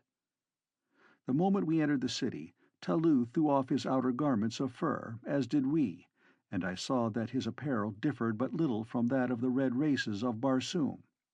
Except for his leathern harness, covered thick with jewels and metal, he was naked, nor could one have comfortably worn apparel in that warm and humid atmosphere. For 3 days we remained the guests of Prince Talou, and during that time he showered upon us every attention and courtesy within his power. He showed us all that was of interest in his great city. The Marentina atmosphere plant will maintain life indefinitely in the cities of the North Pole, after all life upon the balance of dying Mars is extinct through the failure of the air supply, should the great central plant again cease functioning as it did upon that memorable occasion that gave me the opportunity of restoring life and happiness to the strange world that I had already learned to love so well. He showed us the heating system that stores the sun's rays in great reservoirs beneath the city, and how little is necessary to maintain the perpetual summer heat of the glorious garden spot within this Arctic paradise. Broad avenues of sod sown with the seed of the ochre vegetation of the dead sea bottoms carried the noiseless traffic of light and airy ground flyers that are the only form of artificial transportation used north of the gigantic ice barrier. The broad tires of these unique flyers are but rubber-like gas bags filled with the 8th Barsoomian ray, or ray of propulsion, that remarkable discovery of the Martians that has made possible the great fleets of mighty airships that render the red man of the outer world supreme. It is this ray which propels the inherent or reflected light of the planet off into space, and when confined gives to the Martian craft their airy buoyancy. The ground flyers of Marentina contain just sufficient buoyancy in their automobile-like wheels to give the cars traction for steering purposes, and though the hind wheels are geared to the engine and aid in driving the machine, the bulk of this work is carried by a small propeller at the stern. I know of no more delightful sensation than that of riding in one of these luxuriously appointed cars, which skim, light and airy as feathers, along the soft, mossy avenues of Marentina. They move with absolute noiselessness between borders of crimson sward and beneath arching trees, gorgeous with the wondrous blooms that mark so many of the highly cultivated varieties of Barsoomian vegetation. By the end of the third day, the court barber, I can think of no other earthly appellation by which to describe him, had wrought so remarkable a transformation in both Thu Van Din and myself that our own wives would never have known us. Our skins were of the same lemon color as his own, and great black beards and mustaches had been deftly affixed to our smooth faces. The trappings of warriors of Okhar aided in the deception, and for where beyond the hothouse cities we each had suits of the black and yellow striped urlach. Talou gave us careful directions for the journey to Kadabra, the capital city of the Okhar nation, which is the racial name of the Yellow Men. This good friend even accompanied us part way, and then, promising to aid us in any way that he found possible, bade us adieu. On parting, he slipped upon my finger a curiously wrought ring set with dead black, lustreless stone, which appeared more like a bit of bituminous coal than the priceless Barsoomian gem which in reality it is. "There have been but 3 others cut from the mother stone," he said, "which is in my possession. These 3 are worn by nobles high in my confidence, all of whom have been sent on secret missions to the court of Silensis All. Should you come within 50 feet of any of these 3, you will feel a rapid, pricking sensation in the finger upon which you wear this ring. He who wears one of its mates will experience the same feeling. It is caused by an electrical action that takes place the moment 2 of these gems cut from the same mother stone come within the radius of each other's power. By it you will know that a friend is at hand upon whom you may depend for assistance in time of need. Should another wearer of one of these gems call upon you for aid, do not deny him, and should death threaten you, swallow the ring rather than let it fall into the hands of enemies. Guard it with your life, John Carter, for some day it may mean more than life to you." With this parting admonition, our good friend turned back toward Marentina, and we set our faces in the direction of the city of Kadabra and the court of Silensis All, Jeddak of Jeddaks. That very evening we came within sight of the walled and glass-roofed city of Kadabra. It lies in a low depression near the pole, surrounded by rocky, snow-clad hills. From the pass through which we entered the valley, we had a splendid view of this great city of the north. Its crystal domes sparkled in the brilliant sunlight gleaming above the frost-covered outer wall that circles the entire 100 miles of its circumference. At regular intervals, great gates give entrance to the city, but even at the distance from which we looked upon the massive pile, we could see that all were closed, and, in accordance with Talou's suggestion, we deferred attempting to enter the city until the following morning. As he had said, we found numerous caves in the hillsides about us, and into one of these we crept for the night. Our warm orluk skins kept us perfectly comfortable, and it was only after a most refreshing sleep that we awoke shortly after daylight on the following morning. Already the city was astir, and from several of the gates we saw parties of yellow men emerging. Following closely each detail of the instructions given us by our good friend of Marentina, we remained concealed for several hours until one party of some half-dozen warriors had passed along the trail below our hiding-place and entered the hills by way of the pass along which we had come the previous evening. After giving them time to get well out of sight of our cave, Thuvandin and I crept out and followed them, overtaking them when they were well into the hills. When we had come almost to them, I called aloud to their leader, when the whole party halted and turned toward us. The crucial test had come. Could we but deceive these men, the rest would be comparatively easy. "Kaor!" I cried as I came closer to them. "Kaor!" responded the officer in charge of the party. "We be from Ilol," I continued, giving the name of the most remote city of Okar, which has little or no intercourse with Kadabra. "Only yesterday we arrived, and this morning the captain of the gate told us that you were setting out to hunt orluks, which is a sport we do not find in our own neighborhood. We have hastened after you to pray that you allow us to accompany you." The officer was entirely deceived, and graciously permitted us to go with them for the day. The chance guess that they were bound upon an orluk hunt proved correct, and Talou had said that the chances were 10 to 1 that such would be the mission of any party leaving Kadabra by the pass through which we entered the valley, since that way leads directly to the vast plains frequented by this elephantine beast of prey. In so far as the hunt was concerned, the day was a failure, for we did not see a single orluk. But this proved more than fortunate for us, since the yellow men were so chagrined by their misfortune that they would not enter the city by the same gate by which they had left it in the morning, as it seemed that they had made great boast to the captain of that gate about their skill at this dangerous sport. We therefore approached Kadabra at a point several miles from that at which the party had quitted it in the morning, and so were relieved of the danger of embarrassing questions and explanations on the part of the gate captain, whom we had said had directed us to this particular hunting party. We had come quite close to the city when my attention was attracted toward a tall, black shaft that reared its head several hundred feet into the air from what appeared to be a tangled mass of junk or wreckage, now partially snow-covered. I did not dare venture an inquiry, for fear of arousing suspicion by evident ignorance of something which as a yellow man I should have known. But before we reached the city gate, I was to learn the purpose of that grim shaft and the meaning of the mighty accumulation beneath it. We had come almost to the gate when one of the party called to his fellows, at the same time pointing toward the distant southern horizon. Following the direction he indicated, my eyes descried the hull of a large flyer, approaching rapidly from above the crest of the encircling hills.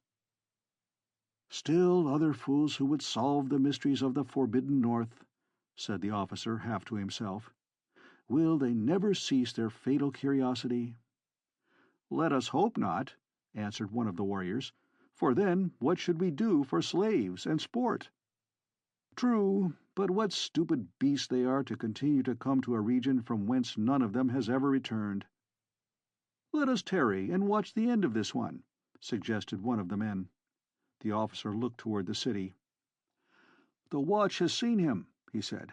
"We may remain, for we may be needed." I looked toward the city and saw several hundred warriors issuing from the nearest gate. They moved leisurely, as though there were no need for haste, nor was there, as I was presently to learn. Then I turned my eyes once more toward the flyer. She was moving rapidly toward the city, and when she had come close enough I was surprised to see that her propellers were idle. Straight for that grim shaft she bore. At the last minute I saw the great blades move to reverse her, yet on she came as though drawn by some mighty, irresistible power.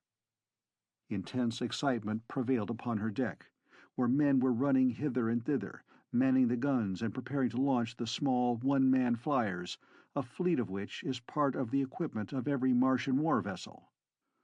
Closer and closer to the black shaft the ship sped. In another instant she must strike, and then I saw the familiar signal flown that sends the lesser boats in a great flock from the deck of the mother ship. Instantly 100 tiny flyers rose from her deck, like a swarm of huge dragonflies. But scarcely were they clear of the battleship than the nose of each turned toward the shaft, and they too rushed on at frightful speed toward the same, now seemingly inevitable end that menaced the larger vessel. A moment later the collision came. Men were hurled in every direction from the ship's deck, while she, bent and crumpled, took the last long plunge to the scrap heap at the shaft's base. With her fell a shower of her own tiny flyers, for each of them had come in violent collision with the solid shaft. I noticed that the wrecked flyers scraped down the shaft's side, and that their fall was not as rapid as might have been expected. And then suddenly the secret of the shaft burst upon me, and with it an explanation of the cause that prevented a flyer from passing too far across the ice barrier ever returning. The shaft was a mighty magnet, and when once a vessel came within the radius of its powerful attraction for the aluminum steel that enters so largely into the construction of all Barsoomian craft, no power on earth could prevent such an end as we had just witnessed. I afterward learned that the shaft rests directly over the magnetic pole of Mars, but whether this adds in any way to its incalculable power of attraction I do not know. I am a fighting man, not a scientist. Here, at last, was an explanation of the long absence of Tardos Mors and Mors Kajak. These valiant and intrepid warriors had dared the mysteries and dangers of the frozen north to search for Carthoris, whose long absence had bowed in grief the head of his beautiful mother, Dejah Thoris, Princess of Helium. The moment that the last of the flyers came to rest at the base of the shaft, the black-bearded, yellow warriors swarmed over the mass of wreckage upon which they lay, making prisoners of those who were uninjured, and occasionally dispatching with a sword thrust one of the wounded who seemed prone to resent their taunts and insults. A few of the uninjured red men battled bravely against their cruel foes, but for the most part they seemed too overwhelmed by the horror of the catastrophe that had befallen them to do more than submit supinely to the golden chains with which they were manacled. When the last of the prisoners had been confined, the party returned to the city, at the gate of which we met a pack of fierce, gold-collared Apts, each of which marched between two warriors, who held them with strong chains of the same metal as their collars. Just beyond the gate the attendants loosened the whole terrible herd, and as they bounded off toward the grim black shaft, I did not need to ask to know their mission. Had there not been those within the cruel city of Cadabra who needed succor far worse than the poor unfortunate dead and dying out there in the cold upon the bent and broken carcasses of 1,000 flyers, I could not have restrained my desire to hasten back and do battle with those horrid creatures that had been dispatched to rend and devour them. As it was, I could but follow the yellow warriors with bowed head, and give thanks for the chance that had given Thuvan Din and me such easy ingress to the capital of Silensis Ol. Once within the gates, we had no difficulty in eluding our friends of the morning, and presently found ourselves in a Martian hostelry. End of Chapter 9.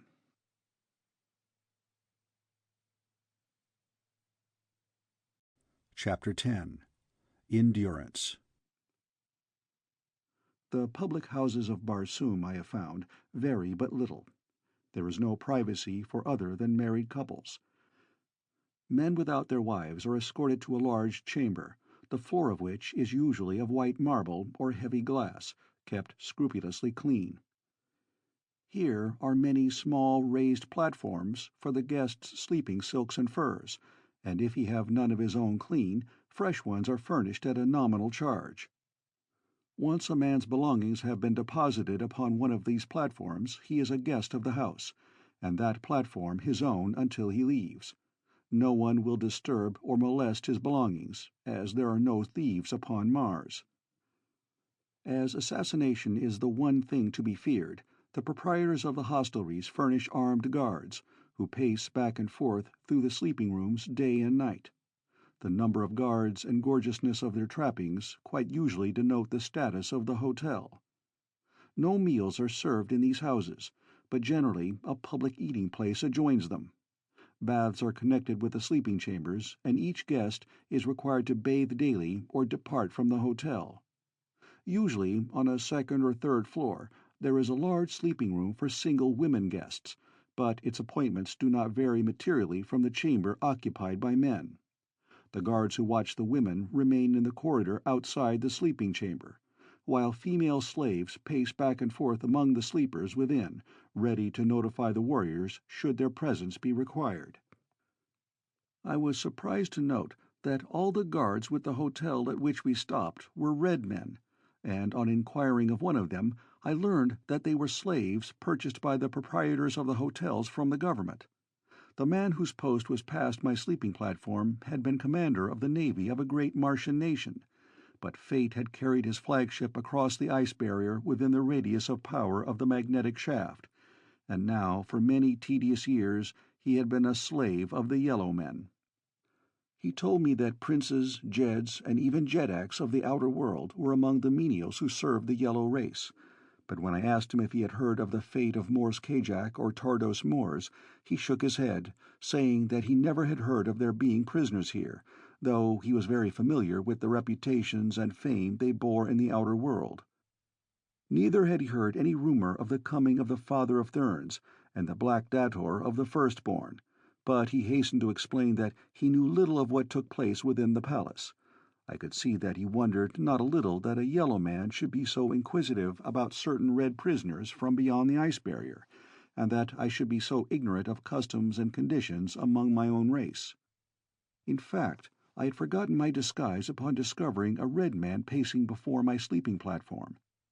But his growing expression of surprise warned me in time, for I had no mind to reveal my identity to any unless some good could come of it, and I did not see how this poor fellow could serve me yet, though I had it in my mind that later I might be the means of serving him and all the other thousands of prisoners who do the bidding of their stern masters in Cadabra. Thuvandin and I discussed our plans as we sat together among our sleeping silks and furs that night in the midst of the hundreds of yellow men who occupied the apartment with us. We spoke in low whispers, but as that is only what courtesy demands in a public sleeping place, we roused no suspicion. At last, determining that all must be but idle speculation until after we had had a chance to explore the city and attempt to put into execution the plan Talou had suggested, we bade each other good night and turned to sleep. After breakfasting the following morning, we set out to see Cadabra, and as, through the generosity of the Prince of Maritina, we were well supplied with the funds current in Okar, we purchased a handsome ground flyer. Having learned to drive them while in Maritina, we spent a delightful and profitable day exploring the city, and late in the afternoon, at the hour Talou told us we would find government officials in their offices, we stopped before a magnificent building on the plaza opposite the royal grounds and the palace. Here we walked boldly and past the armed guard at the door, to be met by a red slave within who asked our wishes. "Tell Sorav, your master, that 2 warriors from Ilal wish to take service in the palace guard," I said. Sorav, Talou had told us, was the commander of the forces of the palace, and as men from the further cities of Okar, and especially Ilal, were less likely to be tainted with the germ of intrigue which had for years infected the household of Silensis Ol, he was sure that we would be welcomed and few questions asked us. He had primed us with such general information as he thought would be necessary for us to pass muster before Sorav, after which we would have to undergo a further examination before Silensis Ol that he might determine our physical fitness and our ability as warriors. The little experience we had had with the strange hooked sword of the Yellow Man and his cup-like shield made it seem rather unlikely that either of us could pass the final test, but there was the chance that we might be quartered in the palace of Silensis Ol for several days, after being accepted by Sorav, before the Jeddak of Jeddaks would find time to put us to the final test. After a wait of several minutes in an antechamber, we were summoned into the private office of Sorav, where we were courteously greeted by his ferocious-appearing, black-bearded officer.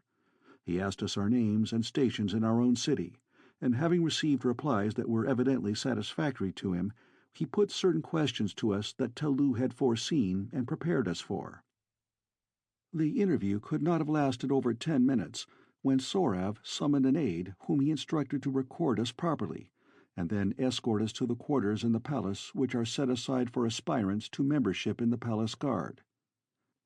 The aide took us to his own office first, where he measured and weighed and photographed us simultaneously with a machine ingeniously devised for that purpose, 5 copies being instantly reproduced in 5 different offices of the government, 2 of which are located in cities miles distant.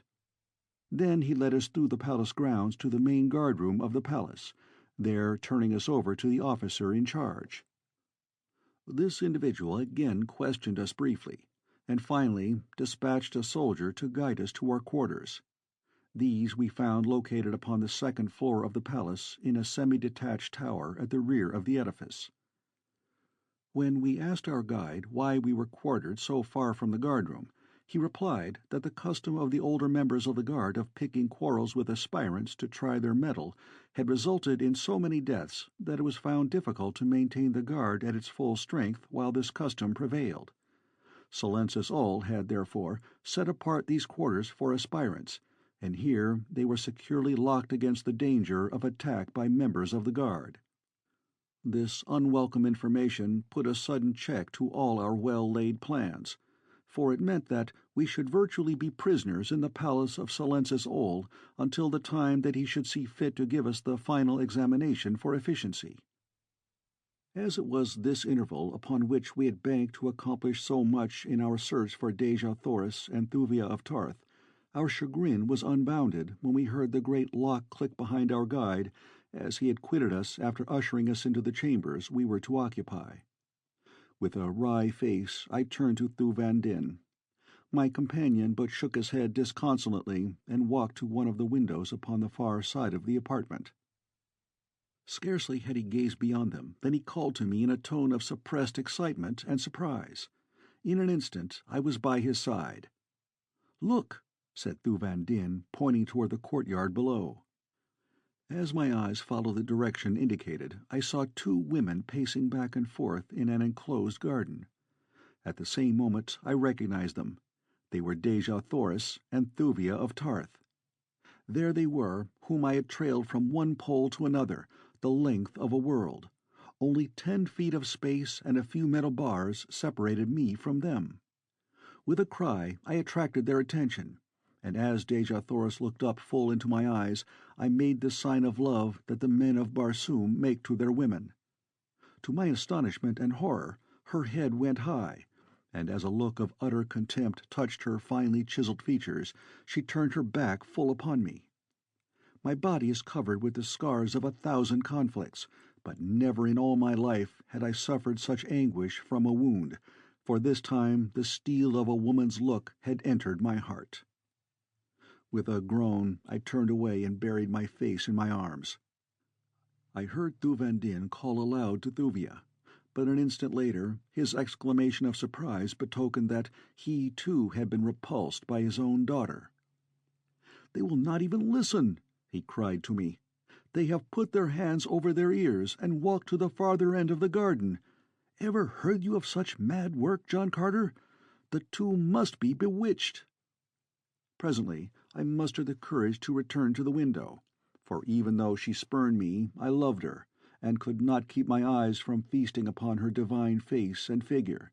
But when she saw me looking, she again turned away. I was at my wits' end to account for her strange actions, and that Thuvia too had turned against her father seemed incredible. Could it be that my incomparable princess still clung to the hideous faith from which I had rescued her world? Could it be that she looked upon me with loathing and contempt because I had returned from the valley door, or because I had desecrated the temples and persons of the Holy Therns? To naught else could I ascribe her strange deportment, yet it seemed far from possible that such could be the case, for the love of Dejah Thoris for John Carter had been a great and wondrous love, far above racial distinctions, creed, or religion. As I gazed ruefully at the back of her haughty royal head, a gate at the opposite end of the garden opened and a man entered. As he did so, he turned and slipped something into the hand of the yellow guardsman beyond the gate, nor was the distance too great that I might not see that money had passed between them. Instantly I knew that this newcomer had bribed his way within the garden. Then he turned in the direction of the two women, and I saw that he was none other than Thurid, the black dator of the Firstborn. He approached quite close to them before he spoke, and as they turned at the sound of his voice, I saw Dejah Thoris shrink from him. There was a nasty leer upon his face as he stepped close to her and spoke again. I could not hear his words, but her answer came clearly. "The granddaughter of Tardos Mors can always die," she said, "but she could never live at the price you name." Then I saw the black scoundrel go upon his knees beside her, fairly grovelling in the dirt, pleading with her. Only part of what he said came to me, for though he was evidently laboring under the stress of passion and excitement, it was equally apparent that he did not dare raise his voice for fear of detection. "I would save you from Matai Shang," I heard him say. "You know the fate that awaits you at his hands. Would you not choose me rather than the other?" "I would choose neither," replied Dejah Thoris, "even were I free to choose, as you know well I am not." "You are free!" he cried. "John Carter, Prince of Helium, is dead." "I know better than that, but even were he dead, and I must needs choose another mate, it should be a plant man or a great white ape, in preference to either Matai Shang or you, black callet," she answered with a sneer of contempt. Of a sudden the vicious beast lost all control of himself, as with a vile oath he leapt at the slender woman, gripping her tender throat in his brute clutch. Thuvia screamed and sprang to aid her fellow prisoner, and at the same instant I too went mad, and tearing at the bars that spanned my window, I ripped them from their sockets as they had been but copper wire. Hurling myself through the aperture, I reached the garden, but 100 feet from where the black was choking the life from my Dejah Thoris, and with a single great bound I was upon him. I spoke no word as I tore his defiling fingers from that beautiful throat, nor did I utter a sound as I hurled him 20 feet from me. Foaming with rage, Thurid regained his feet and charged me like a mad bull. "Yellow man," he shrieked, "you knew not upon whom you laid your vile hands, but ere I am done with you, you will know well what it means to offend the person of a firstborn." Then he was upon me, reaching for my throat, in precisely as I had done that day in the courtyard of the Temple of Issus I did here in the garden of the palace of Silensis Ol. I ducked beneath his outstretched arms, and as he lunged past me, I planted a terrific right upon the side of his jaw. Just as he had done upon that other occasion, he did now. Like a top he spun round, his knees gave beneath him, and he crumpled to the ground at my feet. Then I heard a voice behind me. It was the deep voice of authority that marks the ruler of men, and when I turned to face the resplendent figure of a giant yellow man, I did not need to ask to know that it was Silensis Ol. At his right stood Matai Shang, and behind them a score of guardsmen. "Who are you?" he cried, "and what means this intrusion within the precincts of the women's garden? I do not recall your face. How came you here?" But for his last words I should have forgotten my disguise entirely, and told him outright that I was John Carter, Prince of Helium. But his question recalled me to myself. I pointed to the dislodged bars of the window above. "I am an aspirant to membership in the palace guard," I said, "and from yonder window in the tower where I was confined awaiting the final test for fitness, I saw this brute attack this woman. I could not stand idly by, O Jeddak, and see this thing done within the very palace grounds, and yet feel that I was fit to serve and guard your royal person." I had evidently made an impression upon the ruler of Okkar by my fair words, and when he had turned to Dejah Thoris and Thuvia of Ptarth, and both had corroborated my statements, it began to look pretty dark for Thurid. I saw the ugly gleam in Matai Shang's evil eyes as Dejah Thoris narrated all that had passed between Thurid and herself. And when she came to that part which dealt with my interference with the dator of the firstborn, her gratitude was quite apparent, though I could see by her eyes that something puzzled her strangely. I did not wonder at her attitude toward me while others were present, but that she should have denied me while she and Thuvia were the only occupants of the garden still cut me sorely. As the examination proceeded, I cast a glance at Thurid and startled him looking wide-eyed and wonderingly at me, and then of a sudden he laughed full in my face. A moment later Silences all turned toward the black. "What have you to say in explanation of these charges?" he asked in a deep and terrible voice. "Dare you aspire to one whom the father of Therns has chosen, one who might even be a fit mate for the Jeddak of Jeddaks himself?" And then the black-bearded tyrant turned and cast a sudden greedy look upon Dejah Thoris, as though with the words a new thought and a new desire had sprung up within his mind and breast. Thurid had been about to reply, and with a malicious grin upon his face was pointing an accusing finger at me, when Silences all's words and the expression of his face cut him short. A cunning look crept into his eyes, and I knew from the expression of his face that his next words were not the ones he had intended to speak. "O mightiest of Jeddaks," he said, "the men and the women do not speak the truth. The fellow had come into the garden to assist them to escape. I was beyond and overheard their conversation, and when I entered, the woman screamed and the man sprang upon me and would have killed me. What know you of this man? He is a stranger to you, and I dare say that you will find him an enemy and a spy. Let him be put on trial, Silences all, rather than your friend and guest, Thurid, dator of the firstborn." Silences all looked puzzled. He turned again and looked upon Dejah Thoris, and then Thurid stepped quite close to him and whispered something in his ear, what I know not. Presently the yellow ruler turned to one of his officers. "See that this man be securely confined until we have time to go deeper into this affair," he commanded. "And as bars alone seem inadequate to restrain him, let chains be added." Then he turned and left the garden, taking Dejah Thoris with him, his hand upon her shoulder. Thurid and Matai Shang went also, and as they reached the gateway, the black turned and laughed again aloud in my face. What could be the meaning of his sudden change toward me? Could he suspect my true identity? It must be that, and the thing that had betrayed me was the trick and blow that had laid him low for the second time. As the guards dragged me away, my heart was very sad and bitter indeed.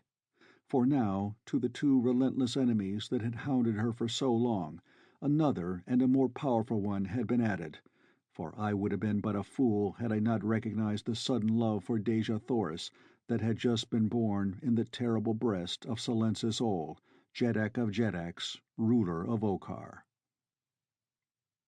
End of Chapter 10.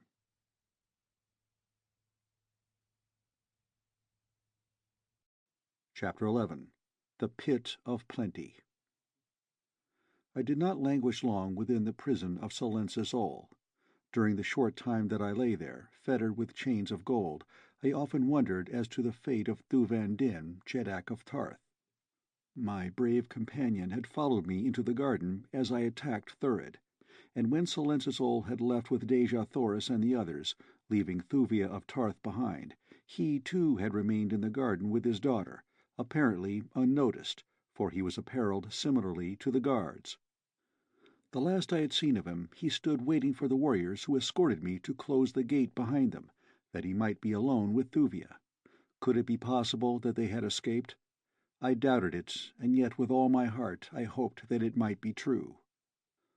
The third day of my incarceration brought a dozen warriors to escort me to the audience chamber, where Silences all himself was to try me. A great number of nobles crowded the room, and among them I saw Thurid, but Matai Shang was not there. Dejah Thoris, as radiantly beautiful as ever, sat upon a small throne beside Silences all. The expression of sad hopelessness upon her dear face cut deep into my heart. Her position beside the Jeddak of Jeddaks boded ill for her and me, and on the instant that I saw her there, there sprang to my mind the firm intention never to leave that chamber alive, if I must leave her in the clutches of this powerful tyrant. I had killed better men than Silensis all, and killed them with my bare hands, and now I swore to myself that I should kill him if I found that the only way to save the Princess of Helium. That it would mean almost instant death for me I cared not, except that it would remove me from further efforts in behalf of Dejah Thoris, and for this reason alone I would have chosen another way, for even though I should kill Silensis all, that act would not restore my beloved wife to her own people. I determined to wait the final outcome of the trial, that I might learn all that I could of the Okarian ruler's intentions, and then act accordingly. Scarcely had I come before him than Silensis all summoned Thurid also. "Dator Thurid," he said, "you have made a strange request of me, but in accordance with your wishes and your promise that it will result only to my interests, I have decided to accede. You tell me that a certain announcement will be the means of convicting this prisoner, and at the same time open the way to the gratification of my dearest wish." Thurid nodded. "Then shall I make the announcement here before all my nobles," continued Silensis all. "For a year no queen has sat upon the throne beside me, and now it suits me to take to wife one who is reputed the most beautiful woman upon Barsoom, a statement which none may truthfully deny. Nobles of Okar, unsheath your swords and do homage to Dejah Thoris, Princess of Helium and future Queen of Okar, for at the end of the allotted 10 days she shall become the wife of Silensis all." As the nobles drew their blades and lifted them on high, in accordance with the ancient custom of Okar when a Jeddak announces his intention to wed, Dejah Thoris sprang to her feet, and raising her hand aloft, cried in a loud voice that they desist. "I may not be the wife of Silensis all," she pleaded, "for already I be a wife and mother. John Carter, Prince of Helium, still lives. I know it to be true, for I overheard Matai Shang tell his daughter Phaidor that he had seen him in Kaol, at the court of Kulantith, Jeddak. A Jeddak does not wed a married woman, nor will Silensis all thus violate the bonds of matrimony." Silensis all turned upon Thurid with an ugly look. "Is this the surprise you held in store for me?" he cried.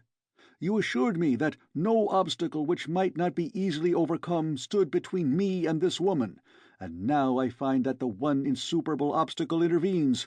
What mean you, man? What have you to say?" "And should I deliver John Carter into your hands, Silensis all, would you not feel that I had more than satisfied the promise that I made you?" answered Thurid.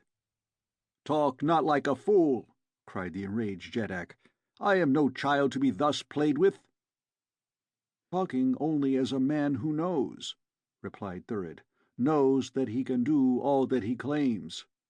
"Then turn John Carter over to me within 10 days, or yourself suffer the end that I should mete out to him were he in my power," snapped the Jeddak of Jeddaks with an ugly scowl.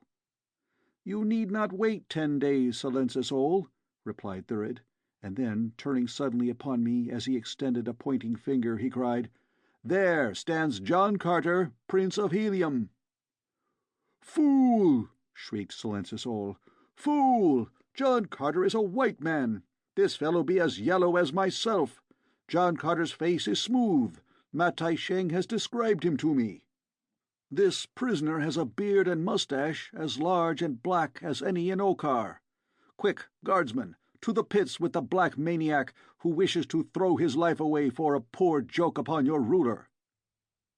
"Hold!" cried Thurid, and springing forward, before I could guess his intention, he had grasped my beard and ripped the whole false fabric from my face and head, revealing my smooth, tanned skin beneath and my close-cropped black hair. Instantly pandemonium reigned in the audience chamber of Silensis all.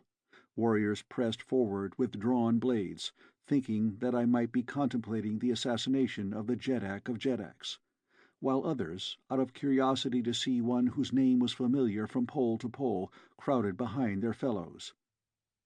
As my identity was revealed, I saw Dejah Thoris spring to her feet, amazement writ large upon her face, and then through that jam of armed men she forced her way before any could prevent.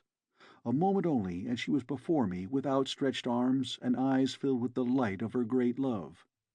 "John Carter! John Carter!" she cried as I folded her to my breast, and then of a sudden I knew why she had denied me in the garden beneath the tower. What a fool I had been, expecting that she would penetrate the marvellous disguise that had been wrought for me by the barber of Marentina. She had not known me, that was all, and when she saw the sign of love from a stranger she was offended and righteously indignant. Indeed, but I had been a fool. "And it was you," she cried, "who spoke to me from the tower. How could I dream that my beloved Virginian lay behind that fierce beard and that yellow skin?" She had been wont to call me her Virginian as a term of endearment, for she knew that I loved the sound of that beautiful name, made 1,000 times more beautiful and hallowed by her dear lips, and as I heard it again after all these long years, my eyes became dimmed with tears and my voice choked with emotion. But an instant did I crush that dear form to me ere Silencis Ol, trembling with rage and jealousy, shouldered his way to us. "Seize the man!" he cried to his warriors, and 100 ruthless hands tore us apart. Well it was for the nobles of the court of Okkar that John Carter had been disarmed. As it was, 12 of them felt the weight of my clenched fists, and I had fought my way half up the steps before the throne to which Silencis Ol had carried Dejah Thoris, ere ever they could stop me. Then I went down fighting beneath 100 warriors. But before they had battered me into unconsciousness, I heard that from the lips of Dejah Thoris that made all my suffering well worth while. Standing there beside the great tyrant, who clutched her by the arm, she pointed to where I fought alone against such awful odds. "Think you, Silencis Ol, that the wife of such as he is," she cried, "would ever dishonour his memory, were he 1,000 times dead, by mating with a lesser mortal? Lives there upon any world such another as John Carter, Prince of Helium? Lives there another man who could fight his way back and forth across a warlike planet, facing savage beasts and hordes of savage men for the love of a woman? I, Dejah Thoris, Princess of Helium, am his. He fought for me and won me.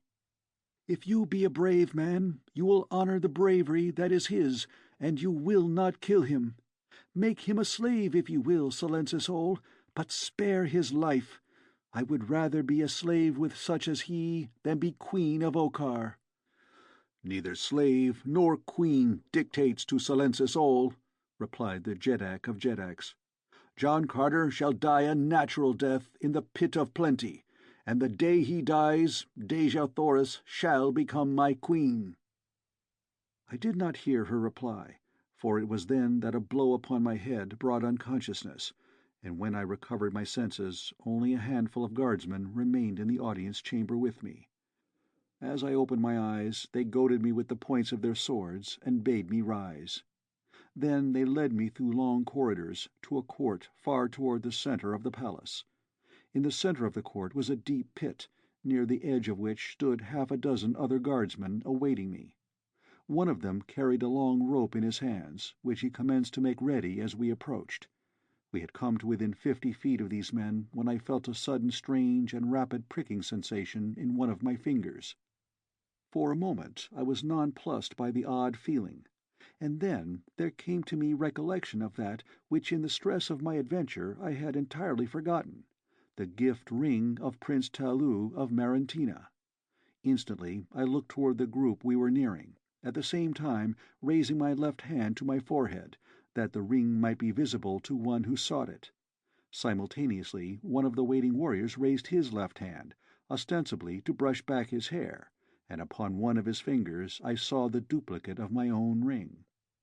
A quick look of intelligence passed between us, after which I kept my eyes turned away from the warrior and did not look at him again, for fear that I might arouse the suspicion of the Okkarians. When we reached the edge of the pit I saw that it was very deep, and presently I realized I was soon to judge just how far it extended below the surface of the court, for he who held the rope passed it about my body in such a way that it could be released from above at any time. And then, as all the warriors grasped it, he pushed me forward, and I fell into the yawning abyss. After the first jerk, as I reached the end of the rope that had been paid out to let me fall below the pit's edge, they lowered me quickly but smoothly. The moment before the plunge, while 2 or 3 of the men had been assisting in adjusting the rope about me, one of them had brought his mouth close to my cheek, and in the brief interval before I was cast into the forbidding hole, he breathed a single word into my ear. "Courage!" The pit, which my imagination had pictured as bottomless, proved to be not more than 100 feet in depth, but as its walls were smoothly polished, it might as well have been 1,000 feet, for I could never hope to escape without outside assistance. For a day I was left in darkness, and then, quite suddenly, a brilliant light illumined my strange cell. I was reasonably hungry and thirsty by this time, not having tasted food or drink since the day prior to my incarceration. To my amazement, I found the sides of the pit, that I had thought smooth, lined with shelves, upon which were the most delicious viands and liquid refreshments that Okkar afforded. With an exclamation of delight, I sprang forward to partake of some of the welcome food, but ere ever I reached it, the light was extinguished, and though I groped my way about the chamber, my hands came in contact with nothing beside the smooth, hard wall that I had felt on my first examination of my prison. Immediately the pangs of hunger and thirst began to assail me. Where before I had had but a mild craving for food and drink, I now actually suffered for want of it, and all because of the tantalizing sight that I had had of food almost within my grasp. Once more darkness and silence enveloped me, a silence that was broken only by a single mocking laugh. For another day nothing occurred to break the monotony of my imprisonment, or relieve the suffering superinduced by hunger and thirst. Slowly the pangs became less keen, as suffering deadened the activity of certain nerves. And then the light flashed on once again, and before me stood an array of new and tempting dishes, with great bottles of clear water and flagons of refreshing wine, upon the outside of which the cold sweat of condensation stood. Again, with the hunger madness of a wild beast, I sprang forward to seize those tempting dishes. But, as before, the light went out, and I came to a sudden stop against a hard wall. Then the mocking laugh rang out for a second time. The pit of plenty. Ah, what a cruel mind must have devised this exquisite, hellish torture! Day after day was the thing repeated, until I was on the verge of madness. And then, as I had done in the pits of the Warhoons, I took a new, firm hold upon my reason, and forced it back into the channels of sanity. By sheer willpower I regained control over my tottering mentality, and so successful was I that the next time that the light came I sat quite still and looked indifferently at the fresh and tempting food almost within my reach. Glad I was that I had done so, for it gave me an opportunity to solve the seeming mystery of those vanishing banquets. As I made no move to reach the food, the torturers left the light turned on in the hope that at last I could refrain no longer from giving them the delicious thrill of enjoyment that my former futile efforts to obtain it had caused. And as I sat scrutinizing the laden shelves, I presently saw how the thing was accomplished, and so simple was it that I wondered I had not guessed it before. The wall of my prison was of clearest glass. Behind the glass were the tantalizing viands. After nearly an hour the light went out, but this time there was no mocking laughter, at least not upon the part of my tormentors. But I, to be at quits with them, gave a low laugh that none might mistake for the cackle of a maniac. 9 days passed, and I was weak from hunger and thirst, but no longer suffering. I was past that. Then, down through the darkness above, a little parcel fell to the floor at my side. Indifferently I groped for it, thinking it but some new invention of my jailers to add to my sufferings. At last I found it, a tiny package wrapped in paper, at the end of a strong, slender cord. As I opened it, a few lozenges fell to the floor, As I gathered them up, feeling of them and smelling of them, I discovered that they were tablets of concentrated food, such as are quite common in all parts of Barsoom. Poison, I thought. Well, what of it? Why not end my misery now, rather than drag it out a few more wretched days in this dark pit? Slowly I raised one of the little pellets to my lips. "Goodbye, my Dejah Thoris," I breathed. "I have lived for you and fought for you, and now my next dearest wish is to be realized, for I shall die for you." And taking the morsel in my mouth, I devoured it. One by one I ate them all, nor ever did anything taste better than those tiny bits of nourishment, within which I knew must lie the seeds of death, possibly of some hideous, torturing death. As I sat quietly upon the floor of my prison, waiting for the end, my fingers by accident came in contact with the bit of paper in which the things had been wrapped. And as I idly played with it, my mind roaming far back into the past, that I might live again for a few brief moments before I died some of the many happy moments of a long and happy life, I became aware of strange protuberances upon the smooth surface of the parchment-like substance in my hands. For a time they carried no special significance to my mind. I merely was wildly wondrous that they were there. But at last they seemed to take form, and then I realized that there was but a single line of them, like writing. Now, more interestedly, my fingers traced and retraced them. There were 4 separate and distinct combinations of raised lines. Could it be that these were 4 words, and that they were intended to carry a message to me? The more I thought of it, the more excited I became, until my fingers raced madly back and forth over those bewildering little hills and valleys upon that bit of paper. But I could make nothing of them, and at last I decided that my very haste was preventing me from solving the mystery. Then I took it more slowly. Again and again my forefinger traced the first of those 4 combinations. Martian writing is rather difficult to explain to an Earthman. It is something of a cross between shorthand and picture writing, and is an entirely different language from the spoken language of Mars. Upon Barsoom there is but a single oral language. It is spoken today by every race and nation, just as it was at the beginning of human life upon Barsoom. It has grown with the growth of the planet's learning and scientific achievements. But so ingenious a thing it is that new words to express new thoughts, or describe new conditions, or discoveries, form themselves. No other word could explain the thing that a new word is required for, other than the word that naturally falls to it. And so, no matter how far removed 2 nations or races, their spoken languages are identical. Not so their written languages, however.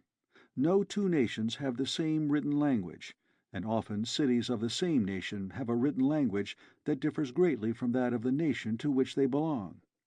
Thus it was that the signs upon the paper, if in reality they were words, baffled me for some time. But at last I made out the first one. It was courage, and it was written in the letters of Marantina. Courage. That was the word the yellow guardsman had whispered in my ear as I stood upon the verge of the pit of plenty. The message must be from him, and he knew I was a friend. With renewed hope, I bent my every energy to the deciphering of the balance of the message, and at last success rewarded my endeavor. I had read the 4 words. Courage. Follow the rope. End of chapter 11.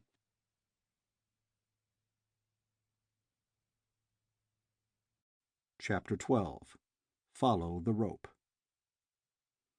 What could it mean? Follow the rope. What rope? Presently I recalled the cord that had been attached to the parcel when it fell at my side, and after a little groping my hand came in contact with it again. It depended from above, and when I pulled upon it I discovered that it was rigidly fastened, possibly at the pit's mouth.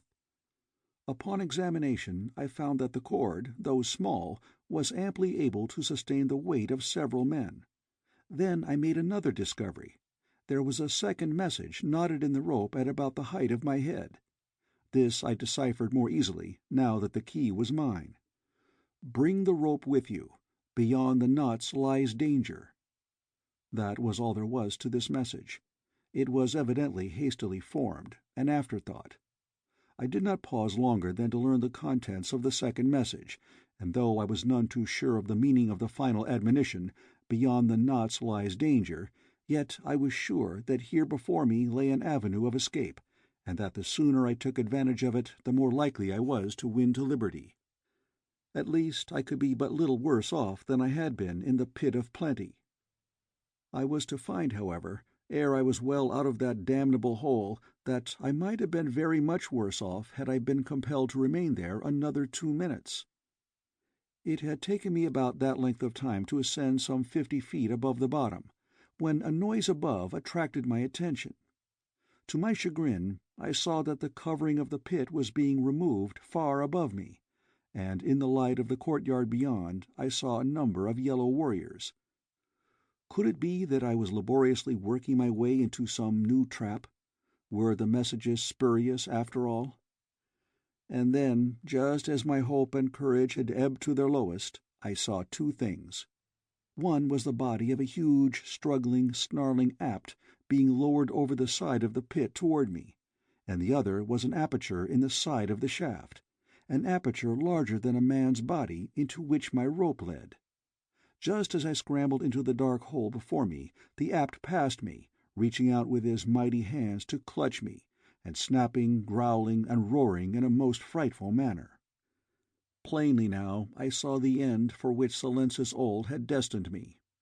After first torturing me with starvation, he had caused this fierce beast to be lowered into my prison to finish the work that the Jeddak's hellish imagination had conceived. And then another truth flashed upon me. I had lived 9 days of the allotted 10 which must intervene before Silencis Ol could make Dejah Thoris his queen. The purpose of the apt was to ensure my death before the 10th day. I almost laughed aloud as I thought how Silencis Ol's measure of safety was to aid in defeating the very end he sought. For when they discovered that the apt was alone in the pit of plenty, they could not know but that he had completely devoured me, and so no suspicion of my escape would cause a search to be made for me. Coiling the rope that had carried me thus far upon my strange journey, I sought for the other end, but found that as I followed it forward it extended always before me. So this was the meaning of the words, "Follow the rope." The tunnel through which I crawled was low and dark. I had followed it for several hundred yards when I felt a knot beneath my fingers. Beyond the knots lies danger. Now I went with the utmost caution, and a moment later a sharp turn in the tunnel brought me to an opening into a large, brilliantly lighted chamber. The trend of the tunnel I had been traversing had been slightly upward, and from this I judged that the chamber into which I now found myself looking must be either on the first floor of the palace or directly beneath the first floor. Upon the opposite wall were many strange instruments and devices, and in the center of the room stood a long table, at which 2 men were seated in earnest conversation. He who faced me was a yellow man, a little wizened-up, pasty-faced old fellow, with great eyes that showed the white round the entire circumference of the iris. His companion was a black man, and I did not need to see his face to know that it was Thurid, for there was no other of the firstborn north of the ice barrier. Thurid was speaking as I came within hearing of the men's voices. "Solon," he was saying, "there is no risk, and the reward is great. You know that you hate Silencis Ol, and that nothing would please you more than to thwart him in some cherished plan. There be nothing that he more cherishes today than the idea of wedding the beautiful Princess of Helium. But I too want her, and with your help I may win her. You need not more than step from this room for an instant when I give you the signal. I will do the rest, and then, when I am gone, you may come and throw the great switch back into its place, and all will be as before. I need but an hour's start to be safe beyond the devilish power that you control in this hidden chamber beneath the palace of your master. See how easy." And with the words the Black Dator rose from his seat, and crossing the room, laid his hand upon a large, burnished lever that protruded from the opposite wall. "No, no!" cried the little old man, springing after him, with a wild shriek. "Not that one! Not that one! That controls the sun-ray tanks, and should you pull it too far down, all Kadabra would be consumed by heat before I could replace it. Come away! Come away! You know not with what mighty powers you play. This is the lever you seek. Note well the symbol inlaid in white upon its ebon surface." Thurid approached and examined the handle of the lever. "Ah, a magnet," he said. "I will remember. It is settled then, I take it?" he continued. The old man hesitated. A look of combined greed and apprehension overspread his none too beautiful features. "Double the figure," he said. "Even that were all too small an amount for the service you ask. Why, I risk my life by even entertaining you here within the forbidden precincts of my station. Should Silences all learn of it, he would have me thrown to the apts before the day was done."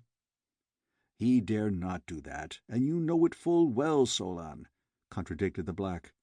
"Too great a power of life and death you hold over the people of Kadabra for Silences all ever to risk threatening you with death. Before ever his minions could lay their hands upon you, you might seize this very lever from which you have just warned me, and wipe out the entire city."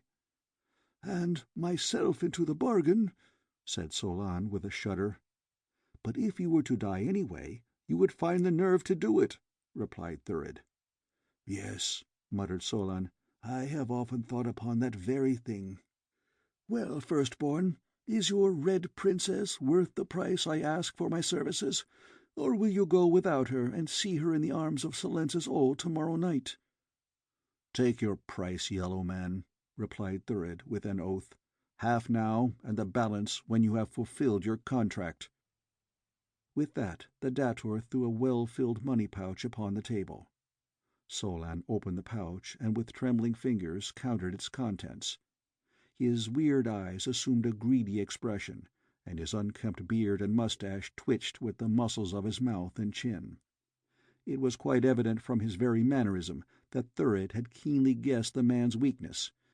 Even the claw-like clutching movement of the fingers betokened the avariciousness of the miser. Having satisfied himself that the amount was correct, Solan replaced the money in the pouch and rose from the table. "Now," he said, "are you quite sure that you know the way to your destination? You must travel quickly to cover the ground to the cave and from thence beyond the great power, all within a brief hour, for no more dare I spare you." "Let me repeat it to you," said Thurid, "that you may see if I be letter perfect." "Proceed," replied Solan. "Through the yonder door," he commenced, pointing to a door at the far end of the apartment. "I follow a corridor, passing 3 diverging corridors upon my right, then into the 4th right-hand corridor, straight to where 3 corridors meet. Here again I follow to the right, hugging the left wall closely to avoid the pit. At the end of this corridor I shall come to a spiral runway, which I must follow down instead of up. After that the way is along but a single branchless corridor. Am I right?" "Quite right, dator," answered Solan. "And now begone. Already have you tempted fate too long within this forbidden place." "Tonight or tomorrow, then, you may expect the signal," said Thurid, rising to go. "Tonight or tomorrow," repeated Solan, and as the door closed behind his guest, the old man continued to mutter as he turned back to the table, where he again dumped the contents of the money-pouch, running his fingers through the heap of shining metal, piling the coins into little towers, counting, recounting, and fondling the wealth the while he muttered on in a crooning undertone. Presently his fingers ceased their play. His eyes popped wider than ever as they fastened upon the door through which Thurid had disappeared. The croon changed to a querulous muttering, and finally to an ugly growl. Then the old man rose from the table, shaking his fist at the closed door. Now he raised his voice, and his words came distinctly. "Fool," he muttered, "think you that for your happiness Solan would give up his life? If you escaped, Silences all would know that only through my connivance could you have succeeded. Then he would send for me. What would you have me do? Reduce the city and myself to ashes? No, fool, There is a better way for Solan to keep thy money and be revenged upon Solensis all." He laughed in a nasty, cackling note. "Poor fool! You may throw the great switch that will give you the freedom of the heir of Okkar, and then, in fatuous security, go on with thy red princess to the freedom of death. When you have passed beyond this chamber in your flight, what can prevent Solan replacing the switch as it was before your vile hand touched it? Nothing. And then the Guardian of the North will claim you and your woman, and Silensis all, when he sees your dead bodies, will never dream that the hand of Solan had aught to do with the thing." Then his voice dropped once more into mutterings that I could not translate, but I had heard enough to cause me to guess a great deal more, and I thanked the kind Providence that had led me to this chamber at a time so filled with importance to Dejah Thoris and myself as this. But how to pass the old man now? The cord, almost invisible upon the floor, stretched straight across the apartment to a door upon the far side. There was no other way of which I knew, nor could I afford to ignore the advice to follow the rope.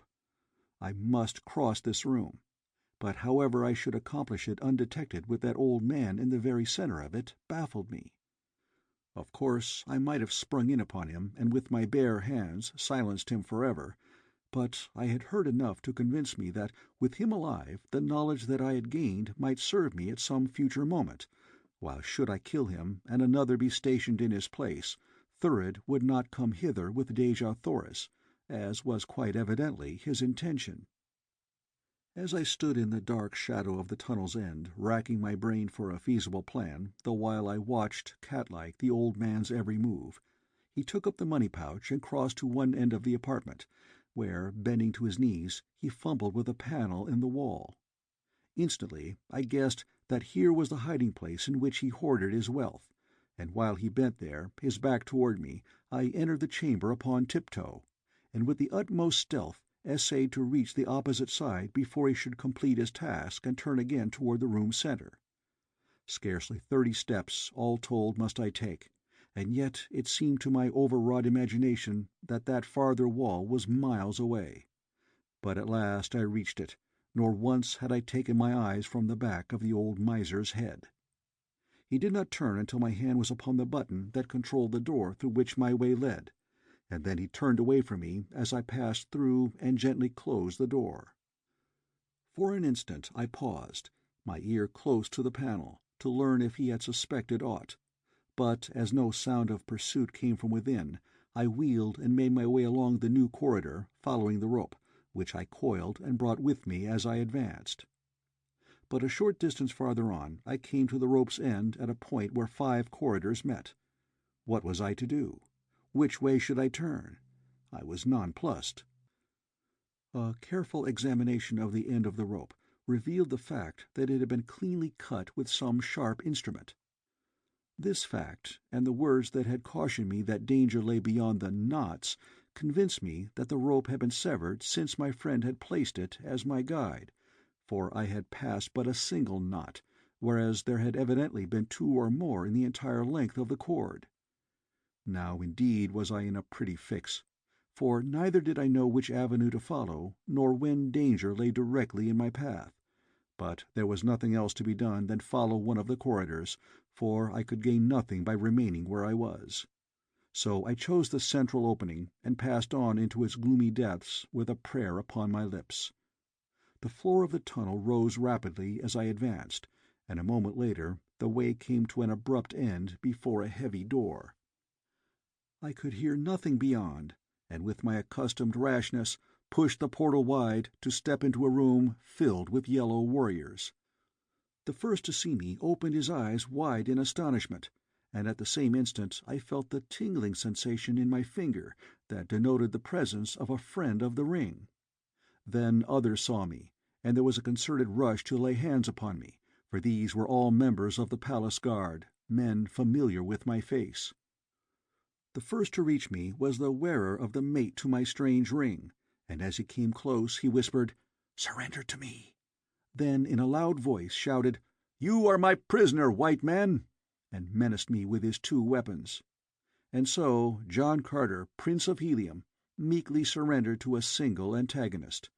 The others now swarmed about us, asking many questions, but I would not talk to them, and finally my captor announced that he would lead me back to my cell. An officer ordered several other warriors to accompany him, and a moment later we were retracing the way I had just come.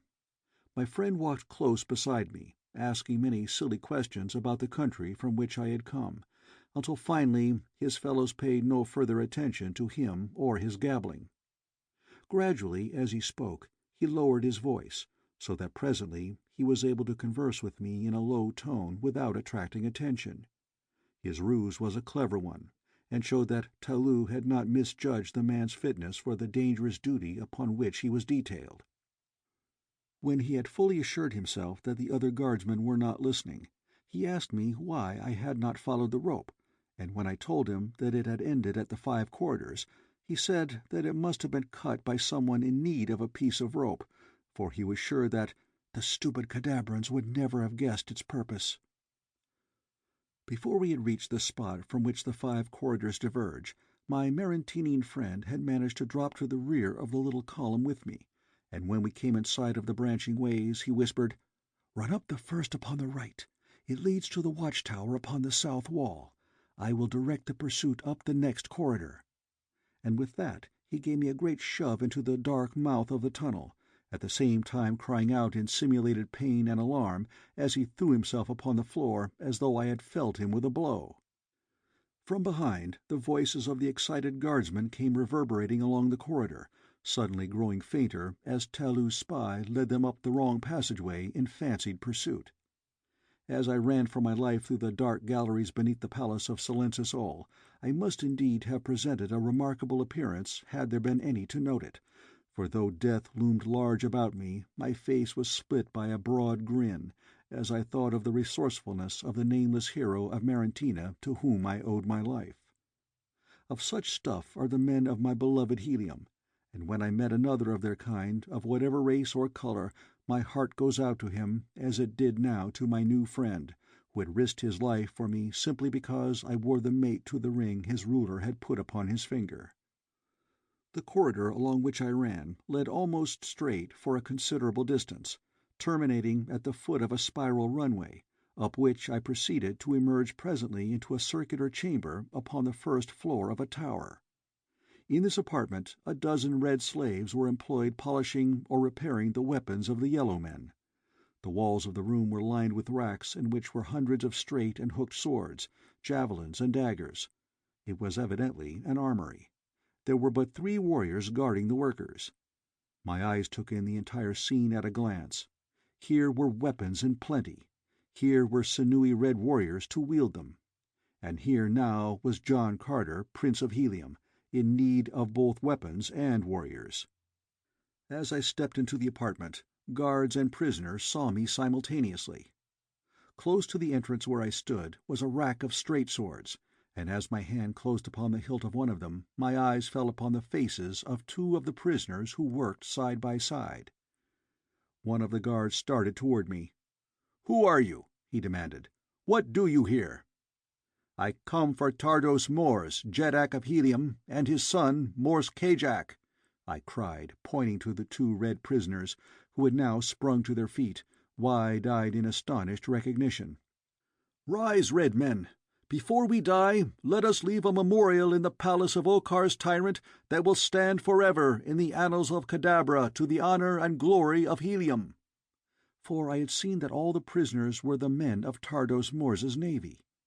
Then the first guardsman was upon me, and the fight was on. But scarce did we engage, ere to my horror I saw that the red slaves were shackled to the floor. End of chapter 12.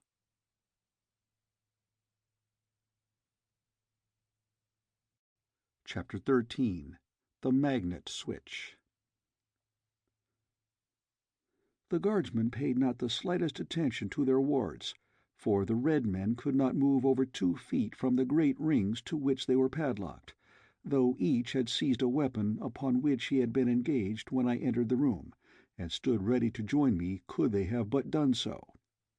The yellow men devoted all their attention to me, nor were they long in discovering that the three of them were none too many to defend the armory against John Carter. Would that I had had my own good longsword in my hand that day, but as it was, I rendered a satisfactory account of myself with the unfamiliar weapon of the yellow man. At first I had a time of it dodging their villainous hook swords, but after a minute or two I had succeeded in wresting a second straight sword from one of the racks along the wall, and thereafter using it to parry the hooks of my antagonists. I felt more evenly equipped. The three of them were on me at once, and but for a lucky circumstance my end might have come quickly. The foremost guardsman made a vicious lunge for my side with his hook, after the three of them had backed me against the wall, but as I sidestepped and raised my arm, his weapon but grazed my side, passing into a rack of javelins, where it became entangled. Before he could release it I had run him through, and then, falling back upon the tactics that have saved me 100 times in tight pinches, I rushed the two remaining warriors, forcing them back with a perfect torrent of cuts and thrusts, weaving my sword in and out about their guards until I had the fear of death upon them. Then one of them commenced calling for help, but it was too late to save them. They were as putty in my hands now, and I backed them about the armory, as I would until I had them where I wanted them, within reach of the swords of the shackled slaves. In an instant both lay dead upon the floor, but their cries had not been entirely fruitless, for now I heard answering shouts and the footfalls of many men running, and the clank of accoutrements and the commands of officers. "The door! Quick, John Carter! Bar the door!" cried Tardos Mors. Already the guard was in sight, charging across the open court that was visible through the doorway. A dozen seconds would bring them into the tower. A single leap carried me to the heavy portal. With a resounding bang I slammed it shut. "The bar!" shouted Tardos Mors. I tried to slip the huge fastening into place, but it defied my every attempt. "Raise it a little to release the catch!" cried one of the red men. I could hear the yellow warriors leaping along the flagging just beyond the door. I raised the bar and shot it to the right just as the foremost of the guardsmen threw himself against the opposite side of the massive panels. The barrier held. I had been in time, but by the fraction of a second only. Now I turned my attention to the prisoners. To Tardos Mors I went first, asking where the keys might be which would unfasten their fetters. "The officer of the guard has them," replied the Jeddak of Helium, "and he is among those without who seek entrance. You will have to force them." Most of the prisoners were already hacking at their bonds with the swords in their hands. The yellow men were battering at the door with javelins and axes. I turned my attention to the chains that held Tardos Mors. Again and again I cut deep into the metal with my sharp blade, but ever faster and faster fell the torrent of blows upon the portal. At last a link parted beneath my efforts, and a moment later Tardos Mors was free, though a few inches of trailing chain still dangled from his ankle. A splinter of wood falling inward from the door announced the headway that our enemies were making toward us. The mighty panels trembled and bent beneath the furious onslaught of the enraged yellow men.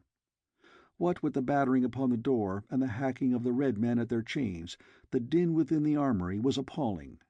No sooner was Tardos Mors free than he turned his attention to another of the prisoners, while I set to work to liberate Mors Kajak. We must work fast if we would have all those fetters cut before the door gave way.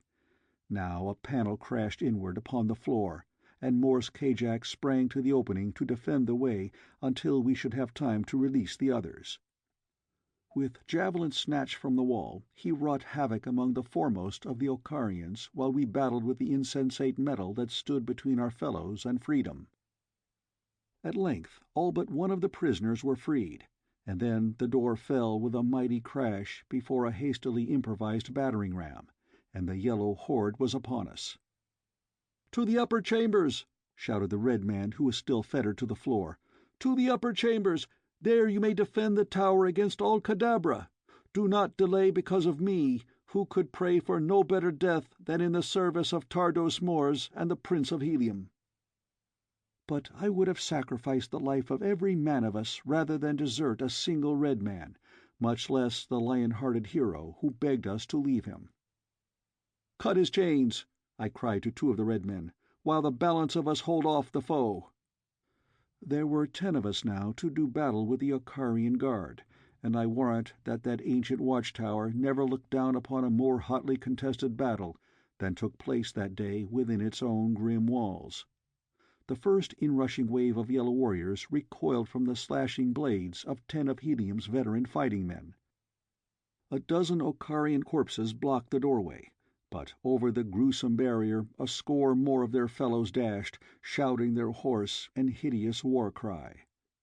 Upon the bloody mound we met them, hand to hand, stabbing where the quarters were too close to cut, thrusting when we could push a foeman to arm's length, and mingled with the wild cry of the Carrion there rose and fell the glorious words, "For Helium! For Helium!" that for countless ages have spurred on the bravest of the brave to those deeds of valor that have sent the fame of Helium's heroes broadcast throughout the length and breadth of a world. Now were the fetters struck from the last of the red men, and 13 strong we met each new charge of the soldiers of Silensis Ol. Scarce one of us but bled from a score of wounds, yet none had fallen. From without we saw hundreds of guardsmen pouring into the courtyard, and along the lower corridor from which I had found my way to the armory we could hear the clank of metal and the shouting of men. In a moment we should be attacked from 2 sides, and with all our prowess we could not hope to withstand the unequal odds which would thus divide our attention and our small numbers. "To the upper chambers!" cried Tardos Mors, and a moment later we fell back toward the runway that led to the floors above. Here another bloody battle was waged with a force of yellow men who charged into the armory as we fell back from the doorway.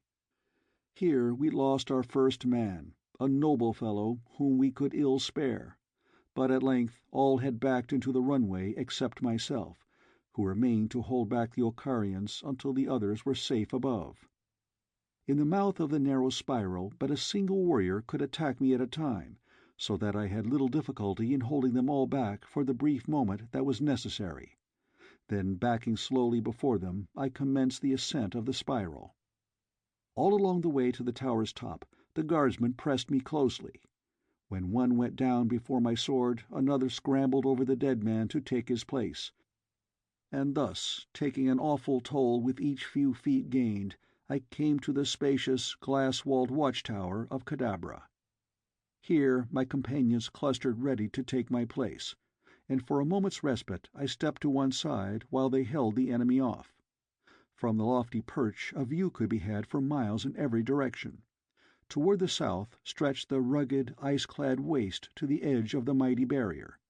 Toward the east and west, and dimly toward the north, I descried other Carrion cities, while in the immediate foreground, just beyond the walls of Kadabra, the grim guardian shaft reared its sombre head.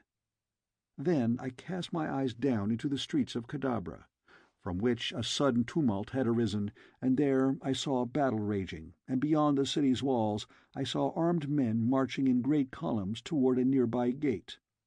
Eagerly I pressed forward against the glass wall of the observatory, scarce daring to credit the testimony of my own eyes.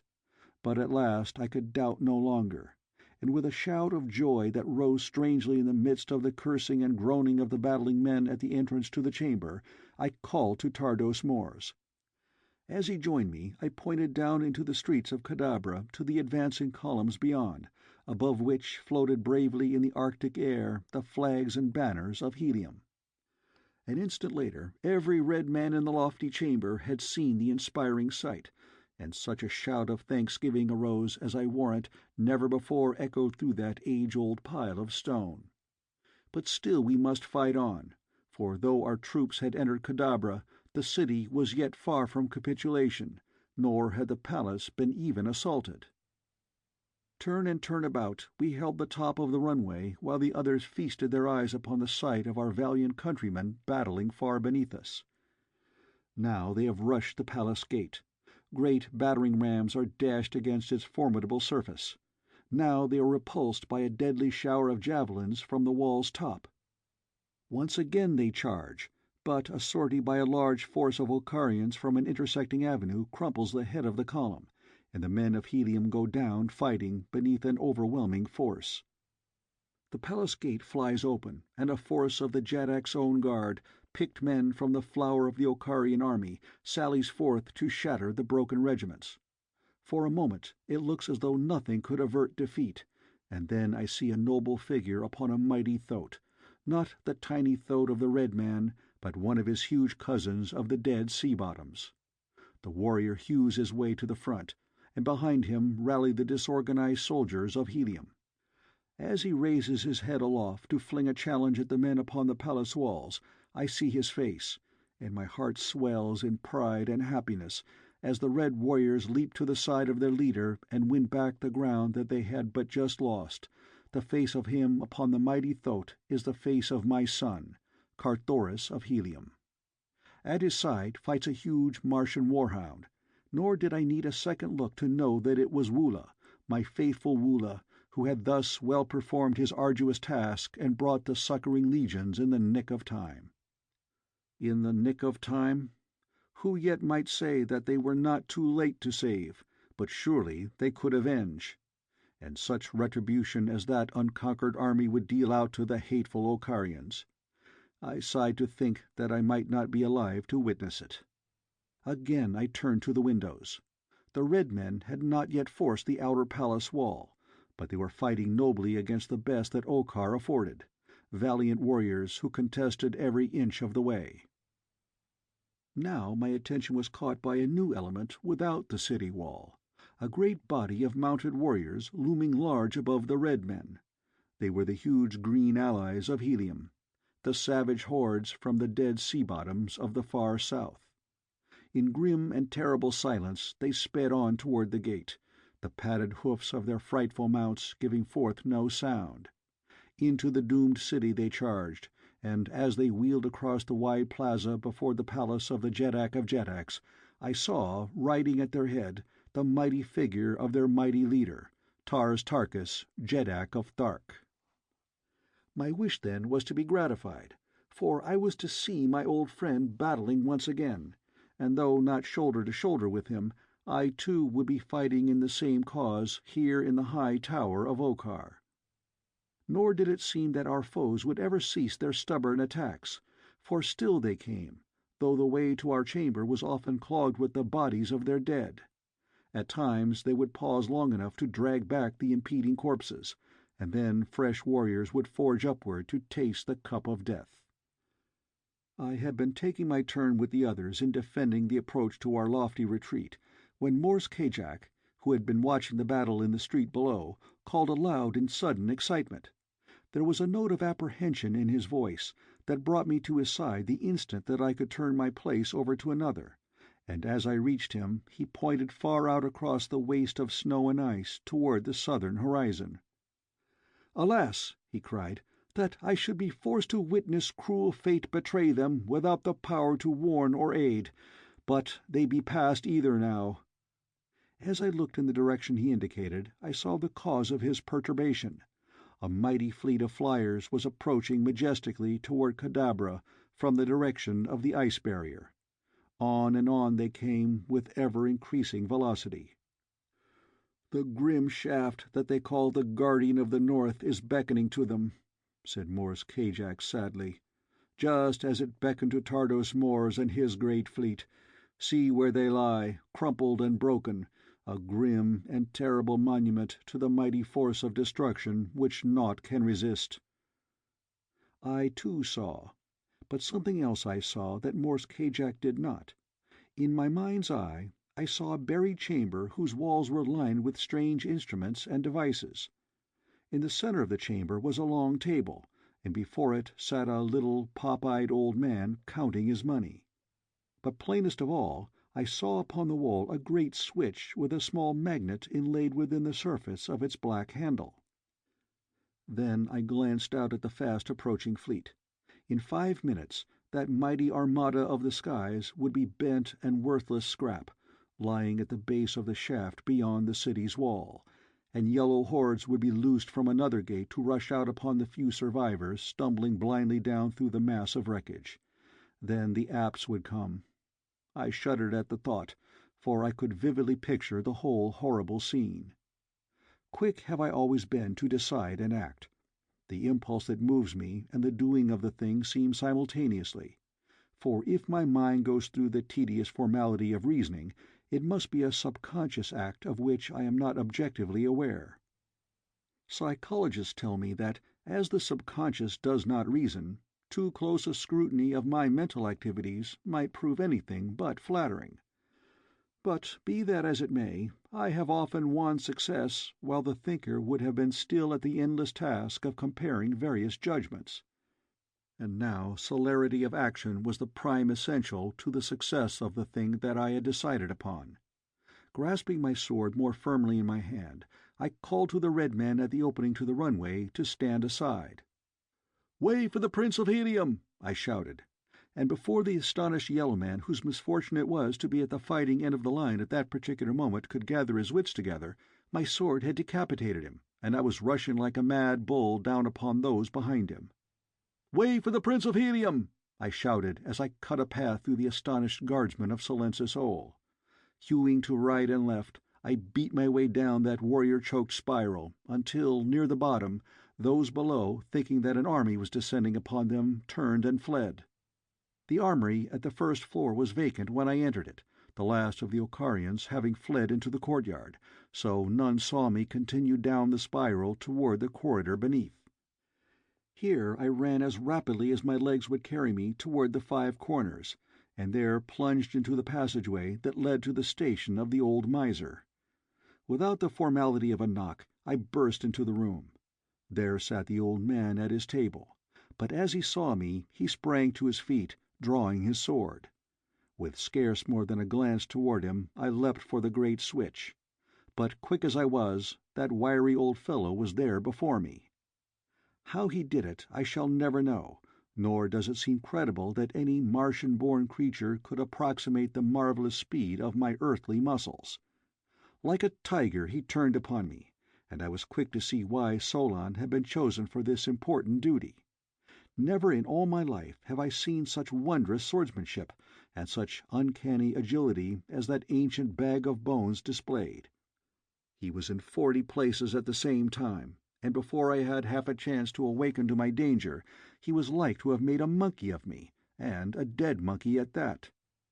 It is strange how new and unexpected conditions bring out unguessed ability to meet them. That day in the buried chamber beneath the palace of Silencis Ol, I learned what swordsmanship meant, and to what heights of sword mastery I could achieve when pitted against such a wizard of the blade as Solon. For a time he liked to have bested me, but presently the latent possibilities that must have been lying dormant within me for a lifetime came to the fore, and I fought as I had never dreamed a human being could fight. That duel royal should have taken place in the dark recesses of a cellar, without a single appreciative eye to witness it, has always seemed to me almost a world calamity, at least from the viewpoint Barsoomian, where bloody strife is the first and greatest consideration of individuals, nations, and races. I was fighting to reach the switch, Solon to prevent me, and though we stood not 3 feet from it, I could not win an inch toward it, for he forced me back an inch for the first 5 minutes of our battle. I knew that if I were to throw it in time to save the oncoming fleet, it must be done in the next few seconds, and so I tried my old rushing tactics, but I might as well have rushed a brick wall for all that Solon gave me. In fact, I came near to impaling myself upon his point for my pains. But right was on my side, and I think that that must give a man greater confidence than though he knew himself to be battling in a wicked cause.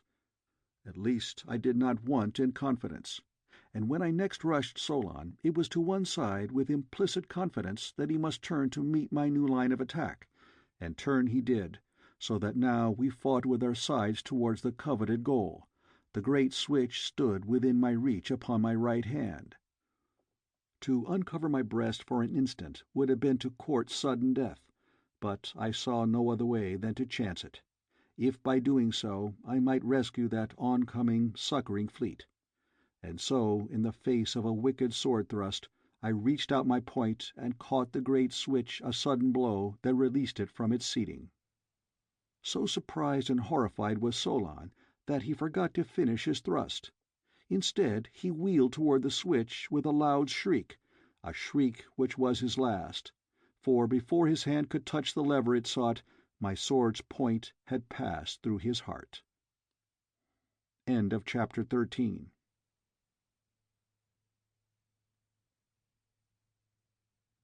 Chapter 14. The Tide of Battle. But Solon's last loud cry had not been without effect, for a moment later a dozen guardsmen burst into the chamber, though not before I had so bent and demolished the great switch that it could not again be used to turn the powerful current into the mighty magnet of destruction it controlled. The result of the sudden coming of the guardsmen had been to compel me to seek seclusion in the first passageway that I could find, and that to my disappointment proved to be not the one with which I was familiar, but another upon its left. They must have either heard or guessed which way I went, for I had proceeded but a short distance when I heard the sound of pursuit. I had no mind to stop and fight these men here, when there was fighting aplenty elsewhere in the city of Kadabra, fighting that could be of much more avail to me and mine than useless life-taking far below the palace. But the fellows were pressing me, and as I did not know the way at all, I soon saw that they would overtake me unless I found a place to conceal myself until they had passed, which would then give me an opportunity to return the way I had come and regain the tower, or possibly find a way to reach the city streets. The passageway had risen rapidly since leaving the apartment of the switch, and now ran level and well lighted straight into the distance as far as I could see. The moment that my pursuers reached this straight stretch, I would be in plain sight of them, with no chance to escape from the corridor undetected. Presently I saw a series of doors opening from either side of the corridor, and as they all looked alike to me, I tried the first one that I reached. It opened into a small chamber, luxuriously furnished, and was evidently an antechamber off some office or audience chamber of the palace. On the far side was a heavily curtained doorway beyond which I heard the hum of voices. Instantly I crossed the small chamber, and, parting the curtains, looked within the larger apartment. Before me were a party of perhaps 50 gorgeously clad nobles of the court, standing before a throne upon which sat Silensis Ol. The Jeddak of Jeddaks was addressing them. "The allotted hour has come," he was saying as I entered the apartment, "and though the enemies of Okkar be within her gates, naught may stay the will of Silensis Ol. The great ceremony must be omitted, that no single man may be kept from his place in the defences, other than the 50 that custom demands shall witness the creation of a new queen in Okkar. In a moment the thing shall have been done, and we may return to the battle, while she who is now the Princess of Helium looks down from the Queen's tower upon the annihilation of her former countrymen, and witnesses the greatness which is her husband's." Then, turning to a courtier, he issued some command in a low voice. The addressed hastened to a small door at the far end of the chamber, and, swinging it wide, cried, "Way for Dejah Thoris, future Queen of Okkar!" Immediately 2 guardsmen appeared dragging the unwilling bride toward the altar. Her hands were still manacled behind her, evidently to prevent suicide. Her dishevelled hair and panting bosom betokened that, chained though she was, still had she fought against the thing that they would do to her. At sight of her, Silensis Ol rose and drew his sword, and the sword of each of the 50 nobles was raised on high to form an arch, beneath which the poor beautiful creature was dragged toward her doom. A grim smile forced itself to my lips as I thought of the rude awakening that lay in store for the ruler of Okkar, and my itching fingers fondled the hilt of my bloody sword. As I watched the procession that moved slowly toward the throne, a procession which consisted of but a handful of priests who followed Dejah Thoris and the 2 guardsmen, I caught a fleeting glimpse of a black face peering from behind the draperies that covered the wall back of the dais, upon which stood Silensis Ol awaiting his bride. Now the guardsmen were forcing the Princess of Helium up the few steps to the side of the tyrant of Okkar, and I had no eyes and no thoughts for aught else. A priest opened a book, and raising his hand, commenced to drone out a sing-song ritual. Silences all reached for the hand of his bride. I had intended waiting until some circumstance should give me a reasonable hope of success, for even though the entire ceremony should be completed, there could be no valid marriage while I lived. What I was most concerned in, of course, was the rescuing of Dejah Thoris. I wished to take her from the palace of Silences Ol, if such a thing were possible, but whether it were accomplished before or after the mock marriage was a matter of secondary import. When, however, I saw the vile hand of Silences Ol reach out for the hand of my beloved princess, I could restrain myself no longer, and before the nobles of Okkar knew that aught had happened, I had leapt through their thin line and was upon the dais beside Dejah Thoris and Silences Ol. With the flat of my sword I struck down his polluting hand, and grasping Dejah Thoris round the waist, I swung her behind me, as with my back against the draperies of the dais, I faced the tyrant of the north and his roomful of noble warriors.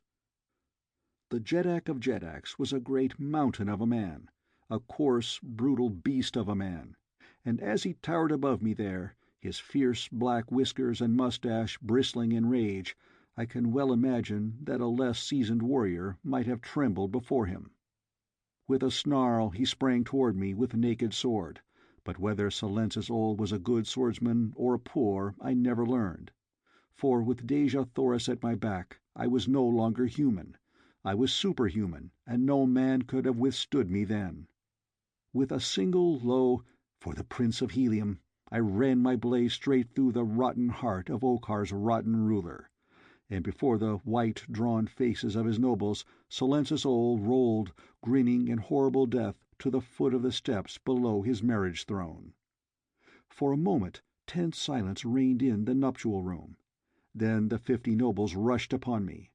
Furiously we fought, but the advantage was mine, for I stood upon a raised platform above them, and I fought for the most glorious woman of a glorious race, and I fought for a great love and for the mother of my boy. And from behind my shoulder, in the silvery cadence of that dear voice, rose the brave battle anthem of Helium, which the nation's women sing as their men march out to victory. That alone was enough to inspire me to victory over even greater odds, and I verily believe that I should have bested the entire roomful of yellow warriors that day in the nuptial chamber of the palace at Kadabra, had not interruption come to my aid. Fast and furious was the fighting, as the nobles of Silences Ol sprang, time and again, up the steps before the throne, only to fall back before a sword hand that seemed to have gained a new wizardry from its experience with the cunning Solon. 2 were pressing me so closely that I could not turn when I heard a movement behind me, and noted that the sound of the battle anthem had ceased. Was Dejah Thoris preparing to take her place beside me? Heroic daughter of a heroic world, it would not be unlike her to have seized a sword and fought at my side, for though the women of Mars are not trained in the arts of war, the spirit is theirs, and they have been known to do that very thing upon countless occasions. But she did not come, and glad I was, for it would have doubled my burden in protecting her before I should have been able to force her back again out of harm's way. She must be contemplating some cunning strategy, I thought, and so I fought on, secure in the belief that my divine princess stood close behind me. For half an hour at least I must have fought there against the nobles of Okkar, ere ever a one placed a foot upon the dais where I stood. And then of a sudden all that remained of them formed below me for a last, mad, desperate charge. But even as they advanced, the door at the far end of the chamber swung wide, and a wild-eyed messenger sprang into the room. "The Jeddak of Jeddaks!" he cried. "Where is the Jeddak of Jeddaks? The city has fallen before the hordes from beyond the barrier, but now the great gate of the palace itself has been forced, and the warriors of the south are pouring into its sacred precincts. Where is Silences Ol? He alone may revive the flagging courage of our warriors. He alone may save the day for Okkar. Where is Silences Ol?" The nobles stepped back from about the dead body of their ruler, and one of them pointed to the grinning corpse. The messenger staggered back in horror, as though from a blow in the face. "Then fly, nobles of Okkar! he cried, "for naught can save you! Hark! They come!" As he spoke, we heard the deep roar of angry men from the corridor without, and the clank of metal and the clang of swords. Without another glance toward me, who had stood a spectator of the tragic scene, the nobles wheeled and fled from the apartment through another exit. Almost immediately a force of yellow warriors appeared in the doorway through which the messenger had come. They were backing toward the apartment, stubbornly resisting the advance of a handful of red men who faced them and forced them slowly but inevitably back. Above the heads of the contestants I could see from my elevated station upon the dais the face of my old friend Kantos Kan. He was leading the little party that had won its way into the very heart of the palace of Silensis Ol. In an instant I saw that, by attacking the Okarians from the rear, I could so quickly disorganize them that their further resistance would be short-lived, and with this idea in mind I sprang from the dais, casting a word of explanation to Dejah Thoris over my shoulder, though I did not turn to look at her. With myself ever between her enemies and herself, and with Kantos Kan and his warriors winning to the apartment, there could be no danger to Dejah Thoris standing there alone beside the throne. I wanted the men of Helium to see me and to know that their beloved princess was here too, for I knew that this knowledge would inspire them to even greater deeds of valor than they had performed in the past, though great indeed must have been those which won for them a way into the most impregnable palace of the tyrant of the north. As I crossed the chamber to attack the Cadabrans from the rear, a small doorway at my left opened, and to my surprise revealed the figures of Matai Shang, father of Therns, and Phaidor, his daughter, peering into the room. A quick glance about they took. Their eyes rested for a moment, wide in horror, upon the dead body of Silensis Ol, upon the blood that crimsoned the floor, upon the corpses of the nobles who had fallen thick before the throne upon me, and upon the battling warriors at the other door. They did not essay to enter the apartment, but scanned its every corner from where they stood, and then, when their eyes had sought its entire area, a look of fierce rage overspread the features of Matai Shang, and a cold and cunning smile touched the lips of Phaidor. Then they were gone, but not before a taunting laugh was thrown directly in my face by the woman. I did not understand then the meaning of Matai Shang's rage or Phaidor's pleasure, but I knew that neither boded good for me.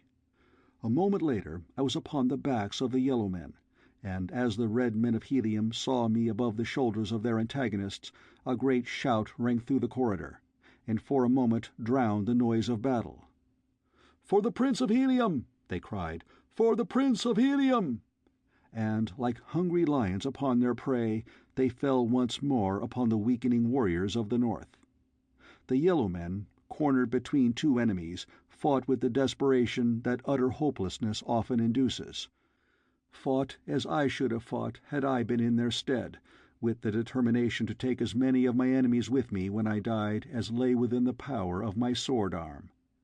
It was a glorious battle, but the end seemed inevitable, when presently from down the corridor behind the red men came a great body of reinforcing yellow warriors. Now were the tables turned, and it was the men of Helium who seemed doomed to be ground between two millstones. All were compelled to turn to meet this new assault by a greatly superior force, so that to me was left the remnants of the yellow men within the throne-room. They kept me busy, too, so busy that I began to wonder if indeed I should ever be done with them. Slowly they pressed me back into the room, and when they had all passed in after me, one of them closed and bolted the door, effectually barring the way against the men of Kantos Kan.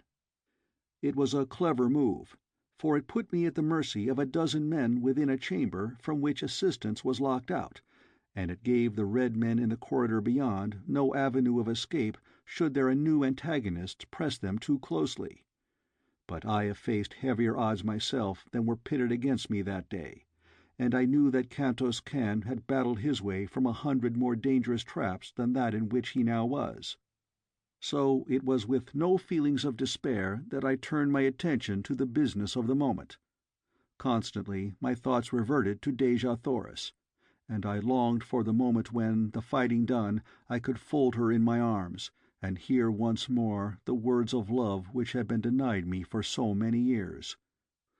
During the fighting in the chamber, I had not even a single chance to so much as steal a glance at her where she stood behind me beside the throne of the dead ruler. I wondered why she no longer urged me on with the strains of the martial hymn of Helium, but I did not need more than the knowledge that I was battling for her to bring out the best that is in me. It would be wearisome to narrate the details of that bloody struggle, of how we fought from the doorway, the full length of the room, to the very foot of the throne before the last of my antagonists fell with my blade piercing his heart.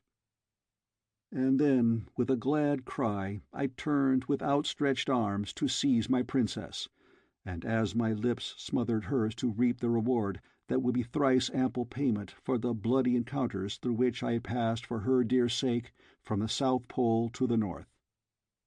The glad cry died, frozen upon my lips. My arms dropped limp and lifeless to my sides. As one who reels beneath the burden of a mortal wound, I staggered up the steps before the throne. Dejah Thoris was gone. End of Chapter 14.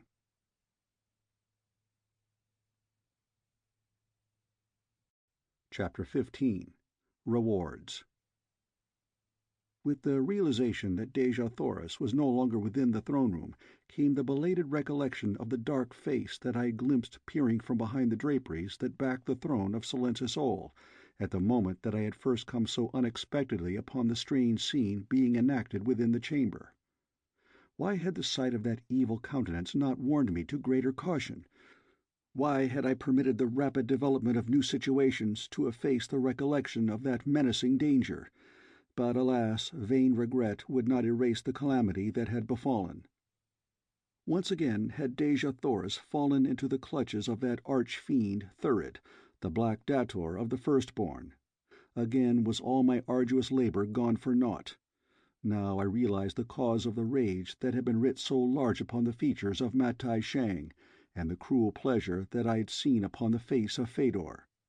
They had known or guessed the truth, and the Hekkador of the Holy Therns, who had evidently come to the chamber in the hope of thwarting Silencis Ol in his contemplated perfidy against the high priest who coveted Dejah Thoris for himself, realized that Thurid had stolen the prize from beneath his very nose. Phaidor's pleasure had been due to her realization of what this last cruel blow would mean to me, as well as to a partial satisfaction of her jealous hatred for the Princess of Helium. My first thought was to look beyond the draperies at the back of the throne, for there it was that I had seen Thurid. With a single jerk I tore the priceless stuff from its fastenings, and there before me was revealed a narrow doorway behind the throne. No question entered my mind but that here lay the opening of the avenue of escape which Thurid had followed, and had there been, it would have been dissipated by the sight of a tiny jeweled ornament which lay a few steps within the corridor beyond. As I snatched up the bauble, I saw that it bore the device of the Princess of Helium, and then, pressing it to my lips, I dashed madly along the winding way that led gently downward toward the lower galleries of the palace. I had followed but a short distance when I came upon the room in which Solon formerly had held sway. His dead body still lay where I had left it, nor was there any sign that another had passed through the room since I had been there, but I knew that two had done so, Thurid the Black Dator and Dejah Thoris. For a moment I paused uncertain as to which of the several exits from the apartment would lead me upon the right path. I tried to recollect the directions which I had heard Thurid repeat to Solon, and at last, slowly, as though through a heavy fog, the memory of the words of the firstborn came to me. Follow a corridor, passing 3 diverging corridors upon the right, then into the 4th right-hand corridor to where 3 corridors meet. Here again follow to the right, hugging the left wall closely to avoid the pit. At the end of this corridor I shall come to a spiral runway which I must follow down instead of up. After that the way is along but a single branchless corridor. And I recalled the exit at which he had pointed as he spoke. It did not take me long to start upon that unknown way, nor did I go with caution, although I knew that there might be grave dangers before me. Part of the way was black as sin, but for the most it was fairly well lighted.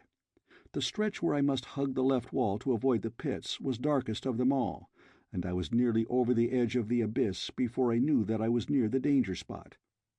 A narrow ledge, scarce a foot wide, was all that had been left to carry the initiated past that frightful cavity, into which the unknowing must surely have toppled at the first step. But at last I had won safely beyond it, and then a feeble light made the balance of the way plain, until, at the end of the last corridor, I came suddenly out into the glare of day upon a field of snow and ice. Clad for the warm atmosphere of the hothouse city of Cadabra, the sudden change to Arctic frigidity was anything but pleasant. But the worst of it was that I knew I could not endure the bitter cold, almost naked as I was, and that I would perish before ever I could overtake Thurid and Dejah Thoris. To be thus blocked by nature, who had had all the arts and wiles of cunning man pitted against him, seemed a cruel fate, and as I staggered back into the warmth of the tunnel's end, I was as near hopelessness as I ever have been. I had by no means given up my intention of continuing the pursuit, for if needs be, I would go ahead though I perished ere ever I reached my goal, but if there were a safer way, it were well worth the delay to attempt to discover it, that I might come again to the side of Dejah Thoris in fit condition to do battle for her. Scarce had I returned to the tunnel than I stumbled over a portion of a fur garment that seemed fastened to the floor of the corridor close to the wall. In the darkness I could not see what held it, but by groping with my hands I discovered that it was wedged beneath the bottom of a closed door. Pushing the portal aside, I found myself upon the threshold of a small chamber, the walls of which were lined with hooks from which depended suits of the complete outdoor apparel of the yellow men. Situated as it was at the mouth of a tunnel leading from the palace, it was quite evident that this was the dressing-room used by the nobles leaving and entering the hothouse city, and that Thurid, having knowledge of it, had stopped here to outfit himself and Dejah Thoris before venturing into the bitter cold of the Arctic world beyond. In his haste he had dropped several garments upon the floor, and the tell-tale fur that had fallen partly within the corridor had proven the means of guiding me to the very spot he would least have wished me to have knowledge of. It required but the matter of a few seconds to don the necessary Orluk skin clothing, with the heavy fur-lined boots that are so essential to a part of the garmenture of one who would successfully contend with the frozen trails and the icy winds of the bleak Northland. Once more I stepped beyond the tunnel's mouth to find the fresh tracks of Thurid and Dejah Thoris in the new-fallen snow. Now at last was my task an easy one, for though the going was rough in the extreme, I was no longer vexed by doubts as to the direction I should follow, or harassed by darkness or hidden dangers. Through a snow-covered canyon the way led up toward the summit of low hills. Beyond these it dipped again into another canyon, only to rise a quarter-mile farther on toward a pass which skirted the flank of a rocky hill. I could see by the signs of those who had gone before that when Dejah Thoris had walked, she had been continually holding back, and that the black man had been compelled to drag her. For other stretches only his footprints were visible, deep and close together in the heavy snow, and I knew from these signs that then he had been forced to carry her, and I could well imagine that she had fought him fiercely every step of the way. As I came round the jutting promontory of the hill's shoulder, I saw that which quickened my pulses and set my heart to beating high, for within a tiny basin between the crest of this hill and the next stood 4 people before the mouth of a great cave, and beside them upon the gleaming snow rested a flyer, which had evidently but just been dragged from its hiding-place. The 4 were Dejah Thoris, Phaidor, Thurid, and Matai Shang. The 2 men were engaged in a heated argument, the father of Therns threatening, while the black scoffed at him as he went about the work at which he was engaged. As I crept toward them cautiously, that I might come as near as possible before being discovered, I saw that finally the men appeared to have reached some sort of a compromise, for with Phaidor's assistance they both set about dragging the resisting Dejah Thoris to the flyer's deck. Here they made her fast, and then both again descended to the ground to complete the preparations for departure. Phaidor entered the small cabin upon the vessel's deck. I had come to within a quarter of a mile of them when Matai Shang espied me. I saw him seize Thurid by the shoulder, wheeling him around in my direction as he pointed to where I was now plainly visible. For the moment that I knew I had been perceived, I cast aside every attempt at stealth and broke into a mad race for the flyer. The two redoubled their efforts at the propeller at which they were working, and which very evidently was being replaced after having been removed for some purpose of repair. They had the thing completed before I had covered half the distance that lay between me and them, and then both made a rush for the boarding ladder. Thurid was the first to reach it, and with the agility of a monkey clambered swiftly to the boat's deck, where a touch of the button controlling the buoyancy tanks sent the craft slowly upward, though not with the speed that marks the well-conditioned flyer. I was still some 100 yards away as I saw them rising from my grasp. Back by the city of Cadabra lay a great fleet of mighty flyers, the ships of Helium and Ptarth that I had saved from destruction earlier in the day. But before ever I could reach them, Thurid could easily make good his escape. As I ran, I saw Matai Shang clambering up the swinging ladder toward the deck, while above him leaned the evil face of the Firstborn. A trailing rope from the vessel's stern put new hope in me, for if I could but reach it before it whipped too high above my head, there was yet a chance to gain the deck by its slender aid.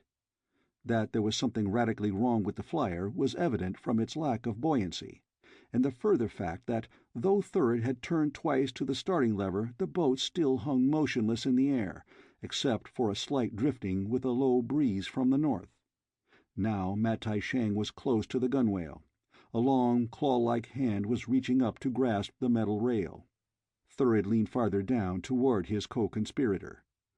Suddenly, a raised dagger gleamed in the upflung hand of the black.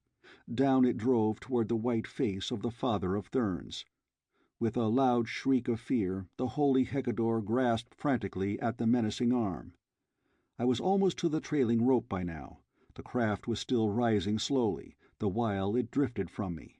Then I stumbled on the icy way, striking my head upon a rock as I fell sprawling but an arm's length from the rope, the end of which was now just leaving the ground. With the blow upon my head came unconsciousness. It could not have been more than a few seconds that I lay senseless there upon the northern ice, while all that was dearest to me drifted farther from my reach in the clutches of that black fiend, for when I opened my eyes, Thurid and Matai Shang yet battled at the ladder's top, and the flyer drifted but 100 yards farther to the south, but the end of the trailing rope was now a good 30 feet above the ground. Goaded to madness by the cruel misfortune that had tripped me when success was almost within my grasp, I tore frantically across the intervening space, and just beneath the rope's dangling end I put my earthly muscles to the supreme test. With a mighty, cat-like bound, I sprang upward toward that slender strand, the only avenue which yet remained that could carry me to my vanishing love. A foot above its lowest end, my fingers closed. Tightly as I clung, I felt the rope slipping through my grasp. I tried to raise my free hand to take a second hold above my first, but the change of position that resulted caused me to slip more rapidly toward the end of the rope. Slowly, I felt the tantalizing thing escaping me. In a moment, all that I had gained would be lost. Then my fingers reached a knot at the very end of the rope and slipped no more. With a prayer of gratitude upon my lips, I scrambled upward toward the boat's deck. I could not see Thurid and Matai Shang now, but I heard the sounds of conflict and thus knew that they still fought, the Thern for his life and the black for the increased buoyancy that relief from the weight of even a single body would give the craft. Should Matai Shang die before I reached the deck, my chances of ever reaching it would be slender indeed, for the black dator need but cut the rope above me to be freed from me forever, for the vessel had drifted across the brink of a chasm into whose yawning depths my body would drop to be crushed to a shapeless pulp should Thurid reach the rope now. At last my hand closed upon the ship's rail, and that very instant a horrid shriek rang out below me that sent my blood cold and turned my horrified eyes downward to a shrieking, hurtling, twisting thing that shot downward into the awful chasm beneath me. It was Matai Shang, Holy Hekkador, father of Therns, gone to his last accounting.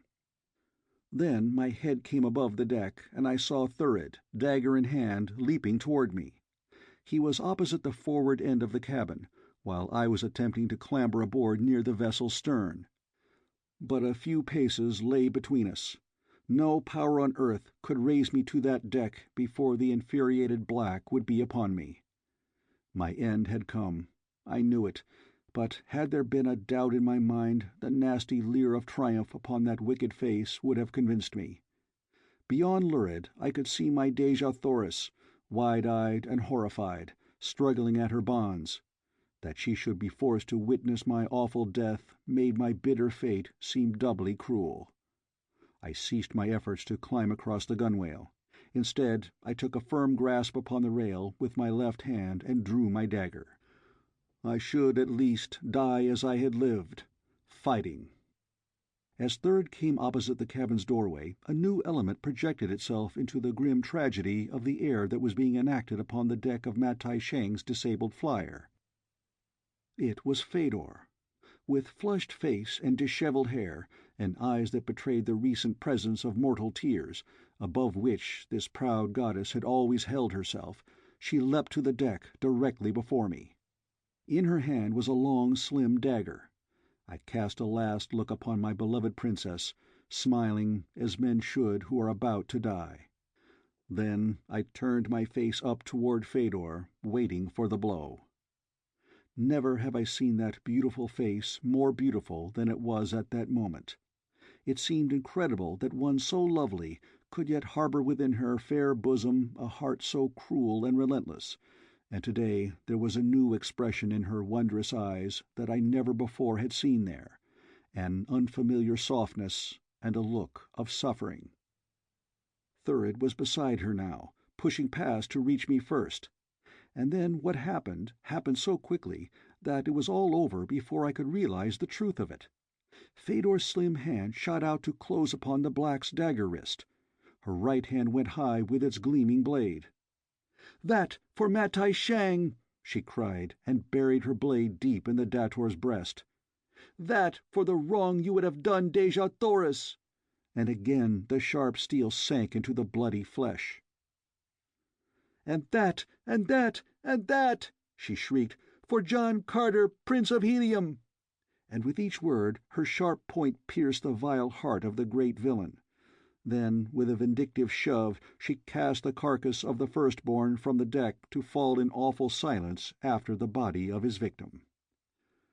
I had been so paralyzed by surprise that I had made no move to reach the deck during the awe-inspiring scene which I had just witnessed, and now I was to be further amazed by her next act, for Phaidor extended her hand to me and assisted me to the deck, where I stood gazing at her in unconcealed and stupefied wonderment. A wan smile touched her lips. It was not the cruel and haughty smile of the goddess with which I was familiar. "You wonder, John Carter," she said, "what strange thing has wrought this change in me? I will tell you. It is love, love of you." And when I darkened my brows in disapproval of her words, she raised an appealing hand. "Wait," she said.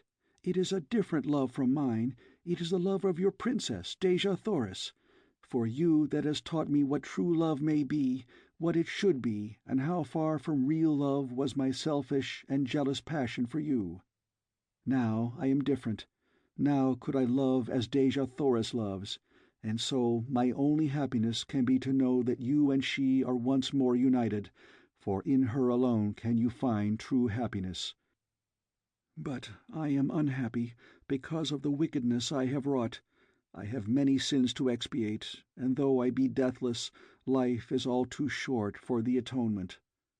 But there is another way, and if Phaidor, daughter of the Holy Hekkador of the Holy Therns, has sinned, she has this day already made partial reparation, and lest you doubt the sincerity of her protestations and her avowal of a new love that embraces Dejah Thoris also, she will prove her sincerity in the only way that lies open. Having saved you for another, Phaidor leaves you to her embraces." With her last word she turned and leapt from the vessel's deck into the abyss below. With a cry of horror, I sprang forward in a vain attempt to save the life that for 2 years I would so gladly have seen extinguished. I was too late. With tear-dimmed eyes, I turned away that I might not see the awful sight beneath. A moment later I had struck the bonds from Dejah Thoris, and as her dear arms went about my neck and her perfect lips pressed to mine, I forgot the horrors that I had witnessed and the suffering that I had endured in the rapture of my reward. End of chapter 15.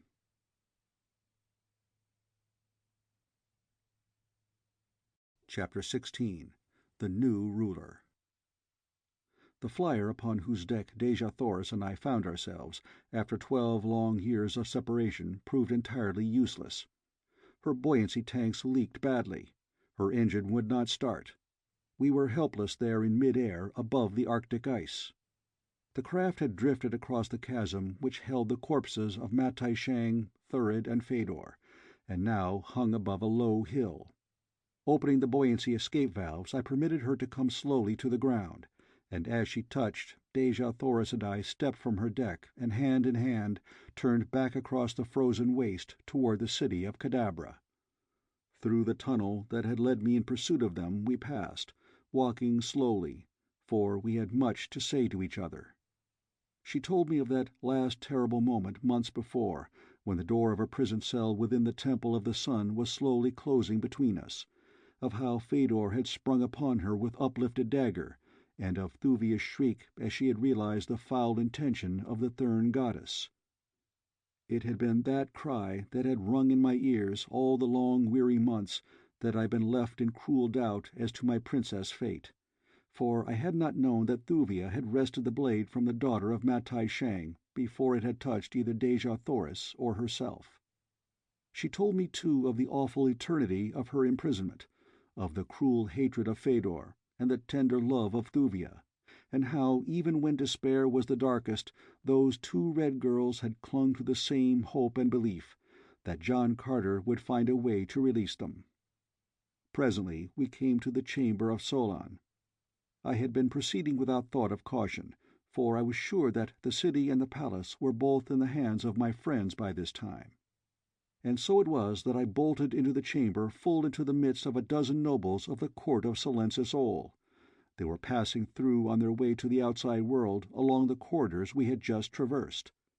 At sight of us they halted in their tracks, and then an ugly smile overspread the features of their leader. "The author of all our misfortunes!" he cried, pointing at me. "We shall have the satisfaction of a partial vengeance at least, when we leave behind us here the dead and mutilated corpses of the Prince and Princess of Helium. When they find them," he went on, jerking his thumb upward toward the palace above, "they will realize that the vengeance of the Yellow Man cost his enemies dear. Prepare to die, John Carter. But that your end may be the more bitter, know that I may change my intention as to meeting a merciful death to your princess. Possibly she shall be preserved as a plaything for my nobles." I stood close to the instrument-covered wall, Dejah Thoris at my side.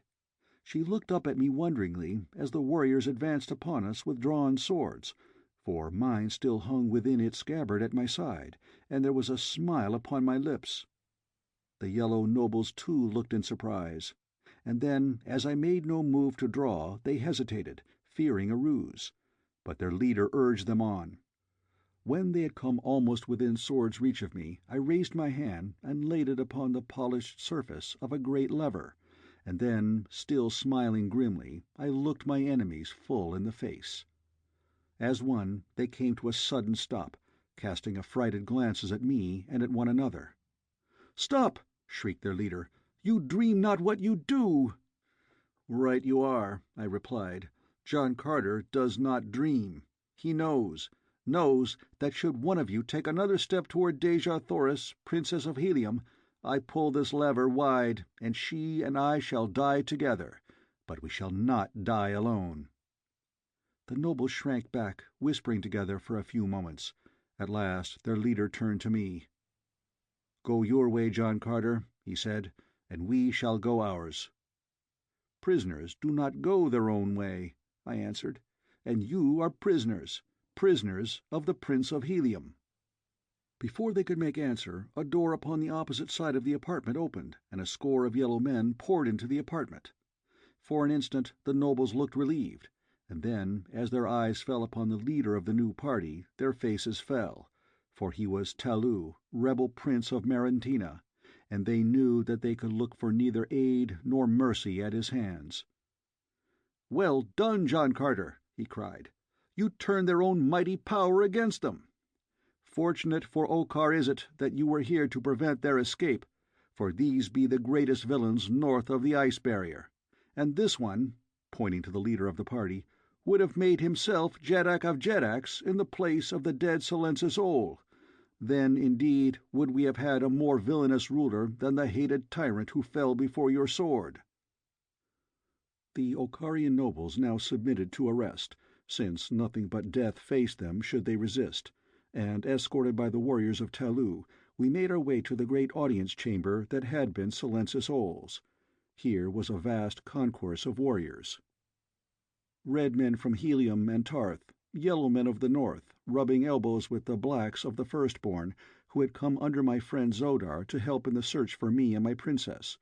There were savage green warriors from the dead sea bottoms of the south, and a handful of white-skinned therns who had renounced their religion and sworn allegiance to Xodar. There was Tardos Mors and Mors Kajak, and tall and mighty in his gorgeous warrior trappings, Carthoris, my son. These three fell upon Dejah Thoris as we entered the apartment, and though the lives and training of royal Martians tend not toward vulgar demonstration, I thought that they would suffocate her with their embraces. And there were Tars Tarkas, Jeddak of Ptarth, and Kantos Kan, my old-time friends, and leaping and tearing at my harness in the exuberance of his great love was dear old Woola, frantic mad with happiness. Loud and long was the cheering that burst forth at sight of us. Deafening was the din of ringing metal as the veteran warriors of every Martian clime clashed their blades together on high in token of success and victory. But as I passed among the throng of saluting nobles and warriors, Jeds and Jeddaks, my heart still was heavy, for there were two faces missing that I would have given much to have seen there. Thuvandin and Thuvia of Ptarth were not to be found in the great chamber.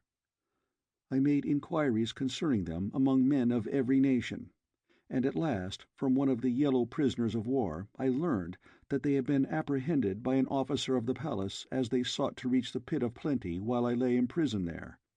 I did not need to ask to know what had sent them thither, the courageous Jeddak and his loyal daughter. My informer said that they lay now in one of the many buried dungeons of the palace, where they had been placed pending a decision as to their fate by the tyrant of the north.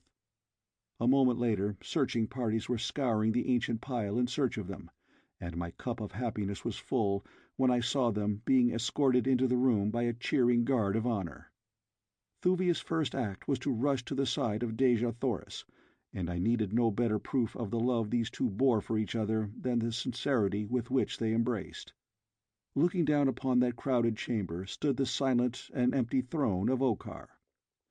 Of all the strange scenes it must have witnessed since that long-dead age that had first seen a Jeddak of Jeddaks take his seat upon it, none might compare with that upon which it now looked down, and as I pondered the past and future of that long-buried race of black-bearded yellow men, I thought that I saw a brighter and more useful existence for them among the great family of friendly nations that now stretched from the South Pole almost to their very doors. 22 years before, I had been cast, naked and a stranger, into this strange and savage world. The hand of every race and nation was raised in continual strife and warring against the men of every other land and color. Today, by the might of my sword and the loyalty of the friends my sword had made for me, black man and white, red man and green rubbed shoulders in peace and good fellowship. All the nations of Barsoom were not yet as one, but a great stride forward toward that goal had been taken, and now if I could but cement the fierce yellow race into this solidarity of nations, I should feel that I had rounded out a great life work, and repaid to Mars at least a portion of the immense debt of gratitude I owed her for having given me my Dejah Thoris. And as I thought, I saw but one way, and a single man who could ensure the success of my hopes. As is ever the way with me, I acted then as I always act, without deliberation and without consultation. Those who do not like my plans and my ways of promoting them have always their swords at their sides wherewith to back up their disapproval, but now there seemed to be no dissenting voice, as, grasping Talou by the arm, I sprang to the throne that had once been Solensis Ol's. "Warriors of Barsoom," I cried, "Kadabra has fallen, and with her the hateful tyrant of the north. But the integrity of Okkar must be preserved. The red men are ruled by red Jeddaks. The green warriors of the ancient seas acknowledge none but a green ruler. The firstborn of the South Pole take their law from black Xodar, nor would it be to the interests of either yellow or red men were a red Jeddak to sit upon the throne of Okkar. There be but one warrior best fitted for the ancient and mighty title of Jeddaks of the North. Men of Okkar, raise your swords to your new ruler, Talou, the rebel prince of Marentina." And then a great cry of rejoicing rose among the free men of Marentina and the Kadabran prisoners, for all had thought that the red men would retain that which they had taken by force of arms, for such had been the way upon Barsoom, and that they should be ruled henceforth by an alien Jeddak. The victorious warriors who had followed Carthoris joined in the mad demonstration, and amidst the wild confusion and the tumult and the cheering, Dejah Thoris and I passed out into the gorgeous garden of the Jeddaks that graces the inner courtyard of the palace of Kadabra. At our heels walked Wula, and upon a carved seat of wondrous beauty beneath a bower of purple blooms we saw two had preceded us, Thuvia of Ptarth and Carthoris of Helium. The handsome head of the handsome youth was bent low above the beautiful face of his companion. I looked at Dejah Thoris, smiling, and as I drew her close to me, I whispered, "Why not?" Indeed, why not? What matter ages in this world of perpetual youth? We remained at Kadabra, the guests of Talou, until after his formal induction into office, and then, upon the great fleet which I had been so fortunate to preserve from destruction, we sailed south across the ice barrier, but not before we had witnessed the total demolition of the grim Guardian of the North, under orders of the new Jeddak of Jeddaks. "Henceforth," he said as the work was completed, "the fleets of the red men and the black are free to come and go across the ice barrier as over their own lands. The Carrion caves shall be cleansed, that the green men may find an easy way to the land of the yellow, and the hunting of the sacred apt shall be the sport of my nobles until no single specimen of that hideous creature roams the frozen north." We bade our yellow friends farewell with real regret, as we set sail for Ptarth. There we remained, the guest of Thuvan Din, for a month, and I could see that Carthoris would have remained forever had he not been a prince of Helium. Above the mighty forests of Kaol we hovered until word from Kulan Tith brought us to his single landing tower, where all day and half a night the vessels disembarked their crews. At the city of Kaol we visited, cementing the new ties that had been formed between Kaol and Helium, and then one long-to-be-remembered day we sighted the tall, thin towers of the twin cities of Helium. The people had long been preparing for our coming. The sky was gorgeous with gaily trimmed flyers. Every roof within both cities was spread with costly silks and tapestries. Gold and jewels were scattered over roof and street and plaza, so that the two cities seemed ablaze with the fires of the hearts of the magnificent stones and burnished metal that reflected the brilliant sunlight, changing it into countless glorious hues. At last, after 12 years, the royal family of Helium was reunited by their own mighty city, surrounded by joy-mad millions before the palace gates. Women and children and mighty warriors wept in gratitude for the fate that had restored their beloved Tardos Mors and the divine princess whom the whole nation idolized. Nor did any of us who had been upon that expedition of indescribable danger and glory lack for plaudits.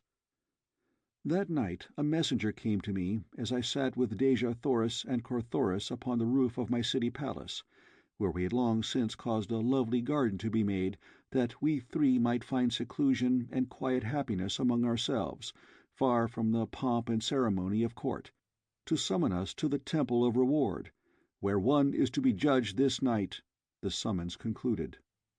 I racked my brain to try and determine what important case there might be pending which could call the royal family from their palaces on the eve of their return to Helium after years of absence, but when the Jeddak summons, no man delays. As our flyer touched the landing stage at the temple's top, we saw countless other craft arriving and departing. In the streets below, a great multitude surged toward the great gates of the temple. Slowly there came to me the recollection of the deferred doom that awaited me since that time I had been tried here in the temple by Zat Aris, for the sin of returning from the Valley Door and the lost sea of Chorus. Could it be possible that the strict sense of justice which dominates the men of Mars had caused them to overlook the great good that had come out of my heresy? Could they ignore the fact that to me and me alone was due the rescue of Carthoris, of Dejah Thoris, of Mors Kajak, of Tardos Mors? I could not believe it, and yet for what other purpose could I have been summoned to the Temple of Reward immediately upon the return of Tardos Mors to his throne? My first surprise as I entered the temple and approached the throne of righteousness was to note the men who sat there as judges. There was Kulan Tith, Jeddak of Kaol, whom we had just left within his own palace a few days since. There was Thuvan Din, Jeddak of Ptarth, how he came to Helium as soon as we. There was Tars Tarkas, Jeddak of Thark, and Xodar, Jeddak of the First Born. There was Talu, Jeddak of Jeddaks of the North, whom I could have sworn was still in his ice-bound hothouse city beyond the northern barrier. And among them sat Tardos Mors and Mors Kajak, with enough lesser Jeds and Jeddaks to make up the 31 who must sit in judgment upon their fellow man. A right royal tribunal indeed, and such a one, I warrant, as never before sat together during all the history of ancient Mars. As I entered, silence fell upon the great concourse of people that packed the auditorium. Then Tardos Mors arose. "John Carter," he said in his deep, martial voice, "take your place upon the pedestal of truth, for you are to be tried by a fair and impartial tribunal of your fellow men." With level eye and high-held head I did as he bade, and as I glanced about that circle of faces that a moment before I could have sworn contained the best friends I had upon Barsoom, I saw no single friendly glance, only stern, uncompromising judges, there to do their duty. A clerk rose, and from a great book read a long list of the more notable deeds that I had thought to my credit, covering a long period of 22 years since first I had stepped the ochre sea bottom beside the incubator of the Tharks. With the others he read of all that I had done within the circle of the Ots Mountains, where the Holy Therns and the First Born had held sway. It is the way upon Barsoom to recite a man's virtues with his sins when he is come to trial, and so I was not surprised that all that was to my credit should be read there to my judges, who knew it all by heart, even down to the present moment. When the reading had ceased, Tardos Mors arose. "Most righteous judges," he exclaimed, "you have heard recited all that is known of John Carter, Prince of Helium, the good with the bad. What is your judgment?" Then Tars Tarkas came slowly to his feet, unfolding all his mighty, towering height until he loomed a green bronze statue far above us all. He turned a baleful eye upon me, he, Tars Tarkas, with whom I had fought through countless battles, whom I loved as a brother. I could have wept had I not been so mad with rage that I almost whipped my sword out and had at them all upon the spot. "Judges," he said, "there can be but one verdict. No longer may John Carter be Prince of Helium." He paused. "But instead let him be Jeddak of Jeddaks, Warlord of Barsoom." As the 31 judges sprang to their feet with drawn and upraised swords in unanimous concurrence in the verdict, the storm broke throughout the length and breadth and height of that mighty building until I thought the roof would fall from the thunder of the mad shouting. Now, at last, I saw the grim humor of the method they had adopted to do me this great honor, but that there was any hoax in the reality of the title they had conferred upon me was readily disapproved by the sincerity of the congratulations that were heaped upon me by the judges first and then the nobles. Presently 50 of the mightiest nobles of the greatest courts of Mars marched down the broad Isle of Hope bearing a splendid car upon their shoulders. And as the people saw who sat within, the cheers that had rung out for me paled into insignificance beside those which thundered through the vast edifice now, for she whom the nobles carried was Dejah Thoris, beloved Princess of Helium. Straight to the throne of righteousness they bore her, and there Tardos Mors assisted her from the car, leading her forward to my side. "Let a world's most beautiful woman share the honor of her husband," he said. Before them all I drew my wife close to me and kissed her upon the lips. The End of Warlord of Mars by Edgar Rice Burroughs.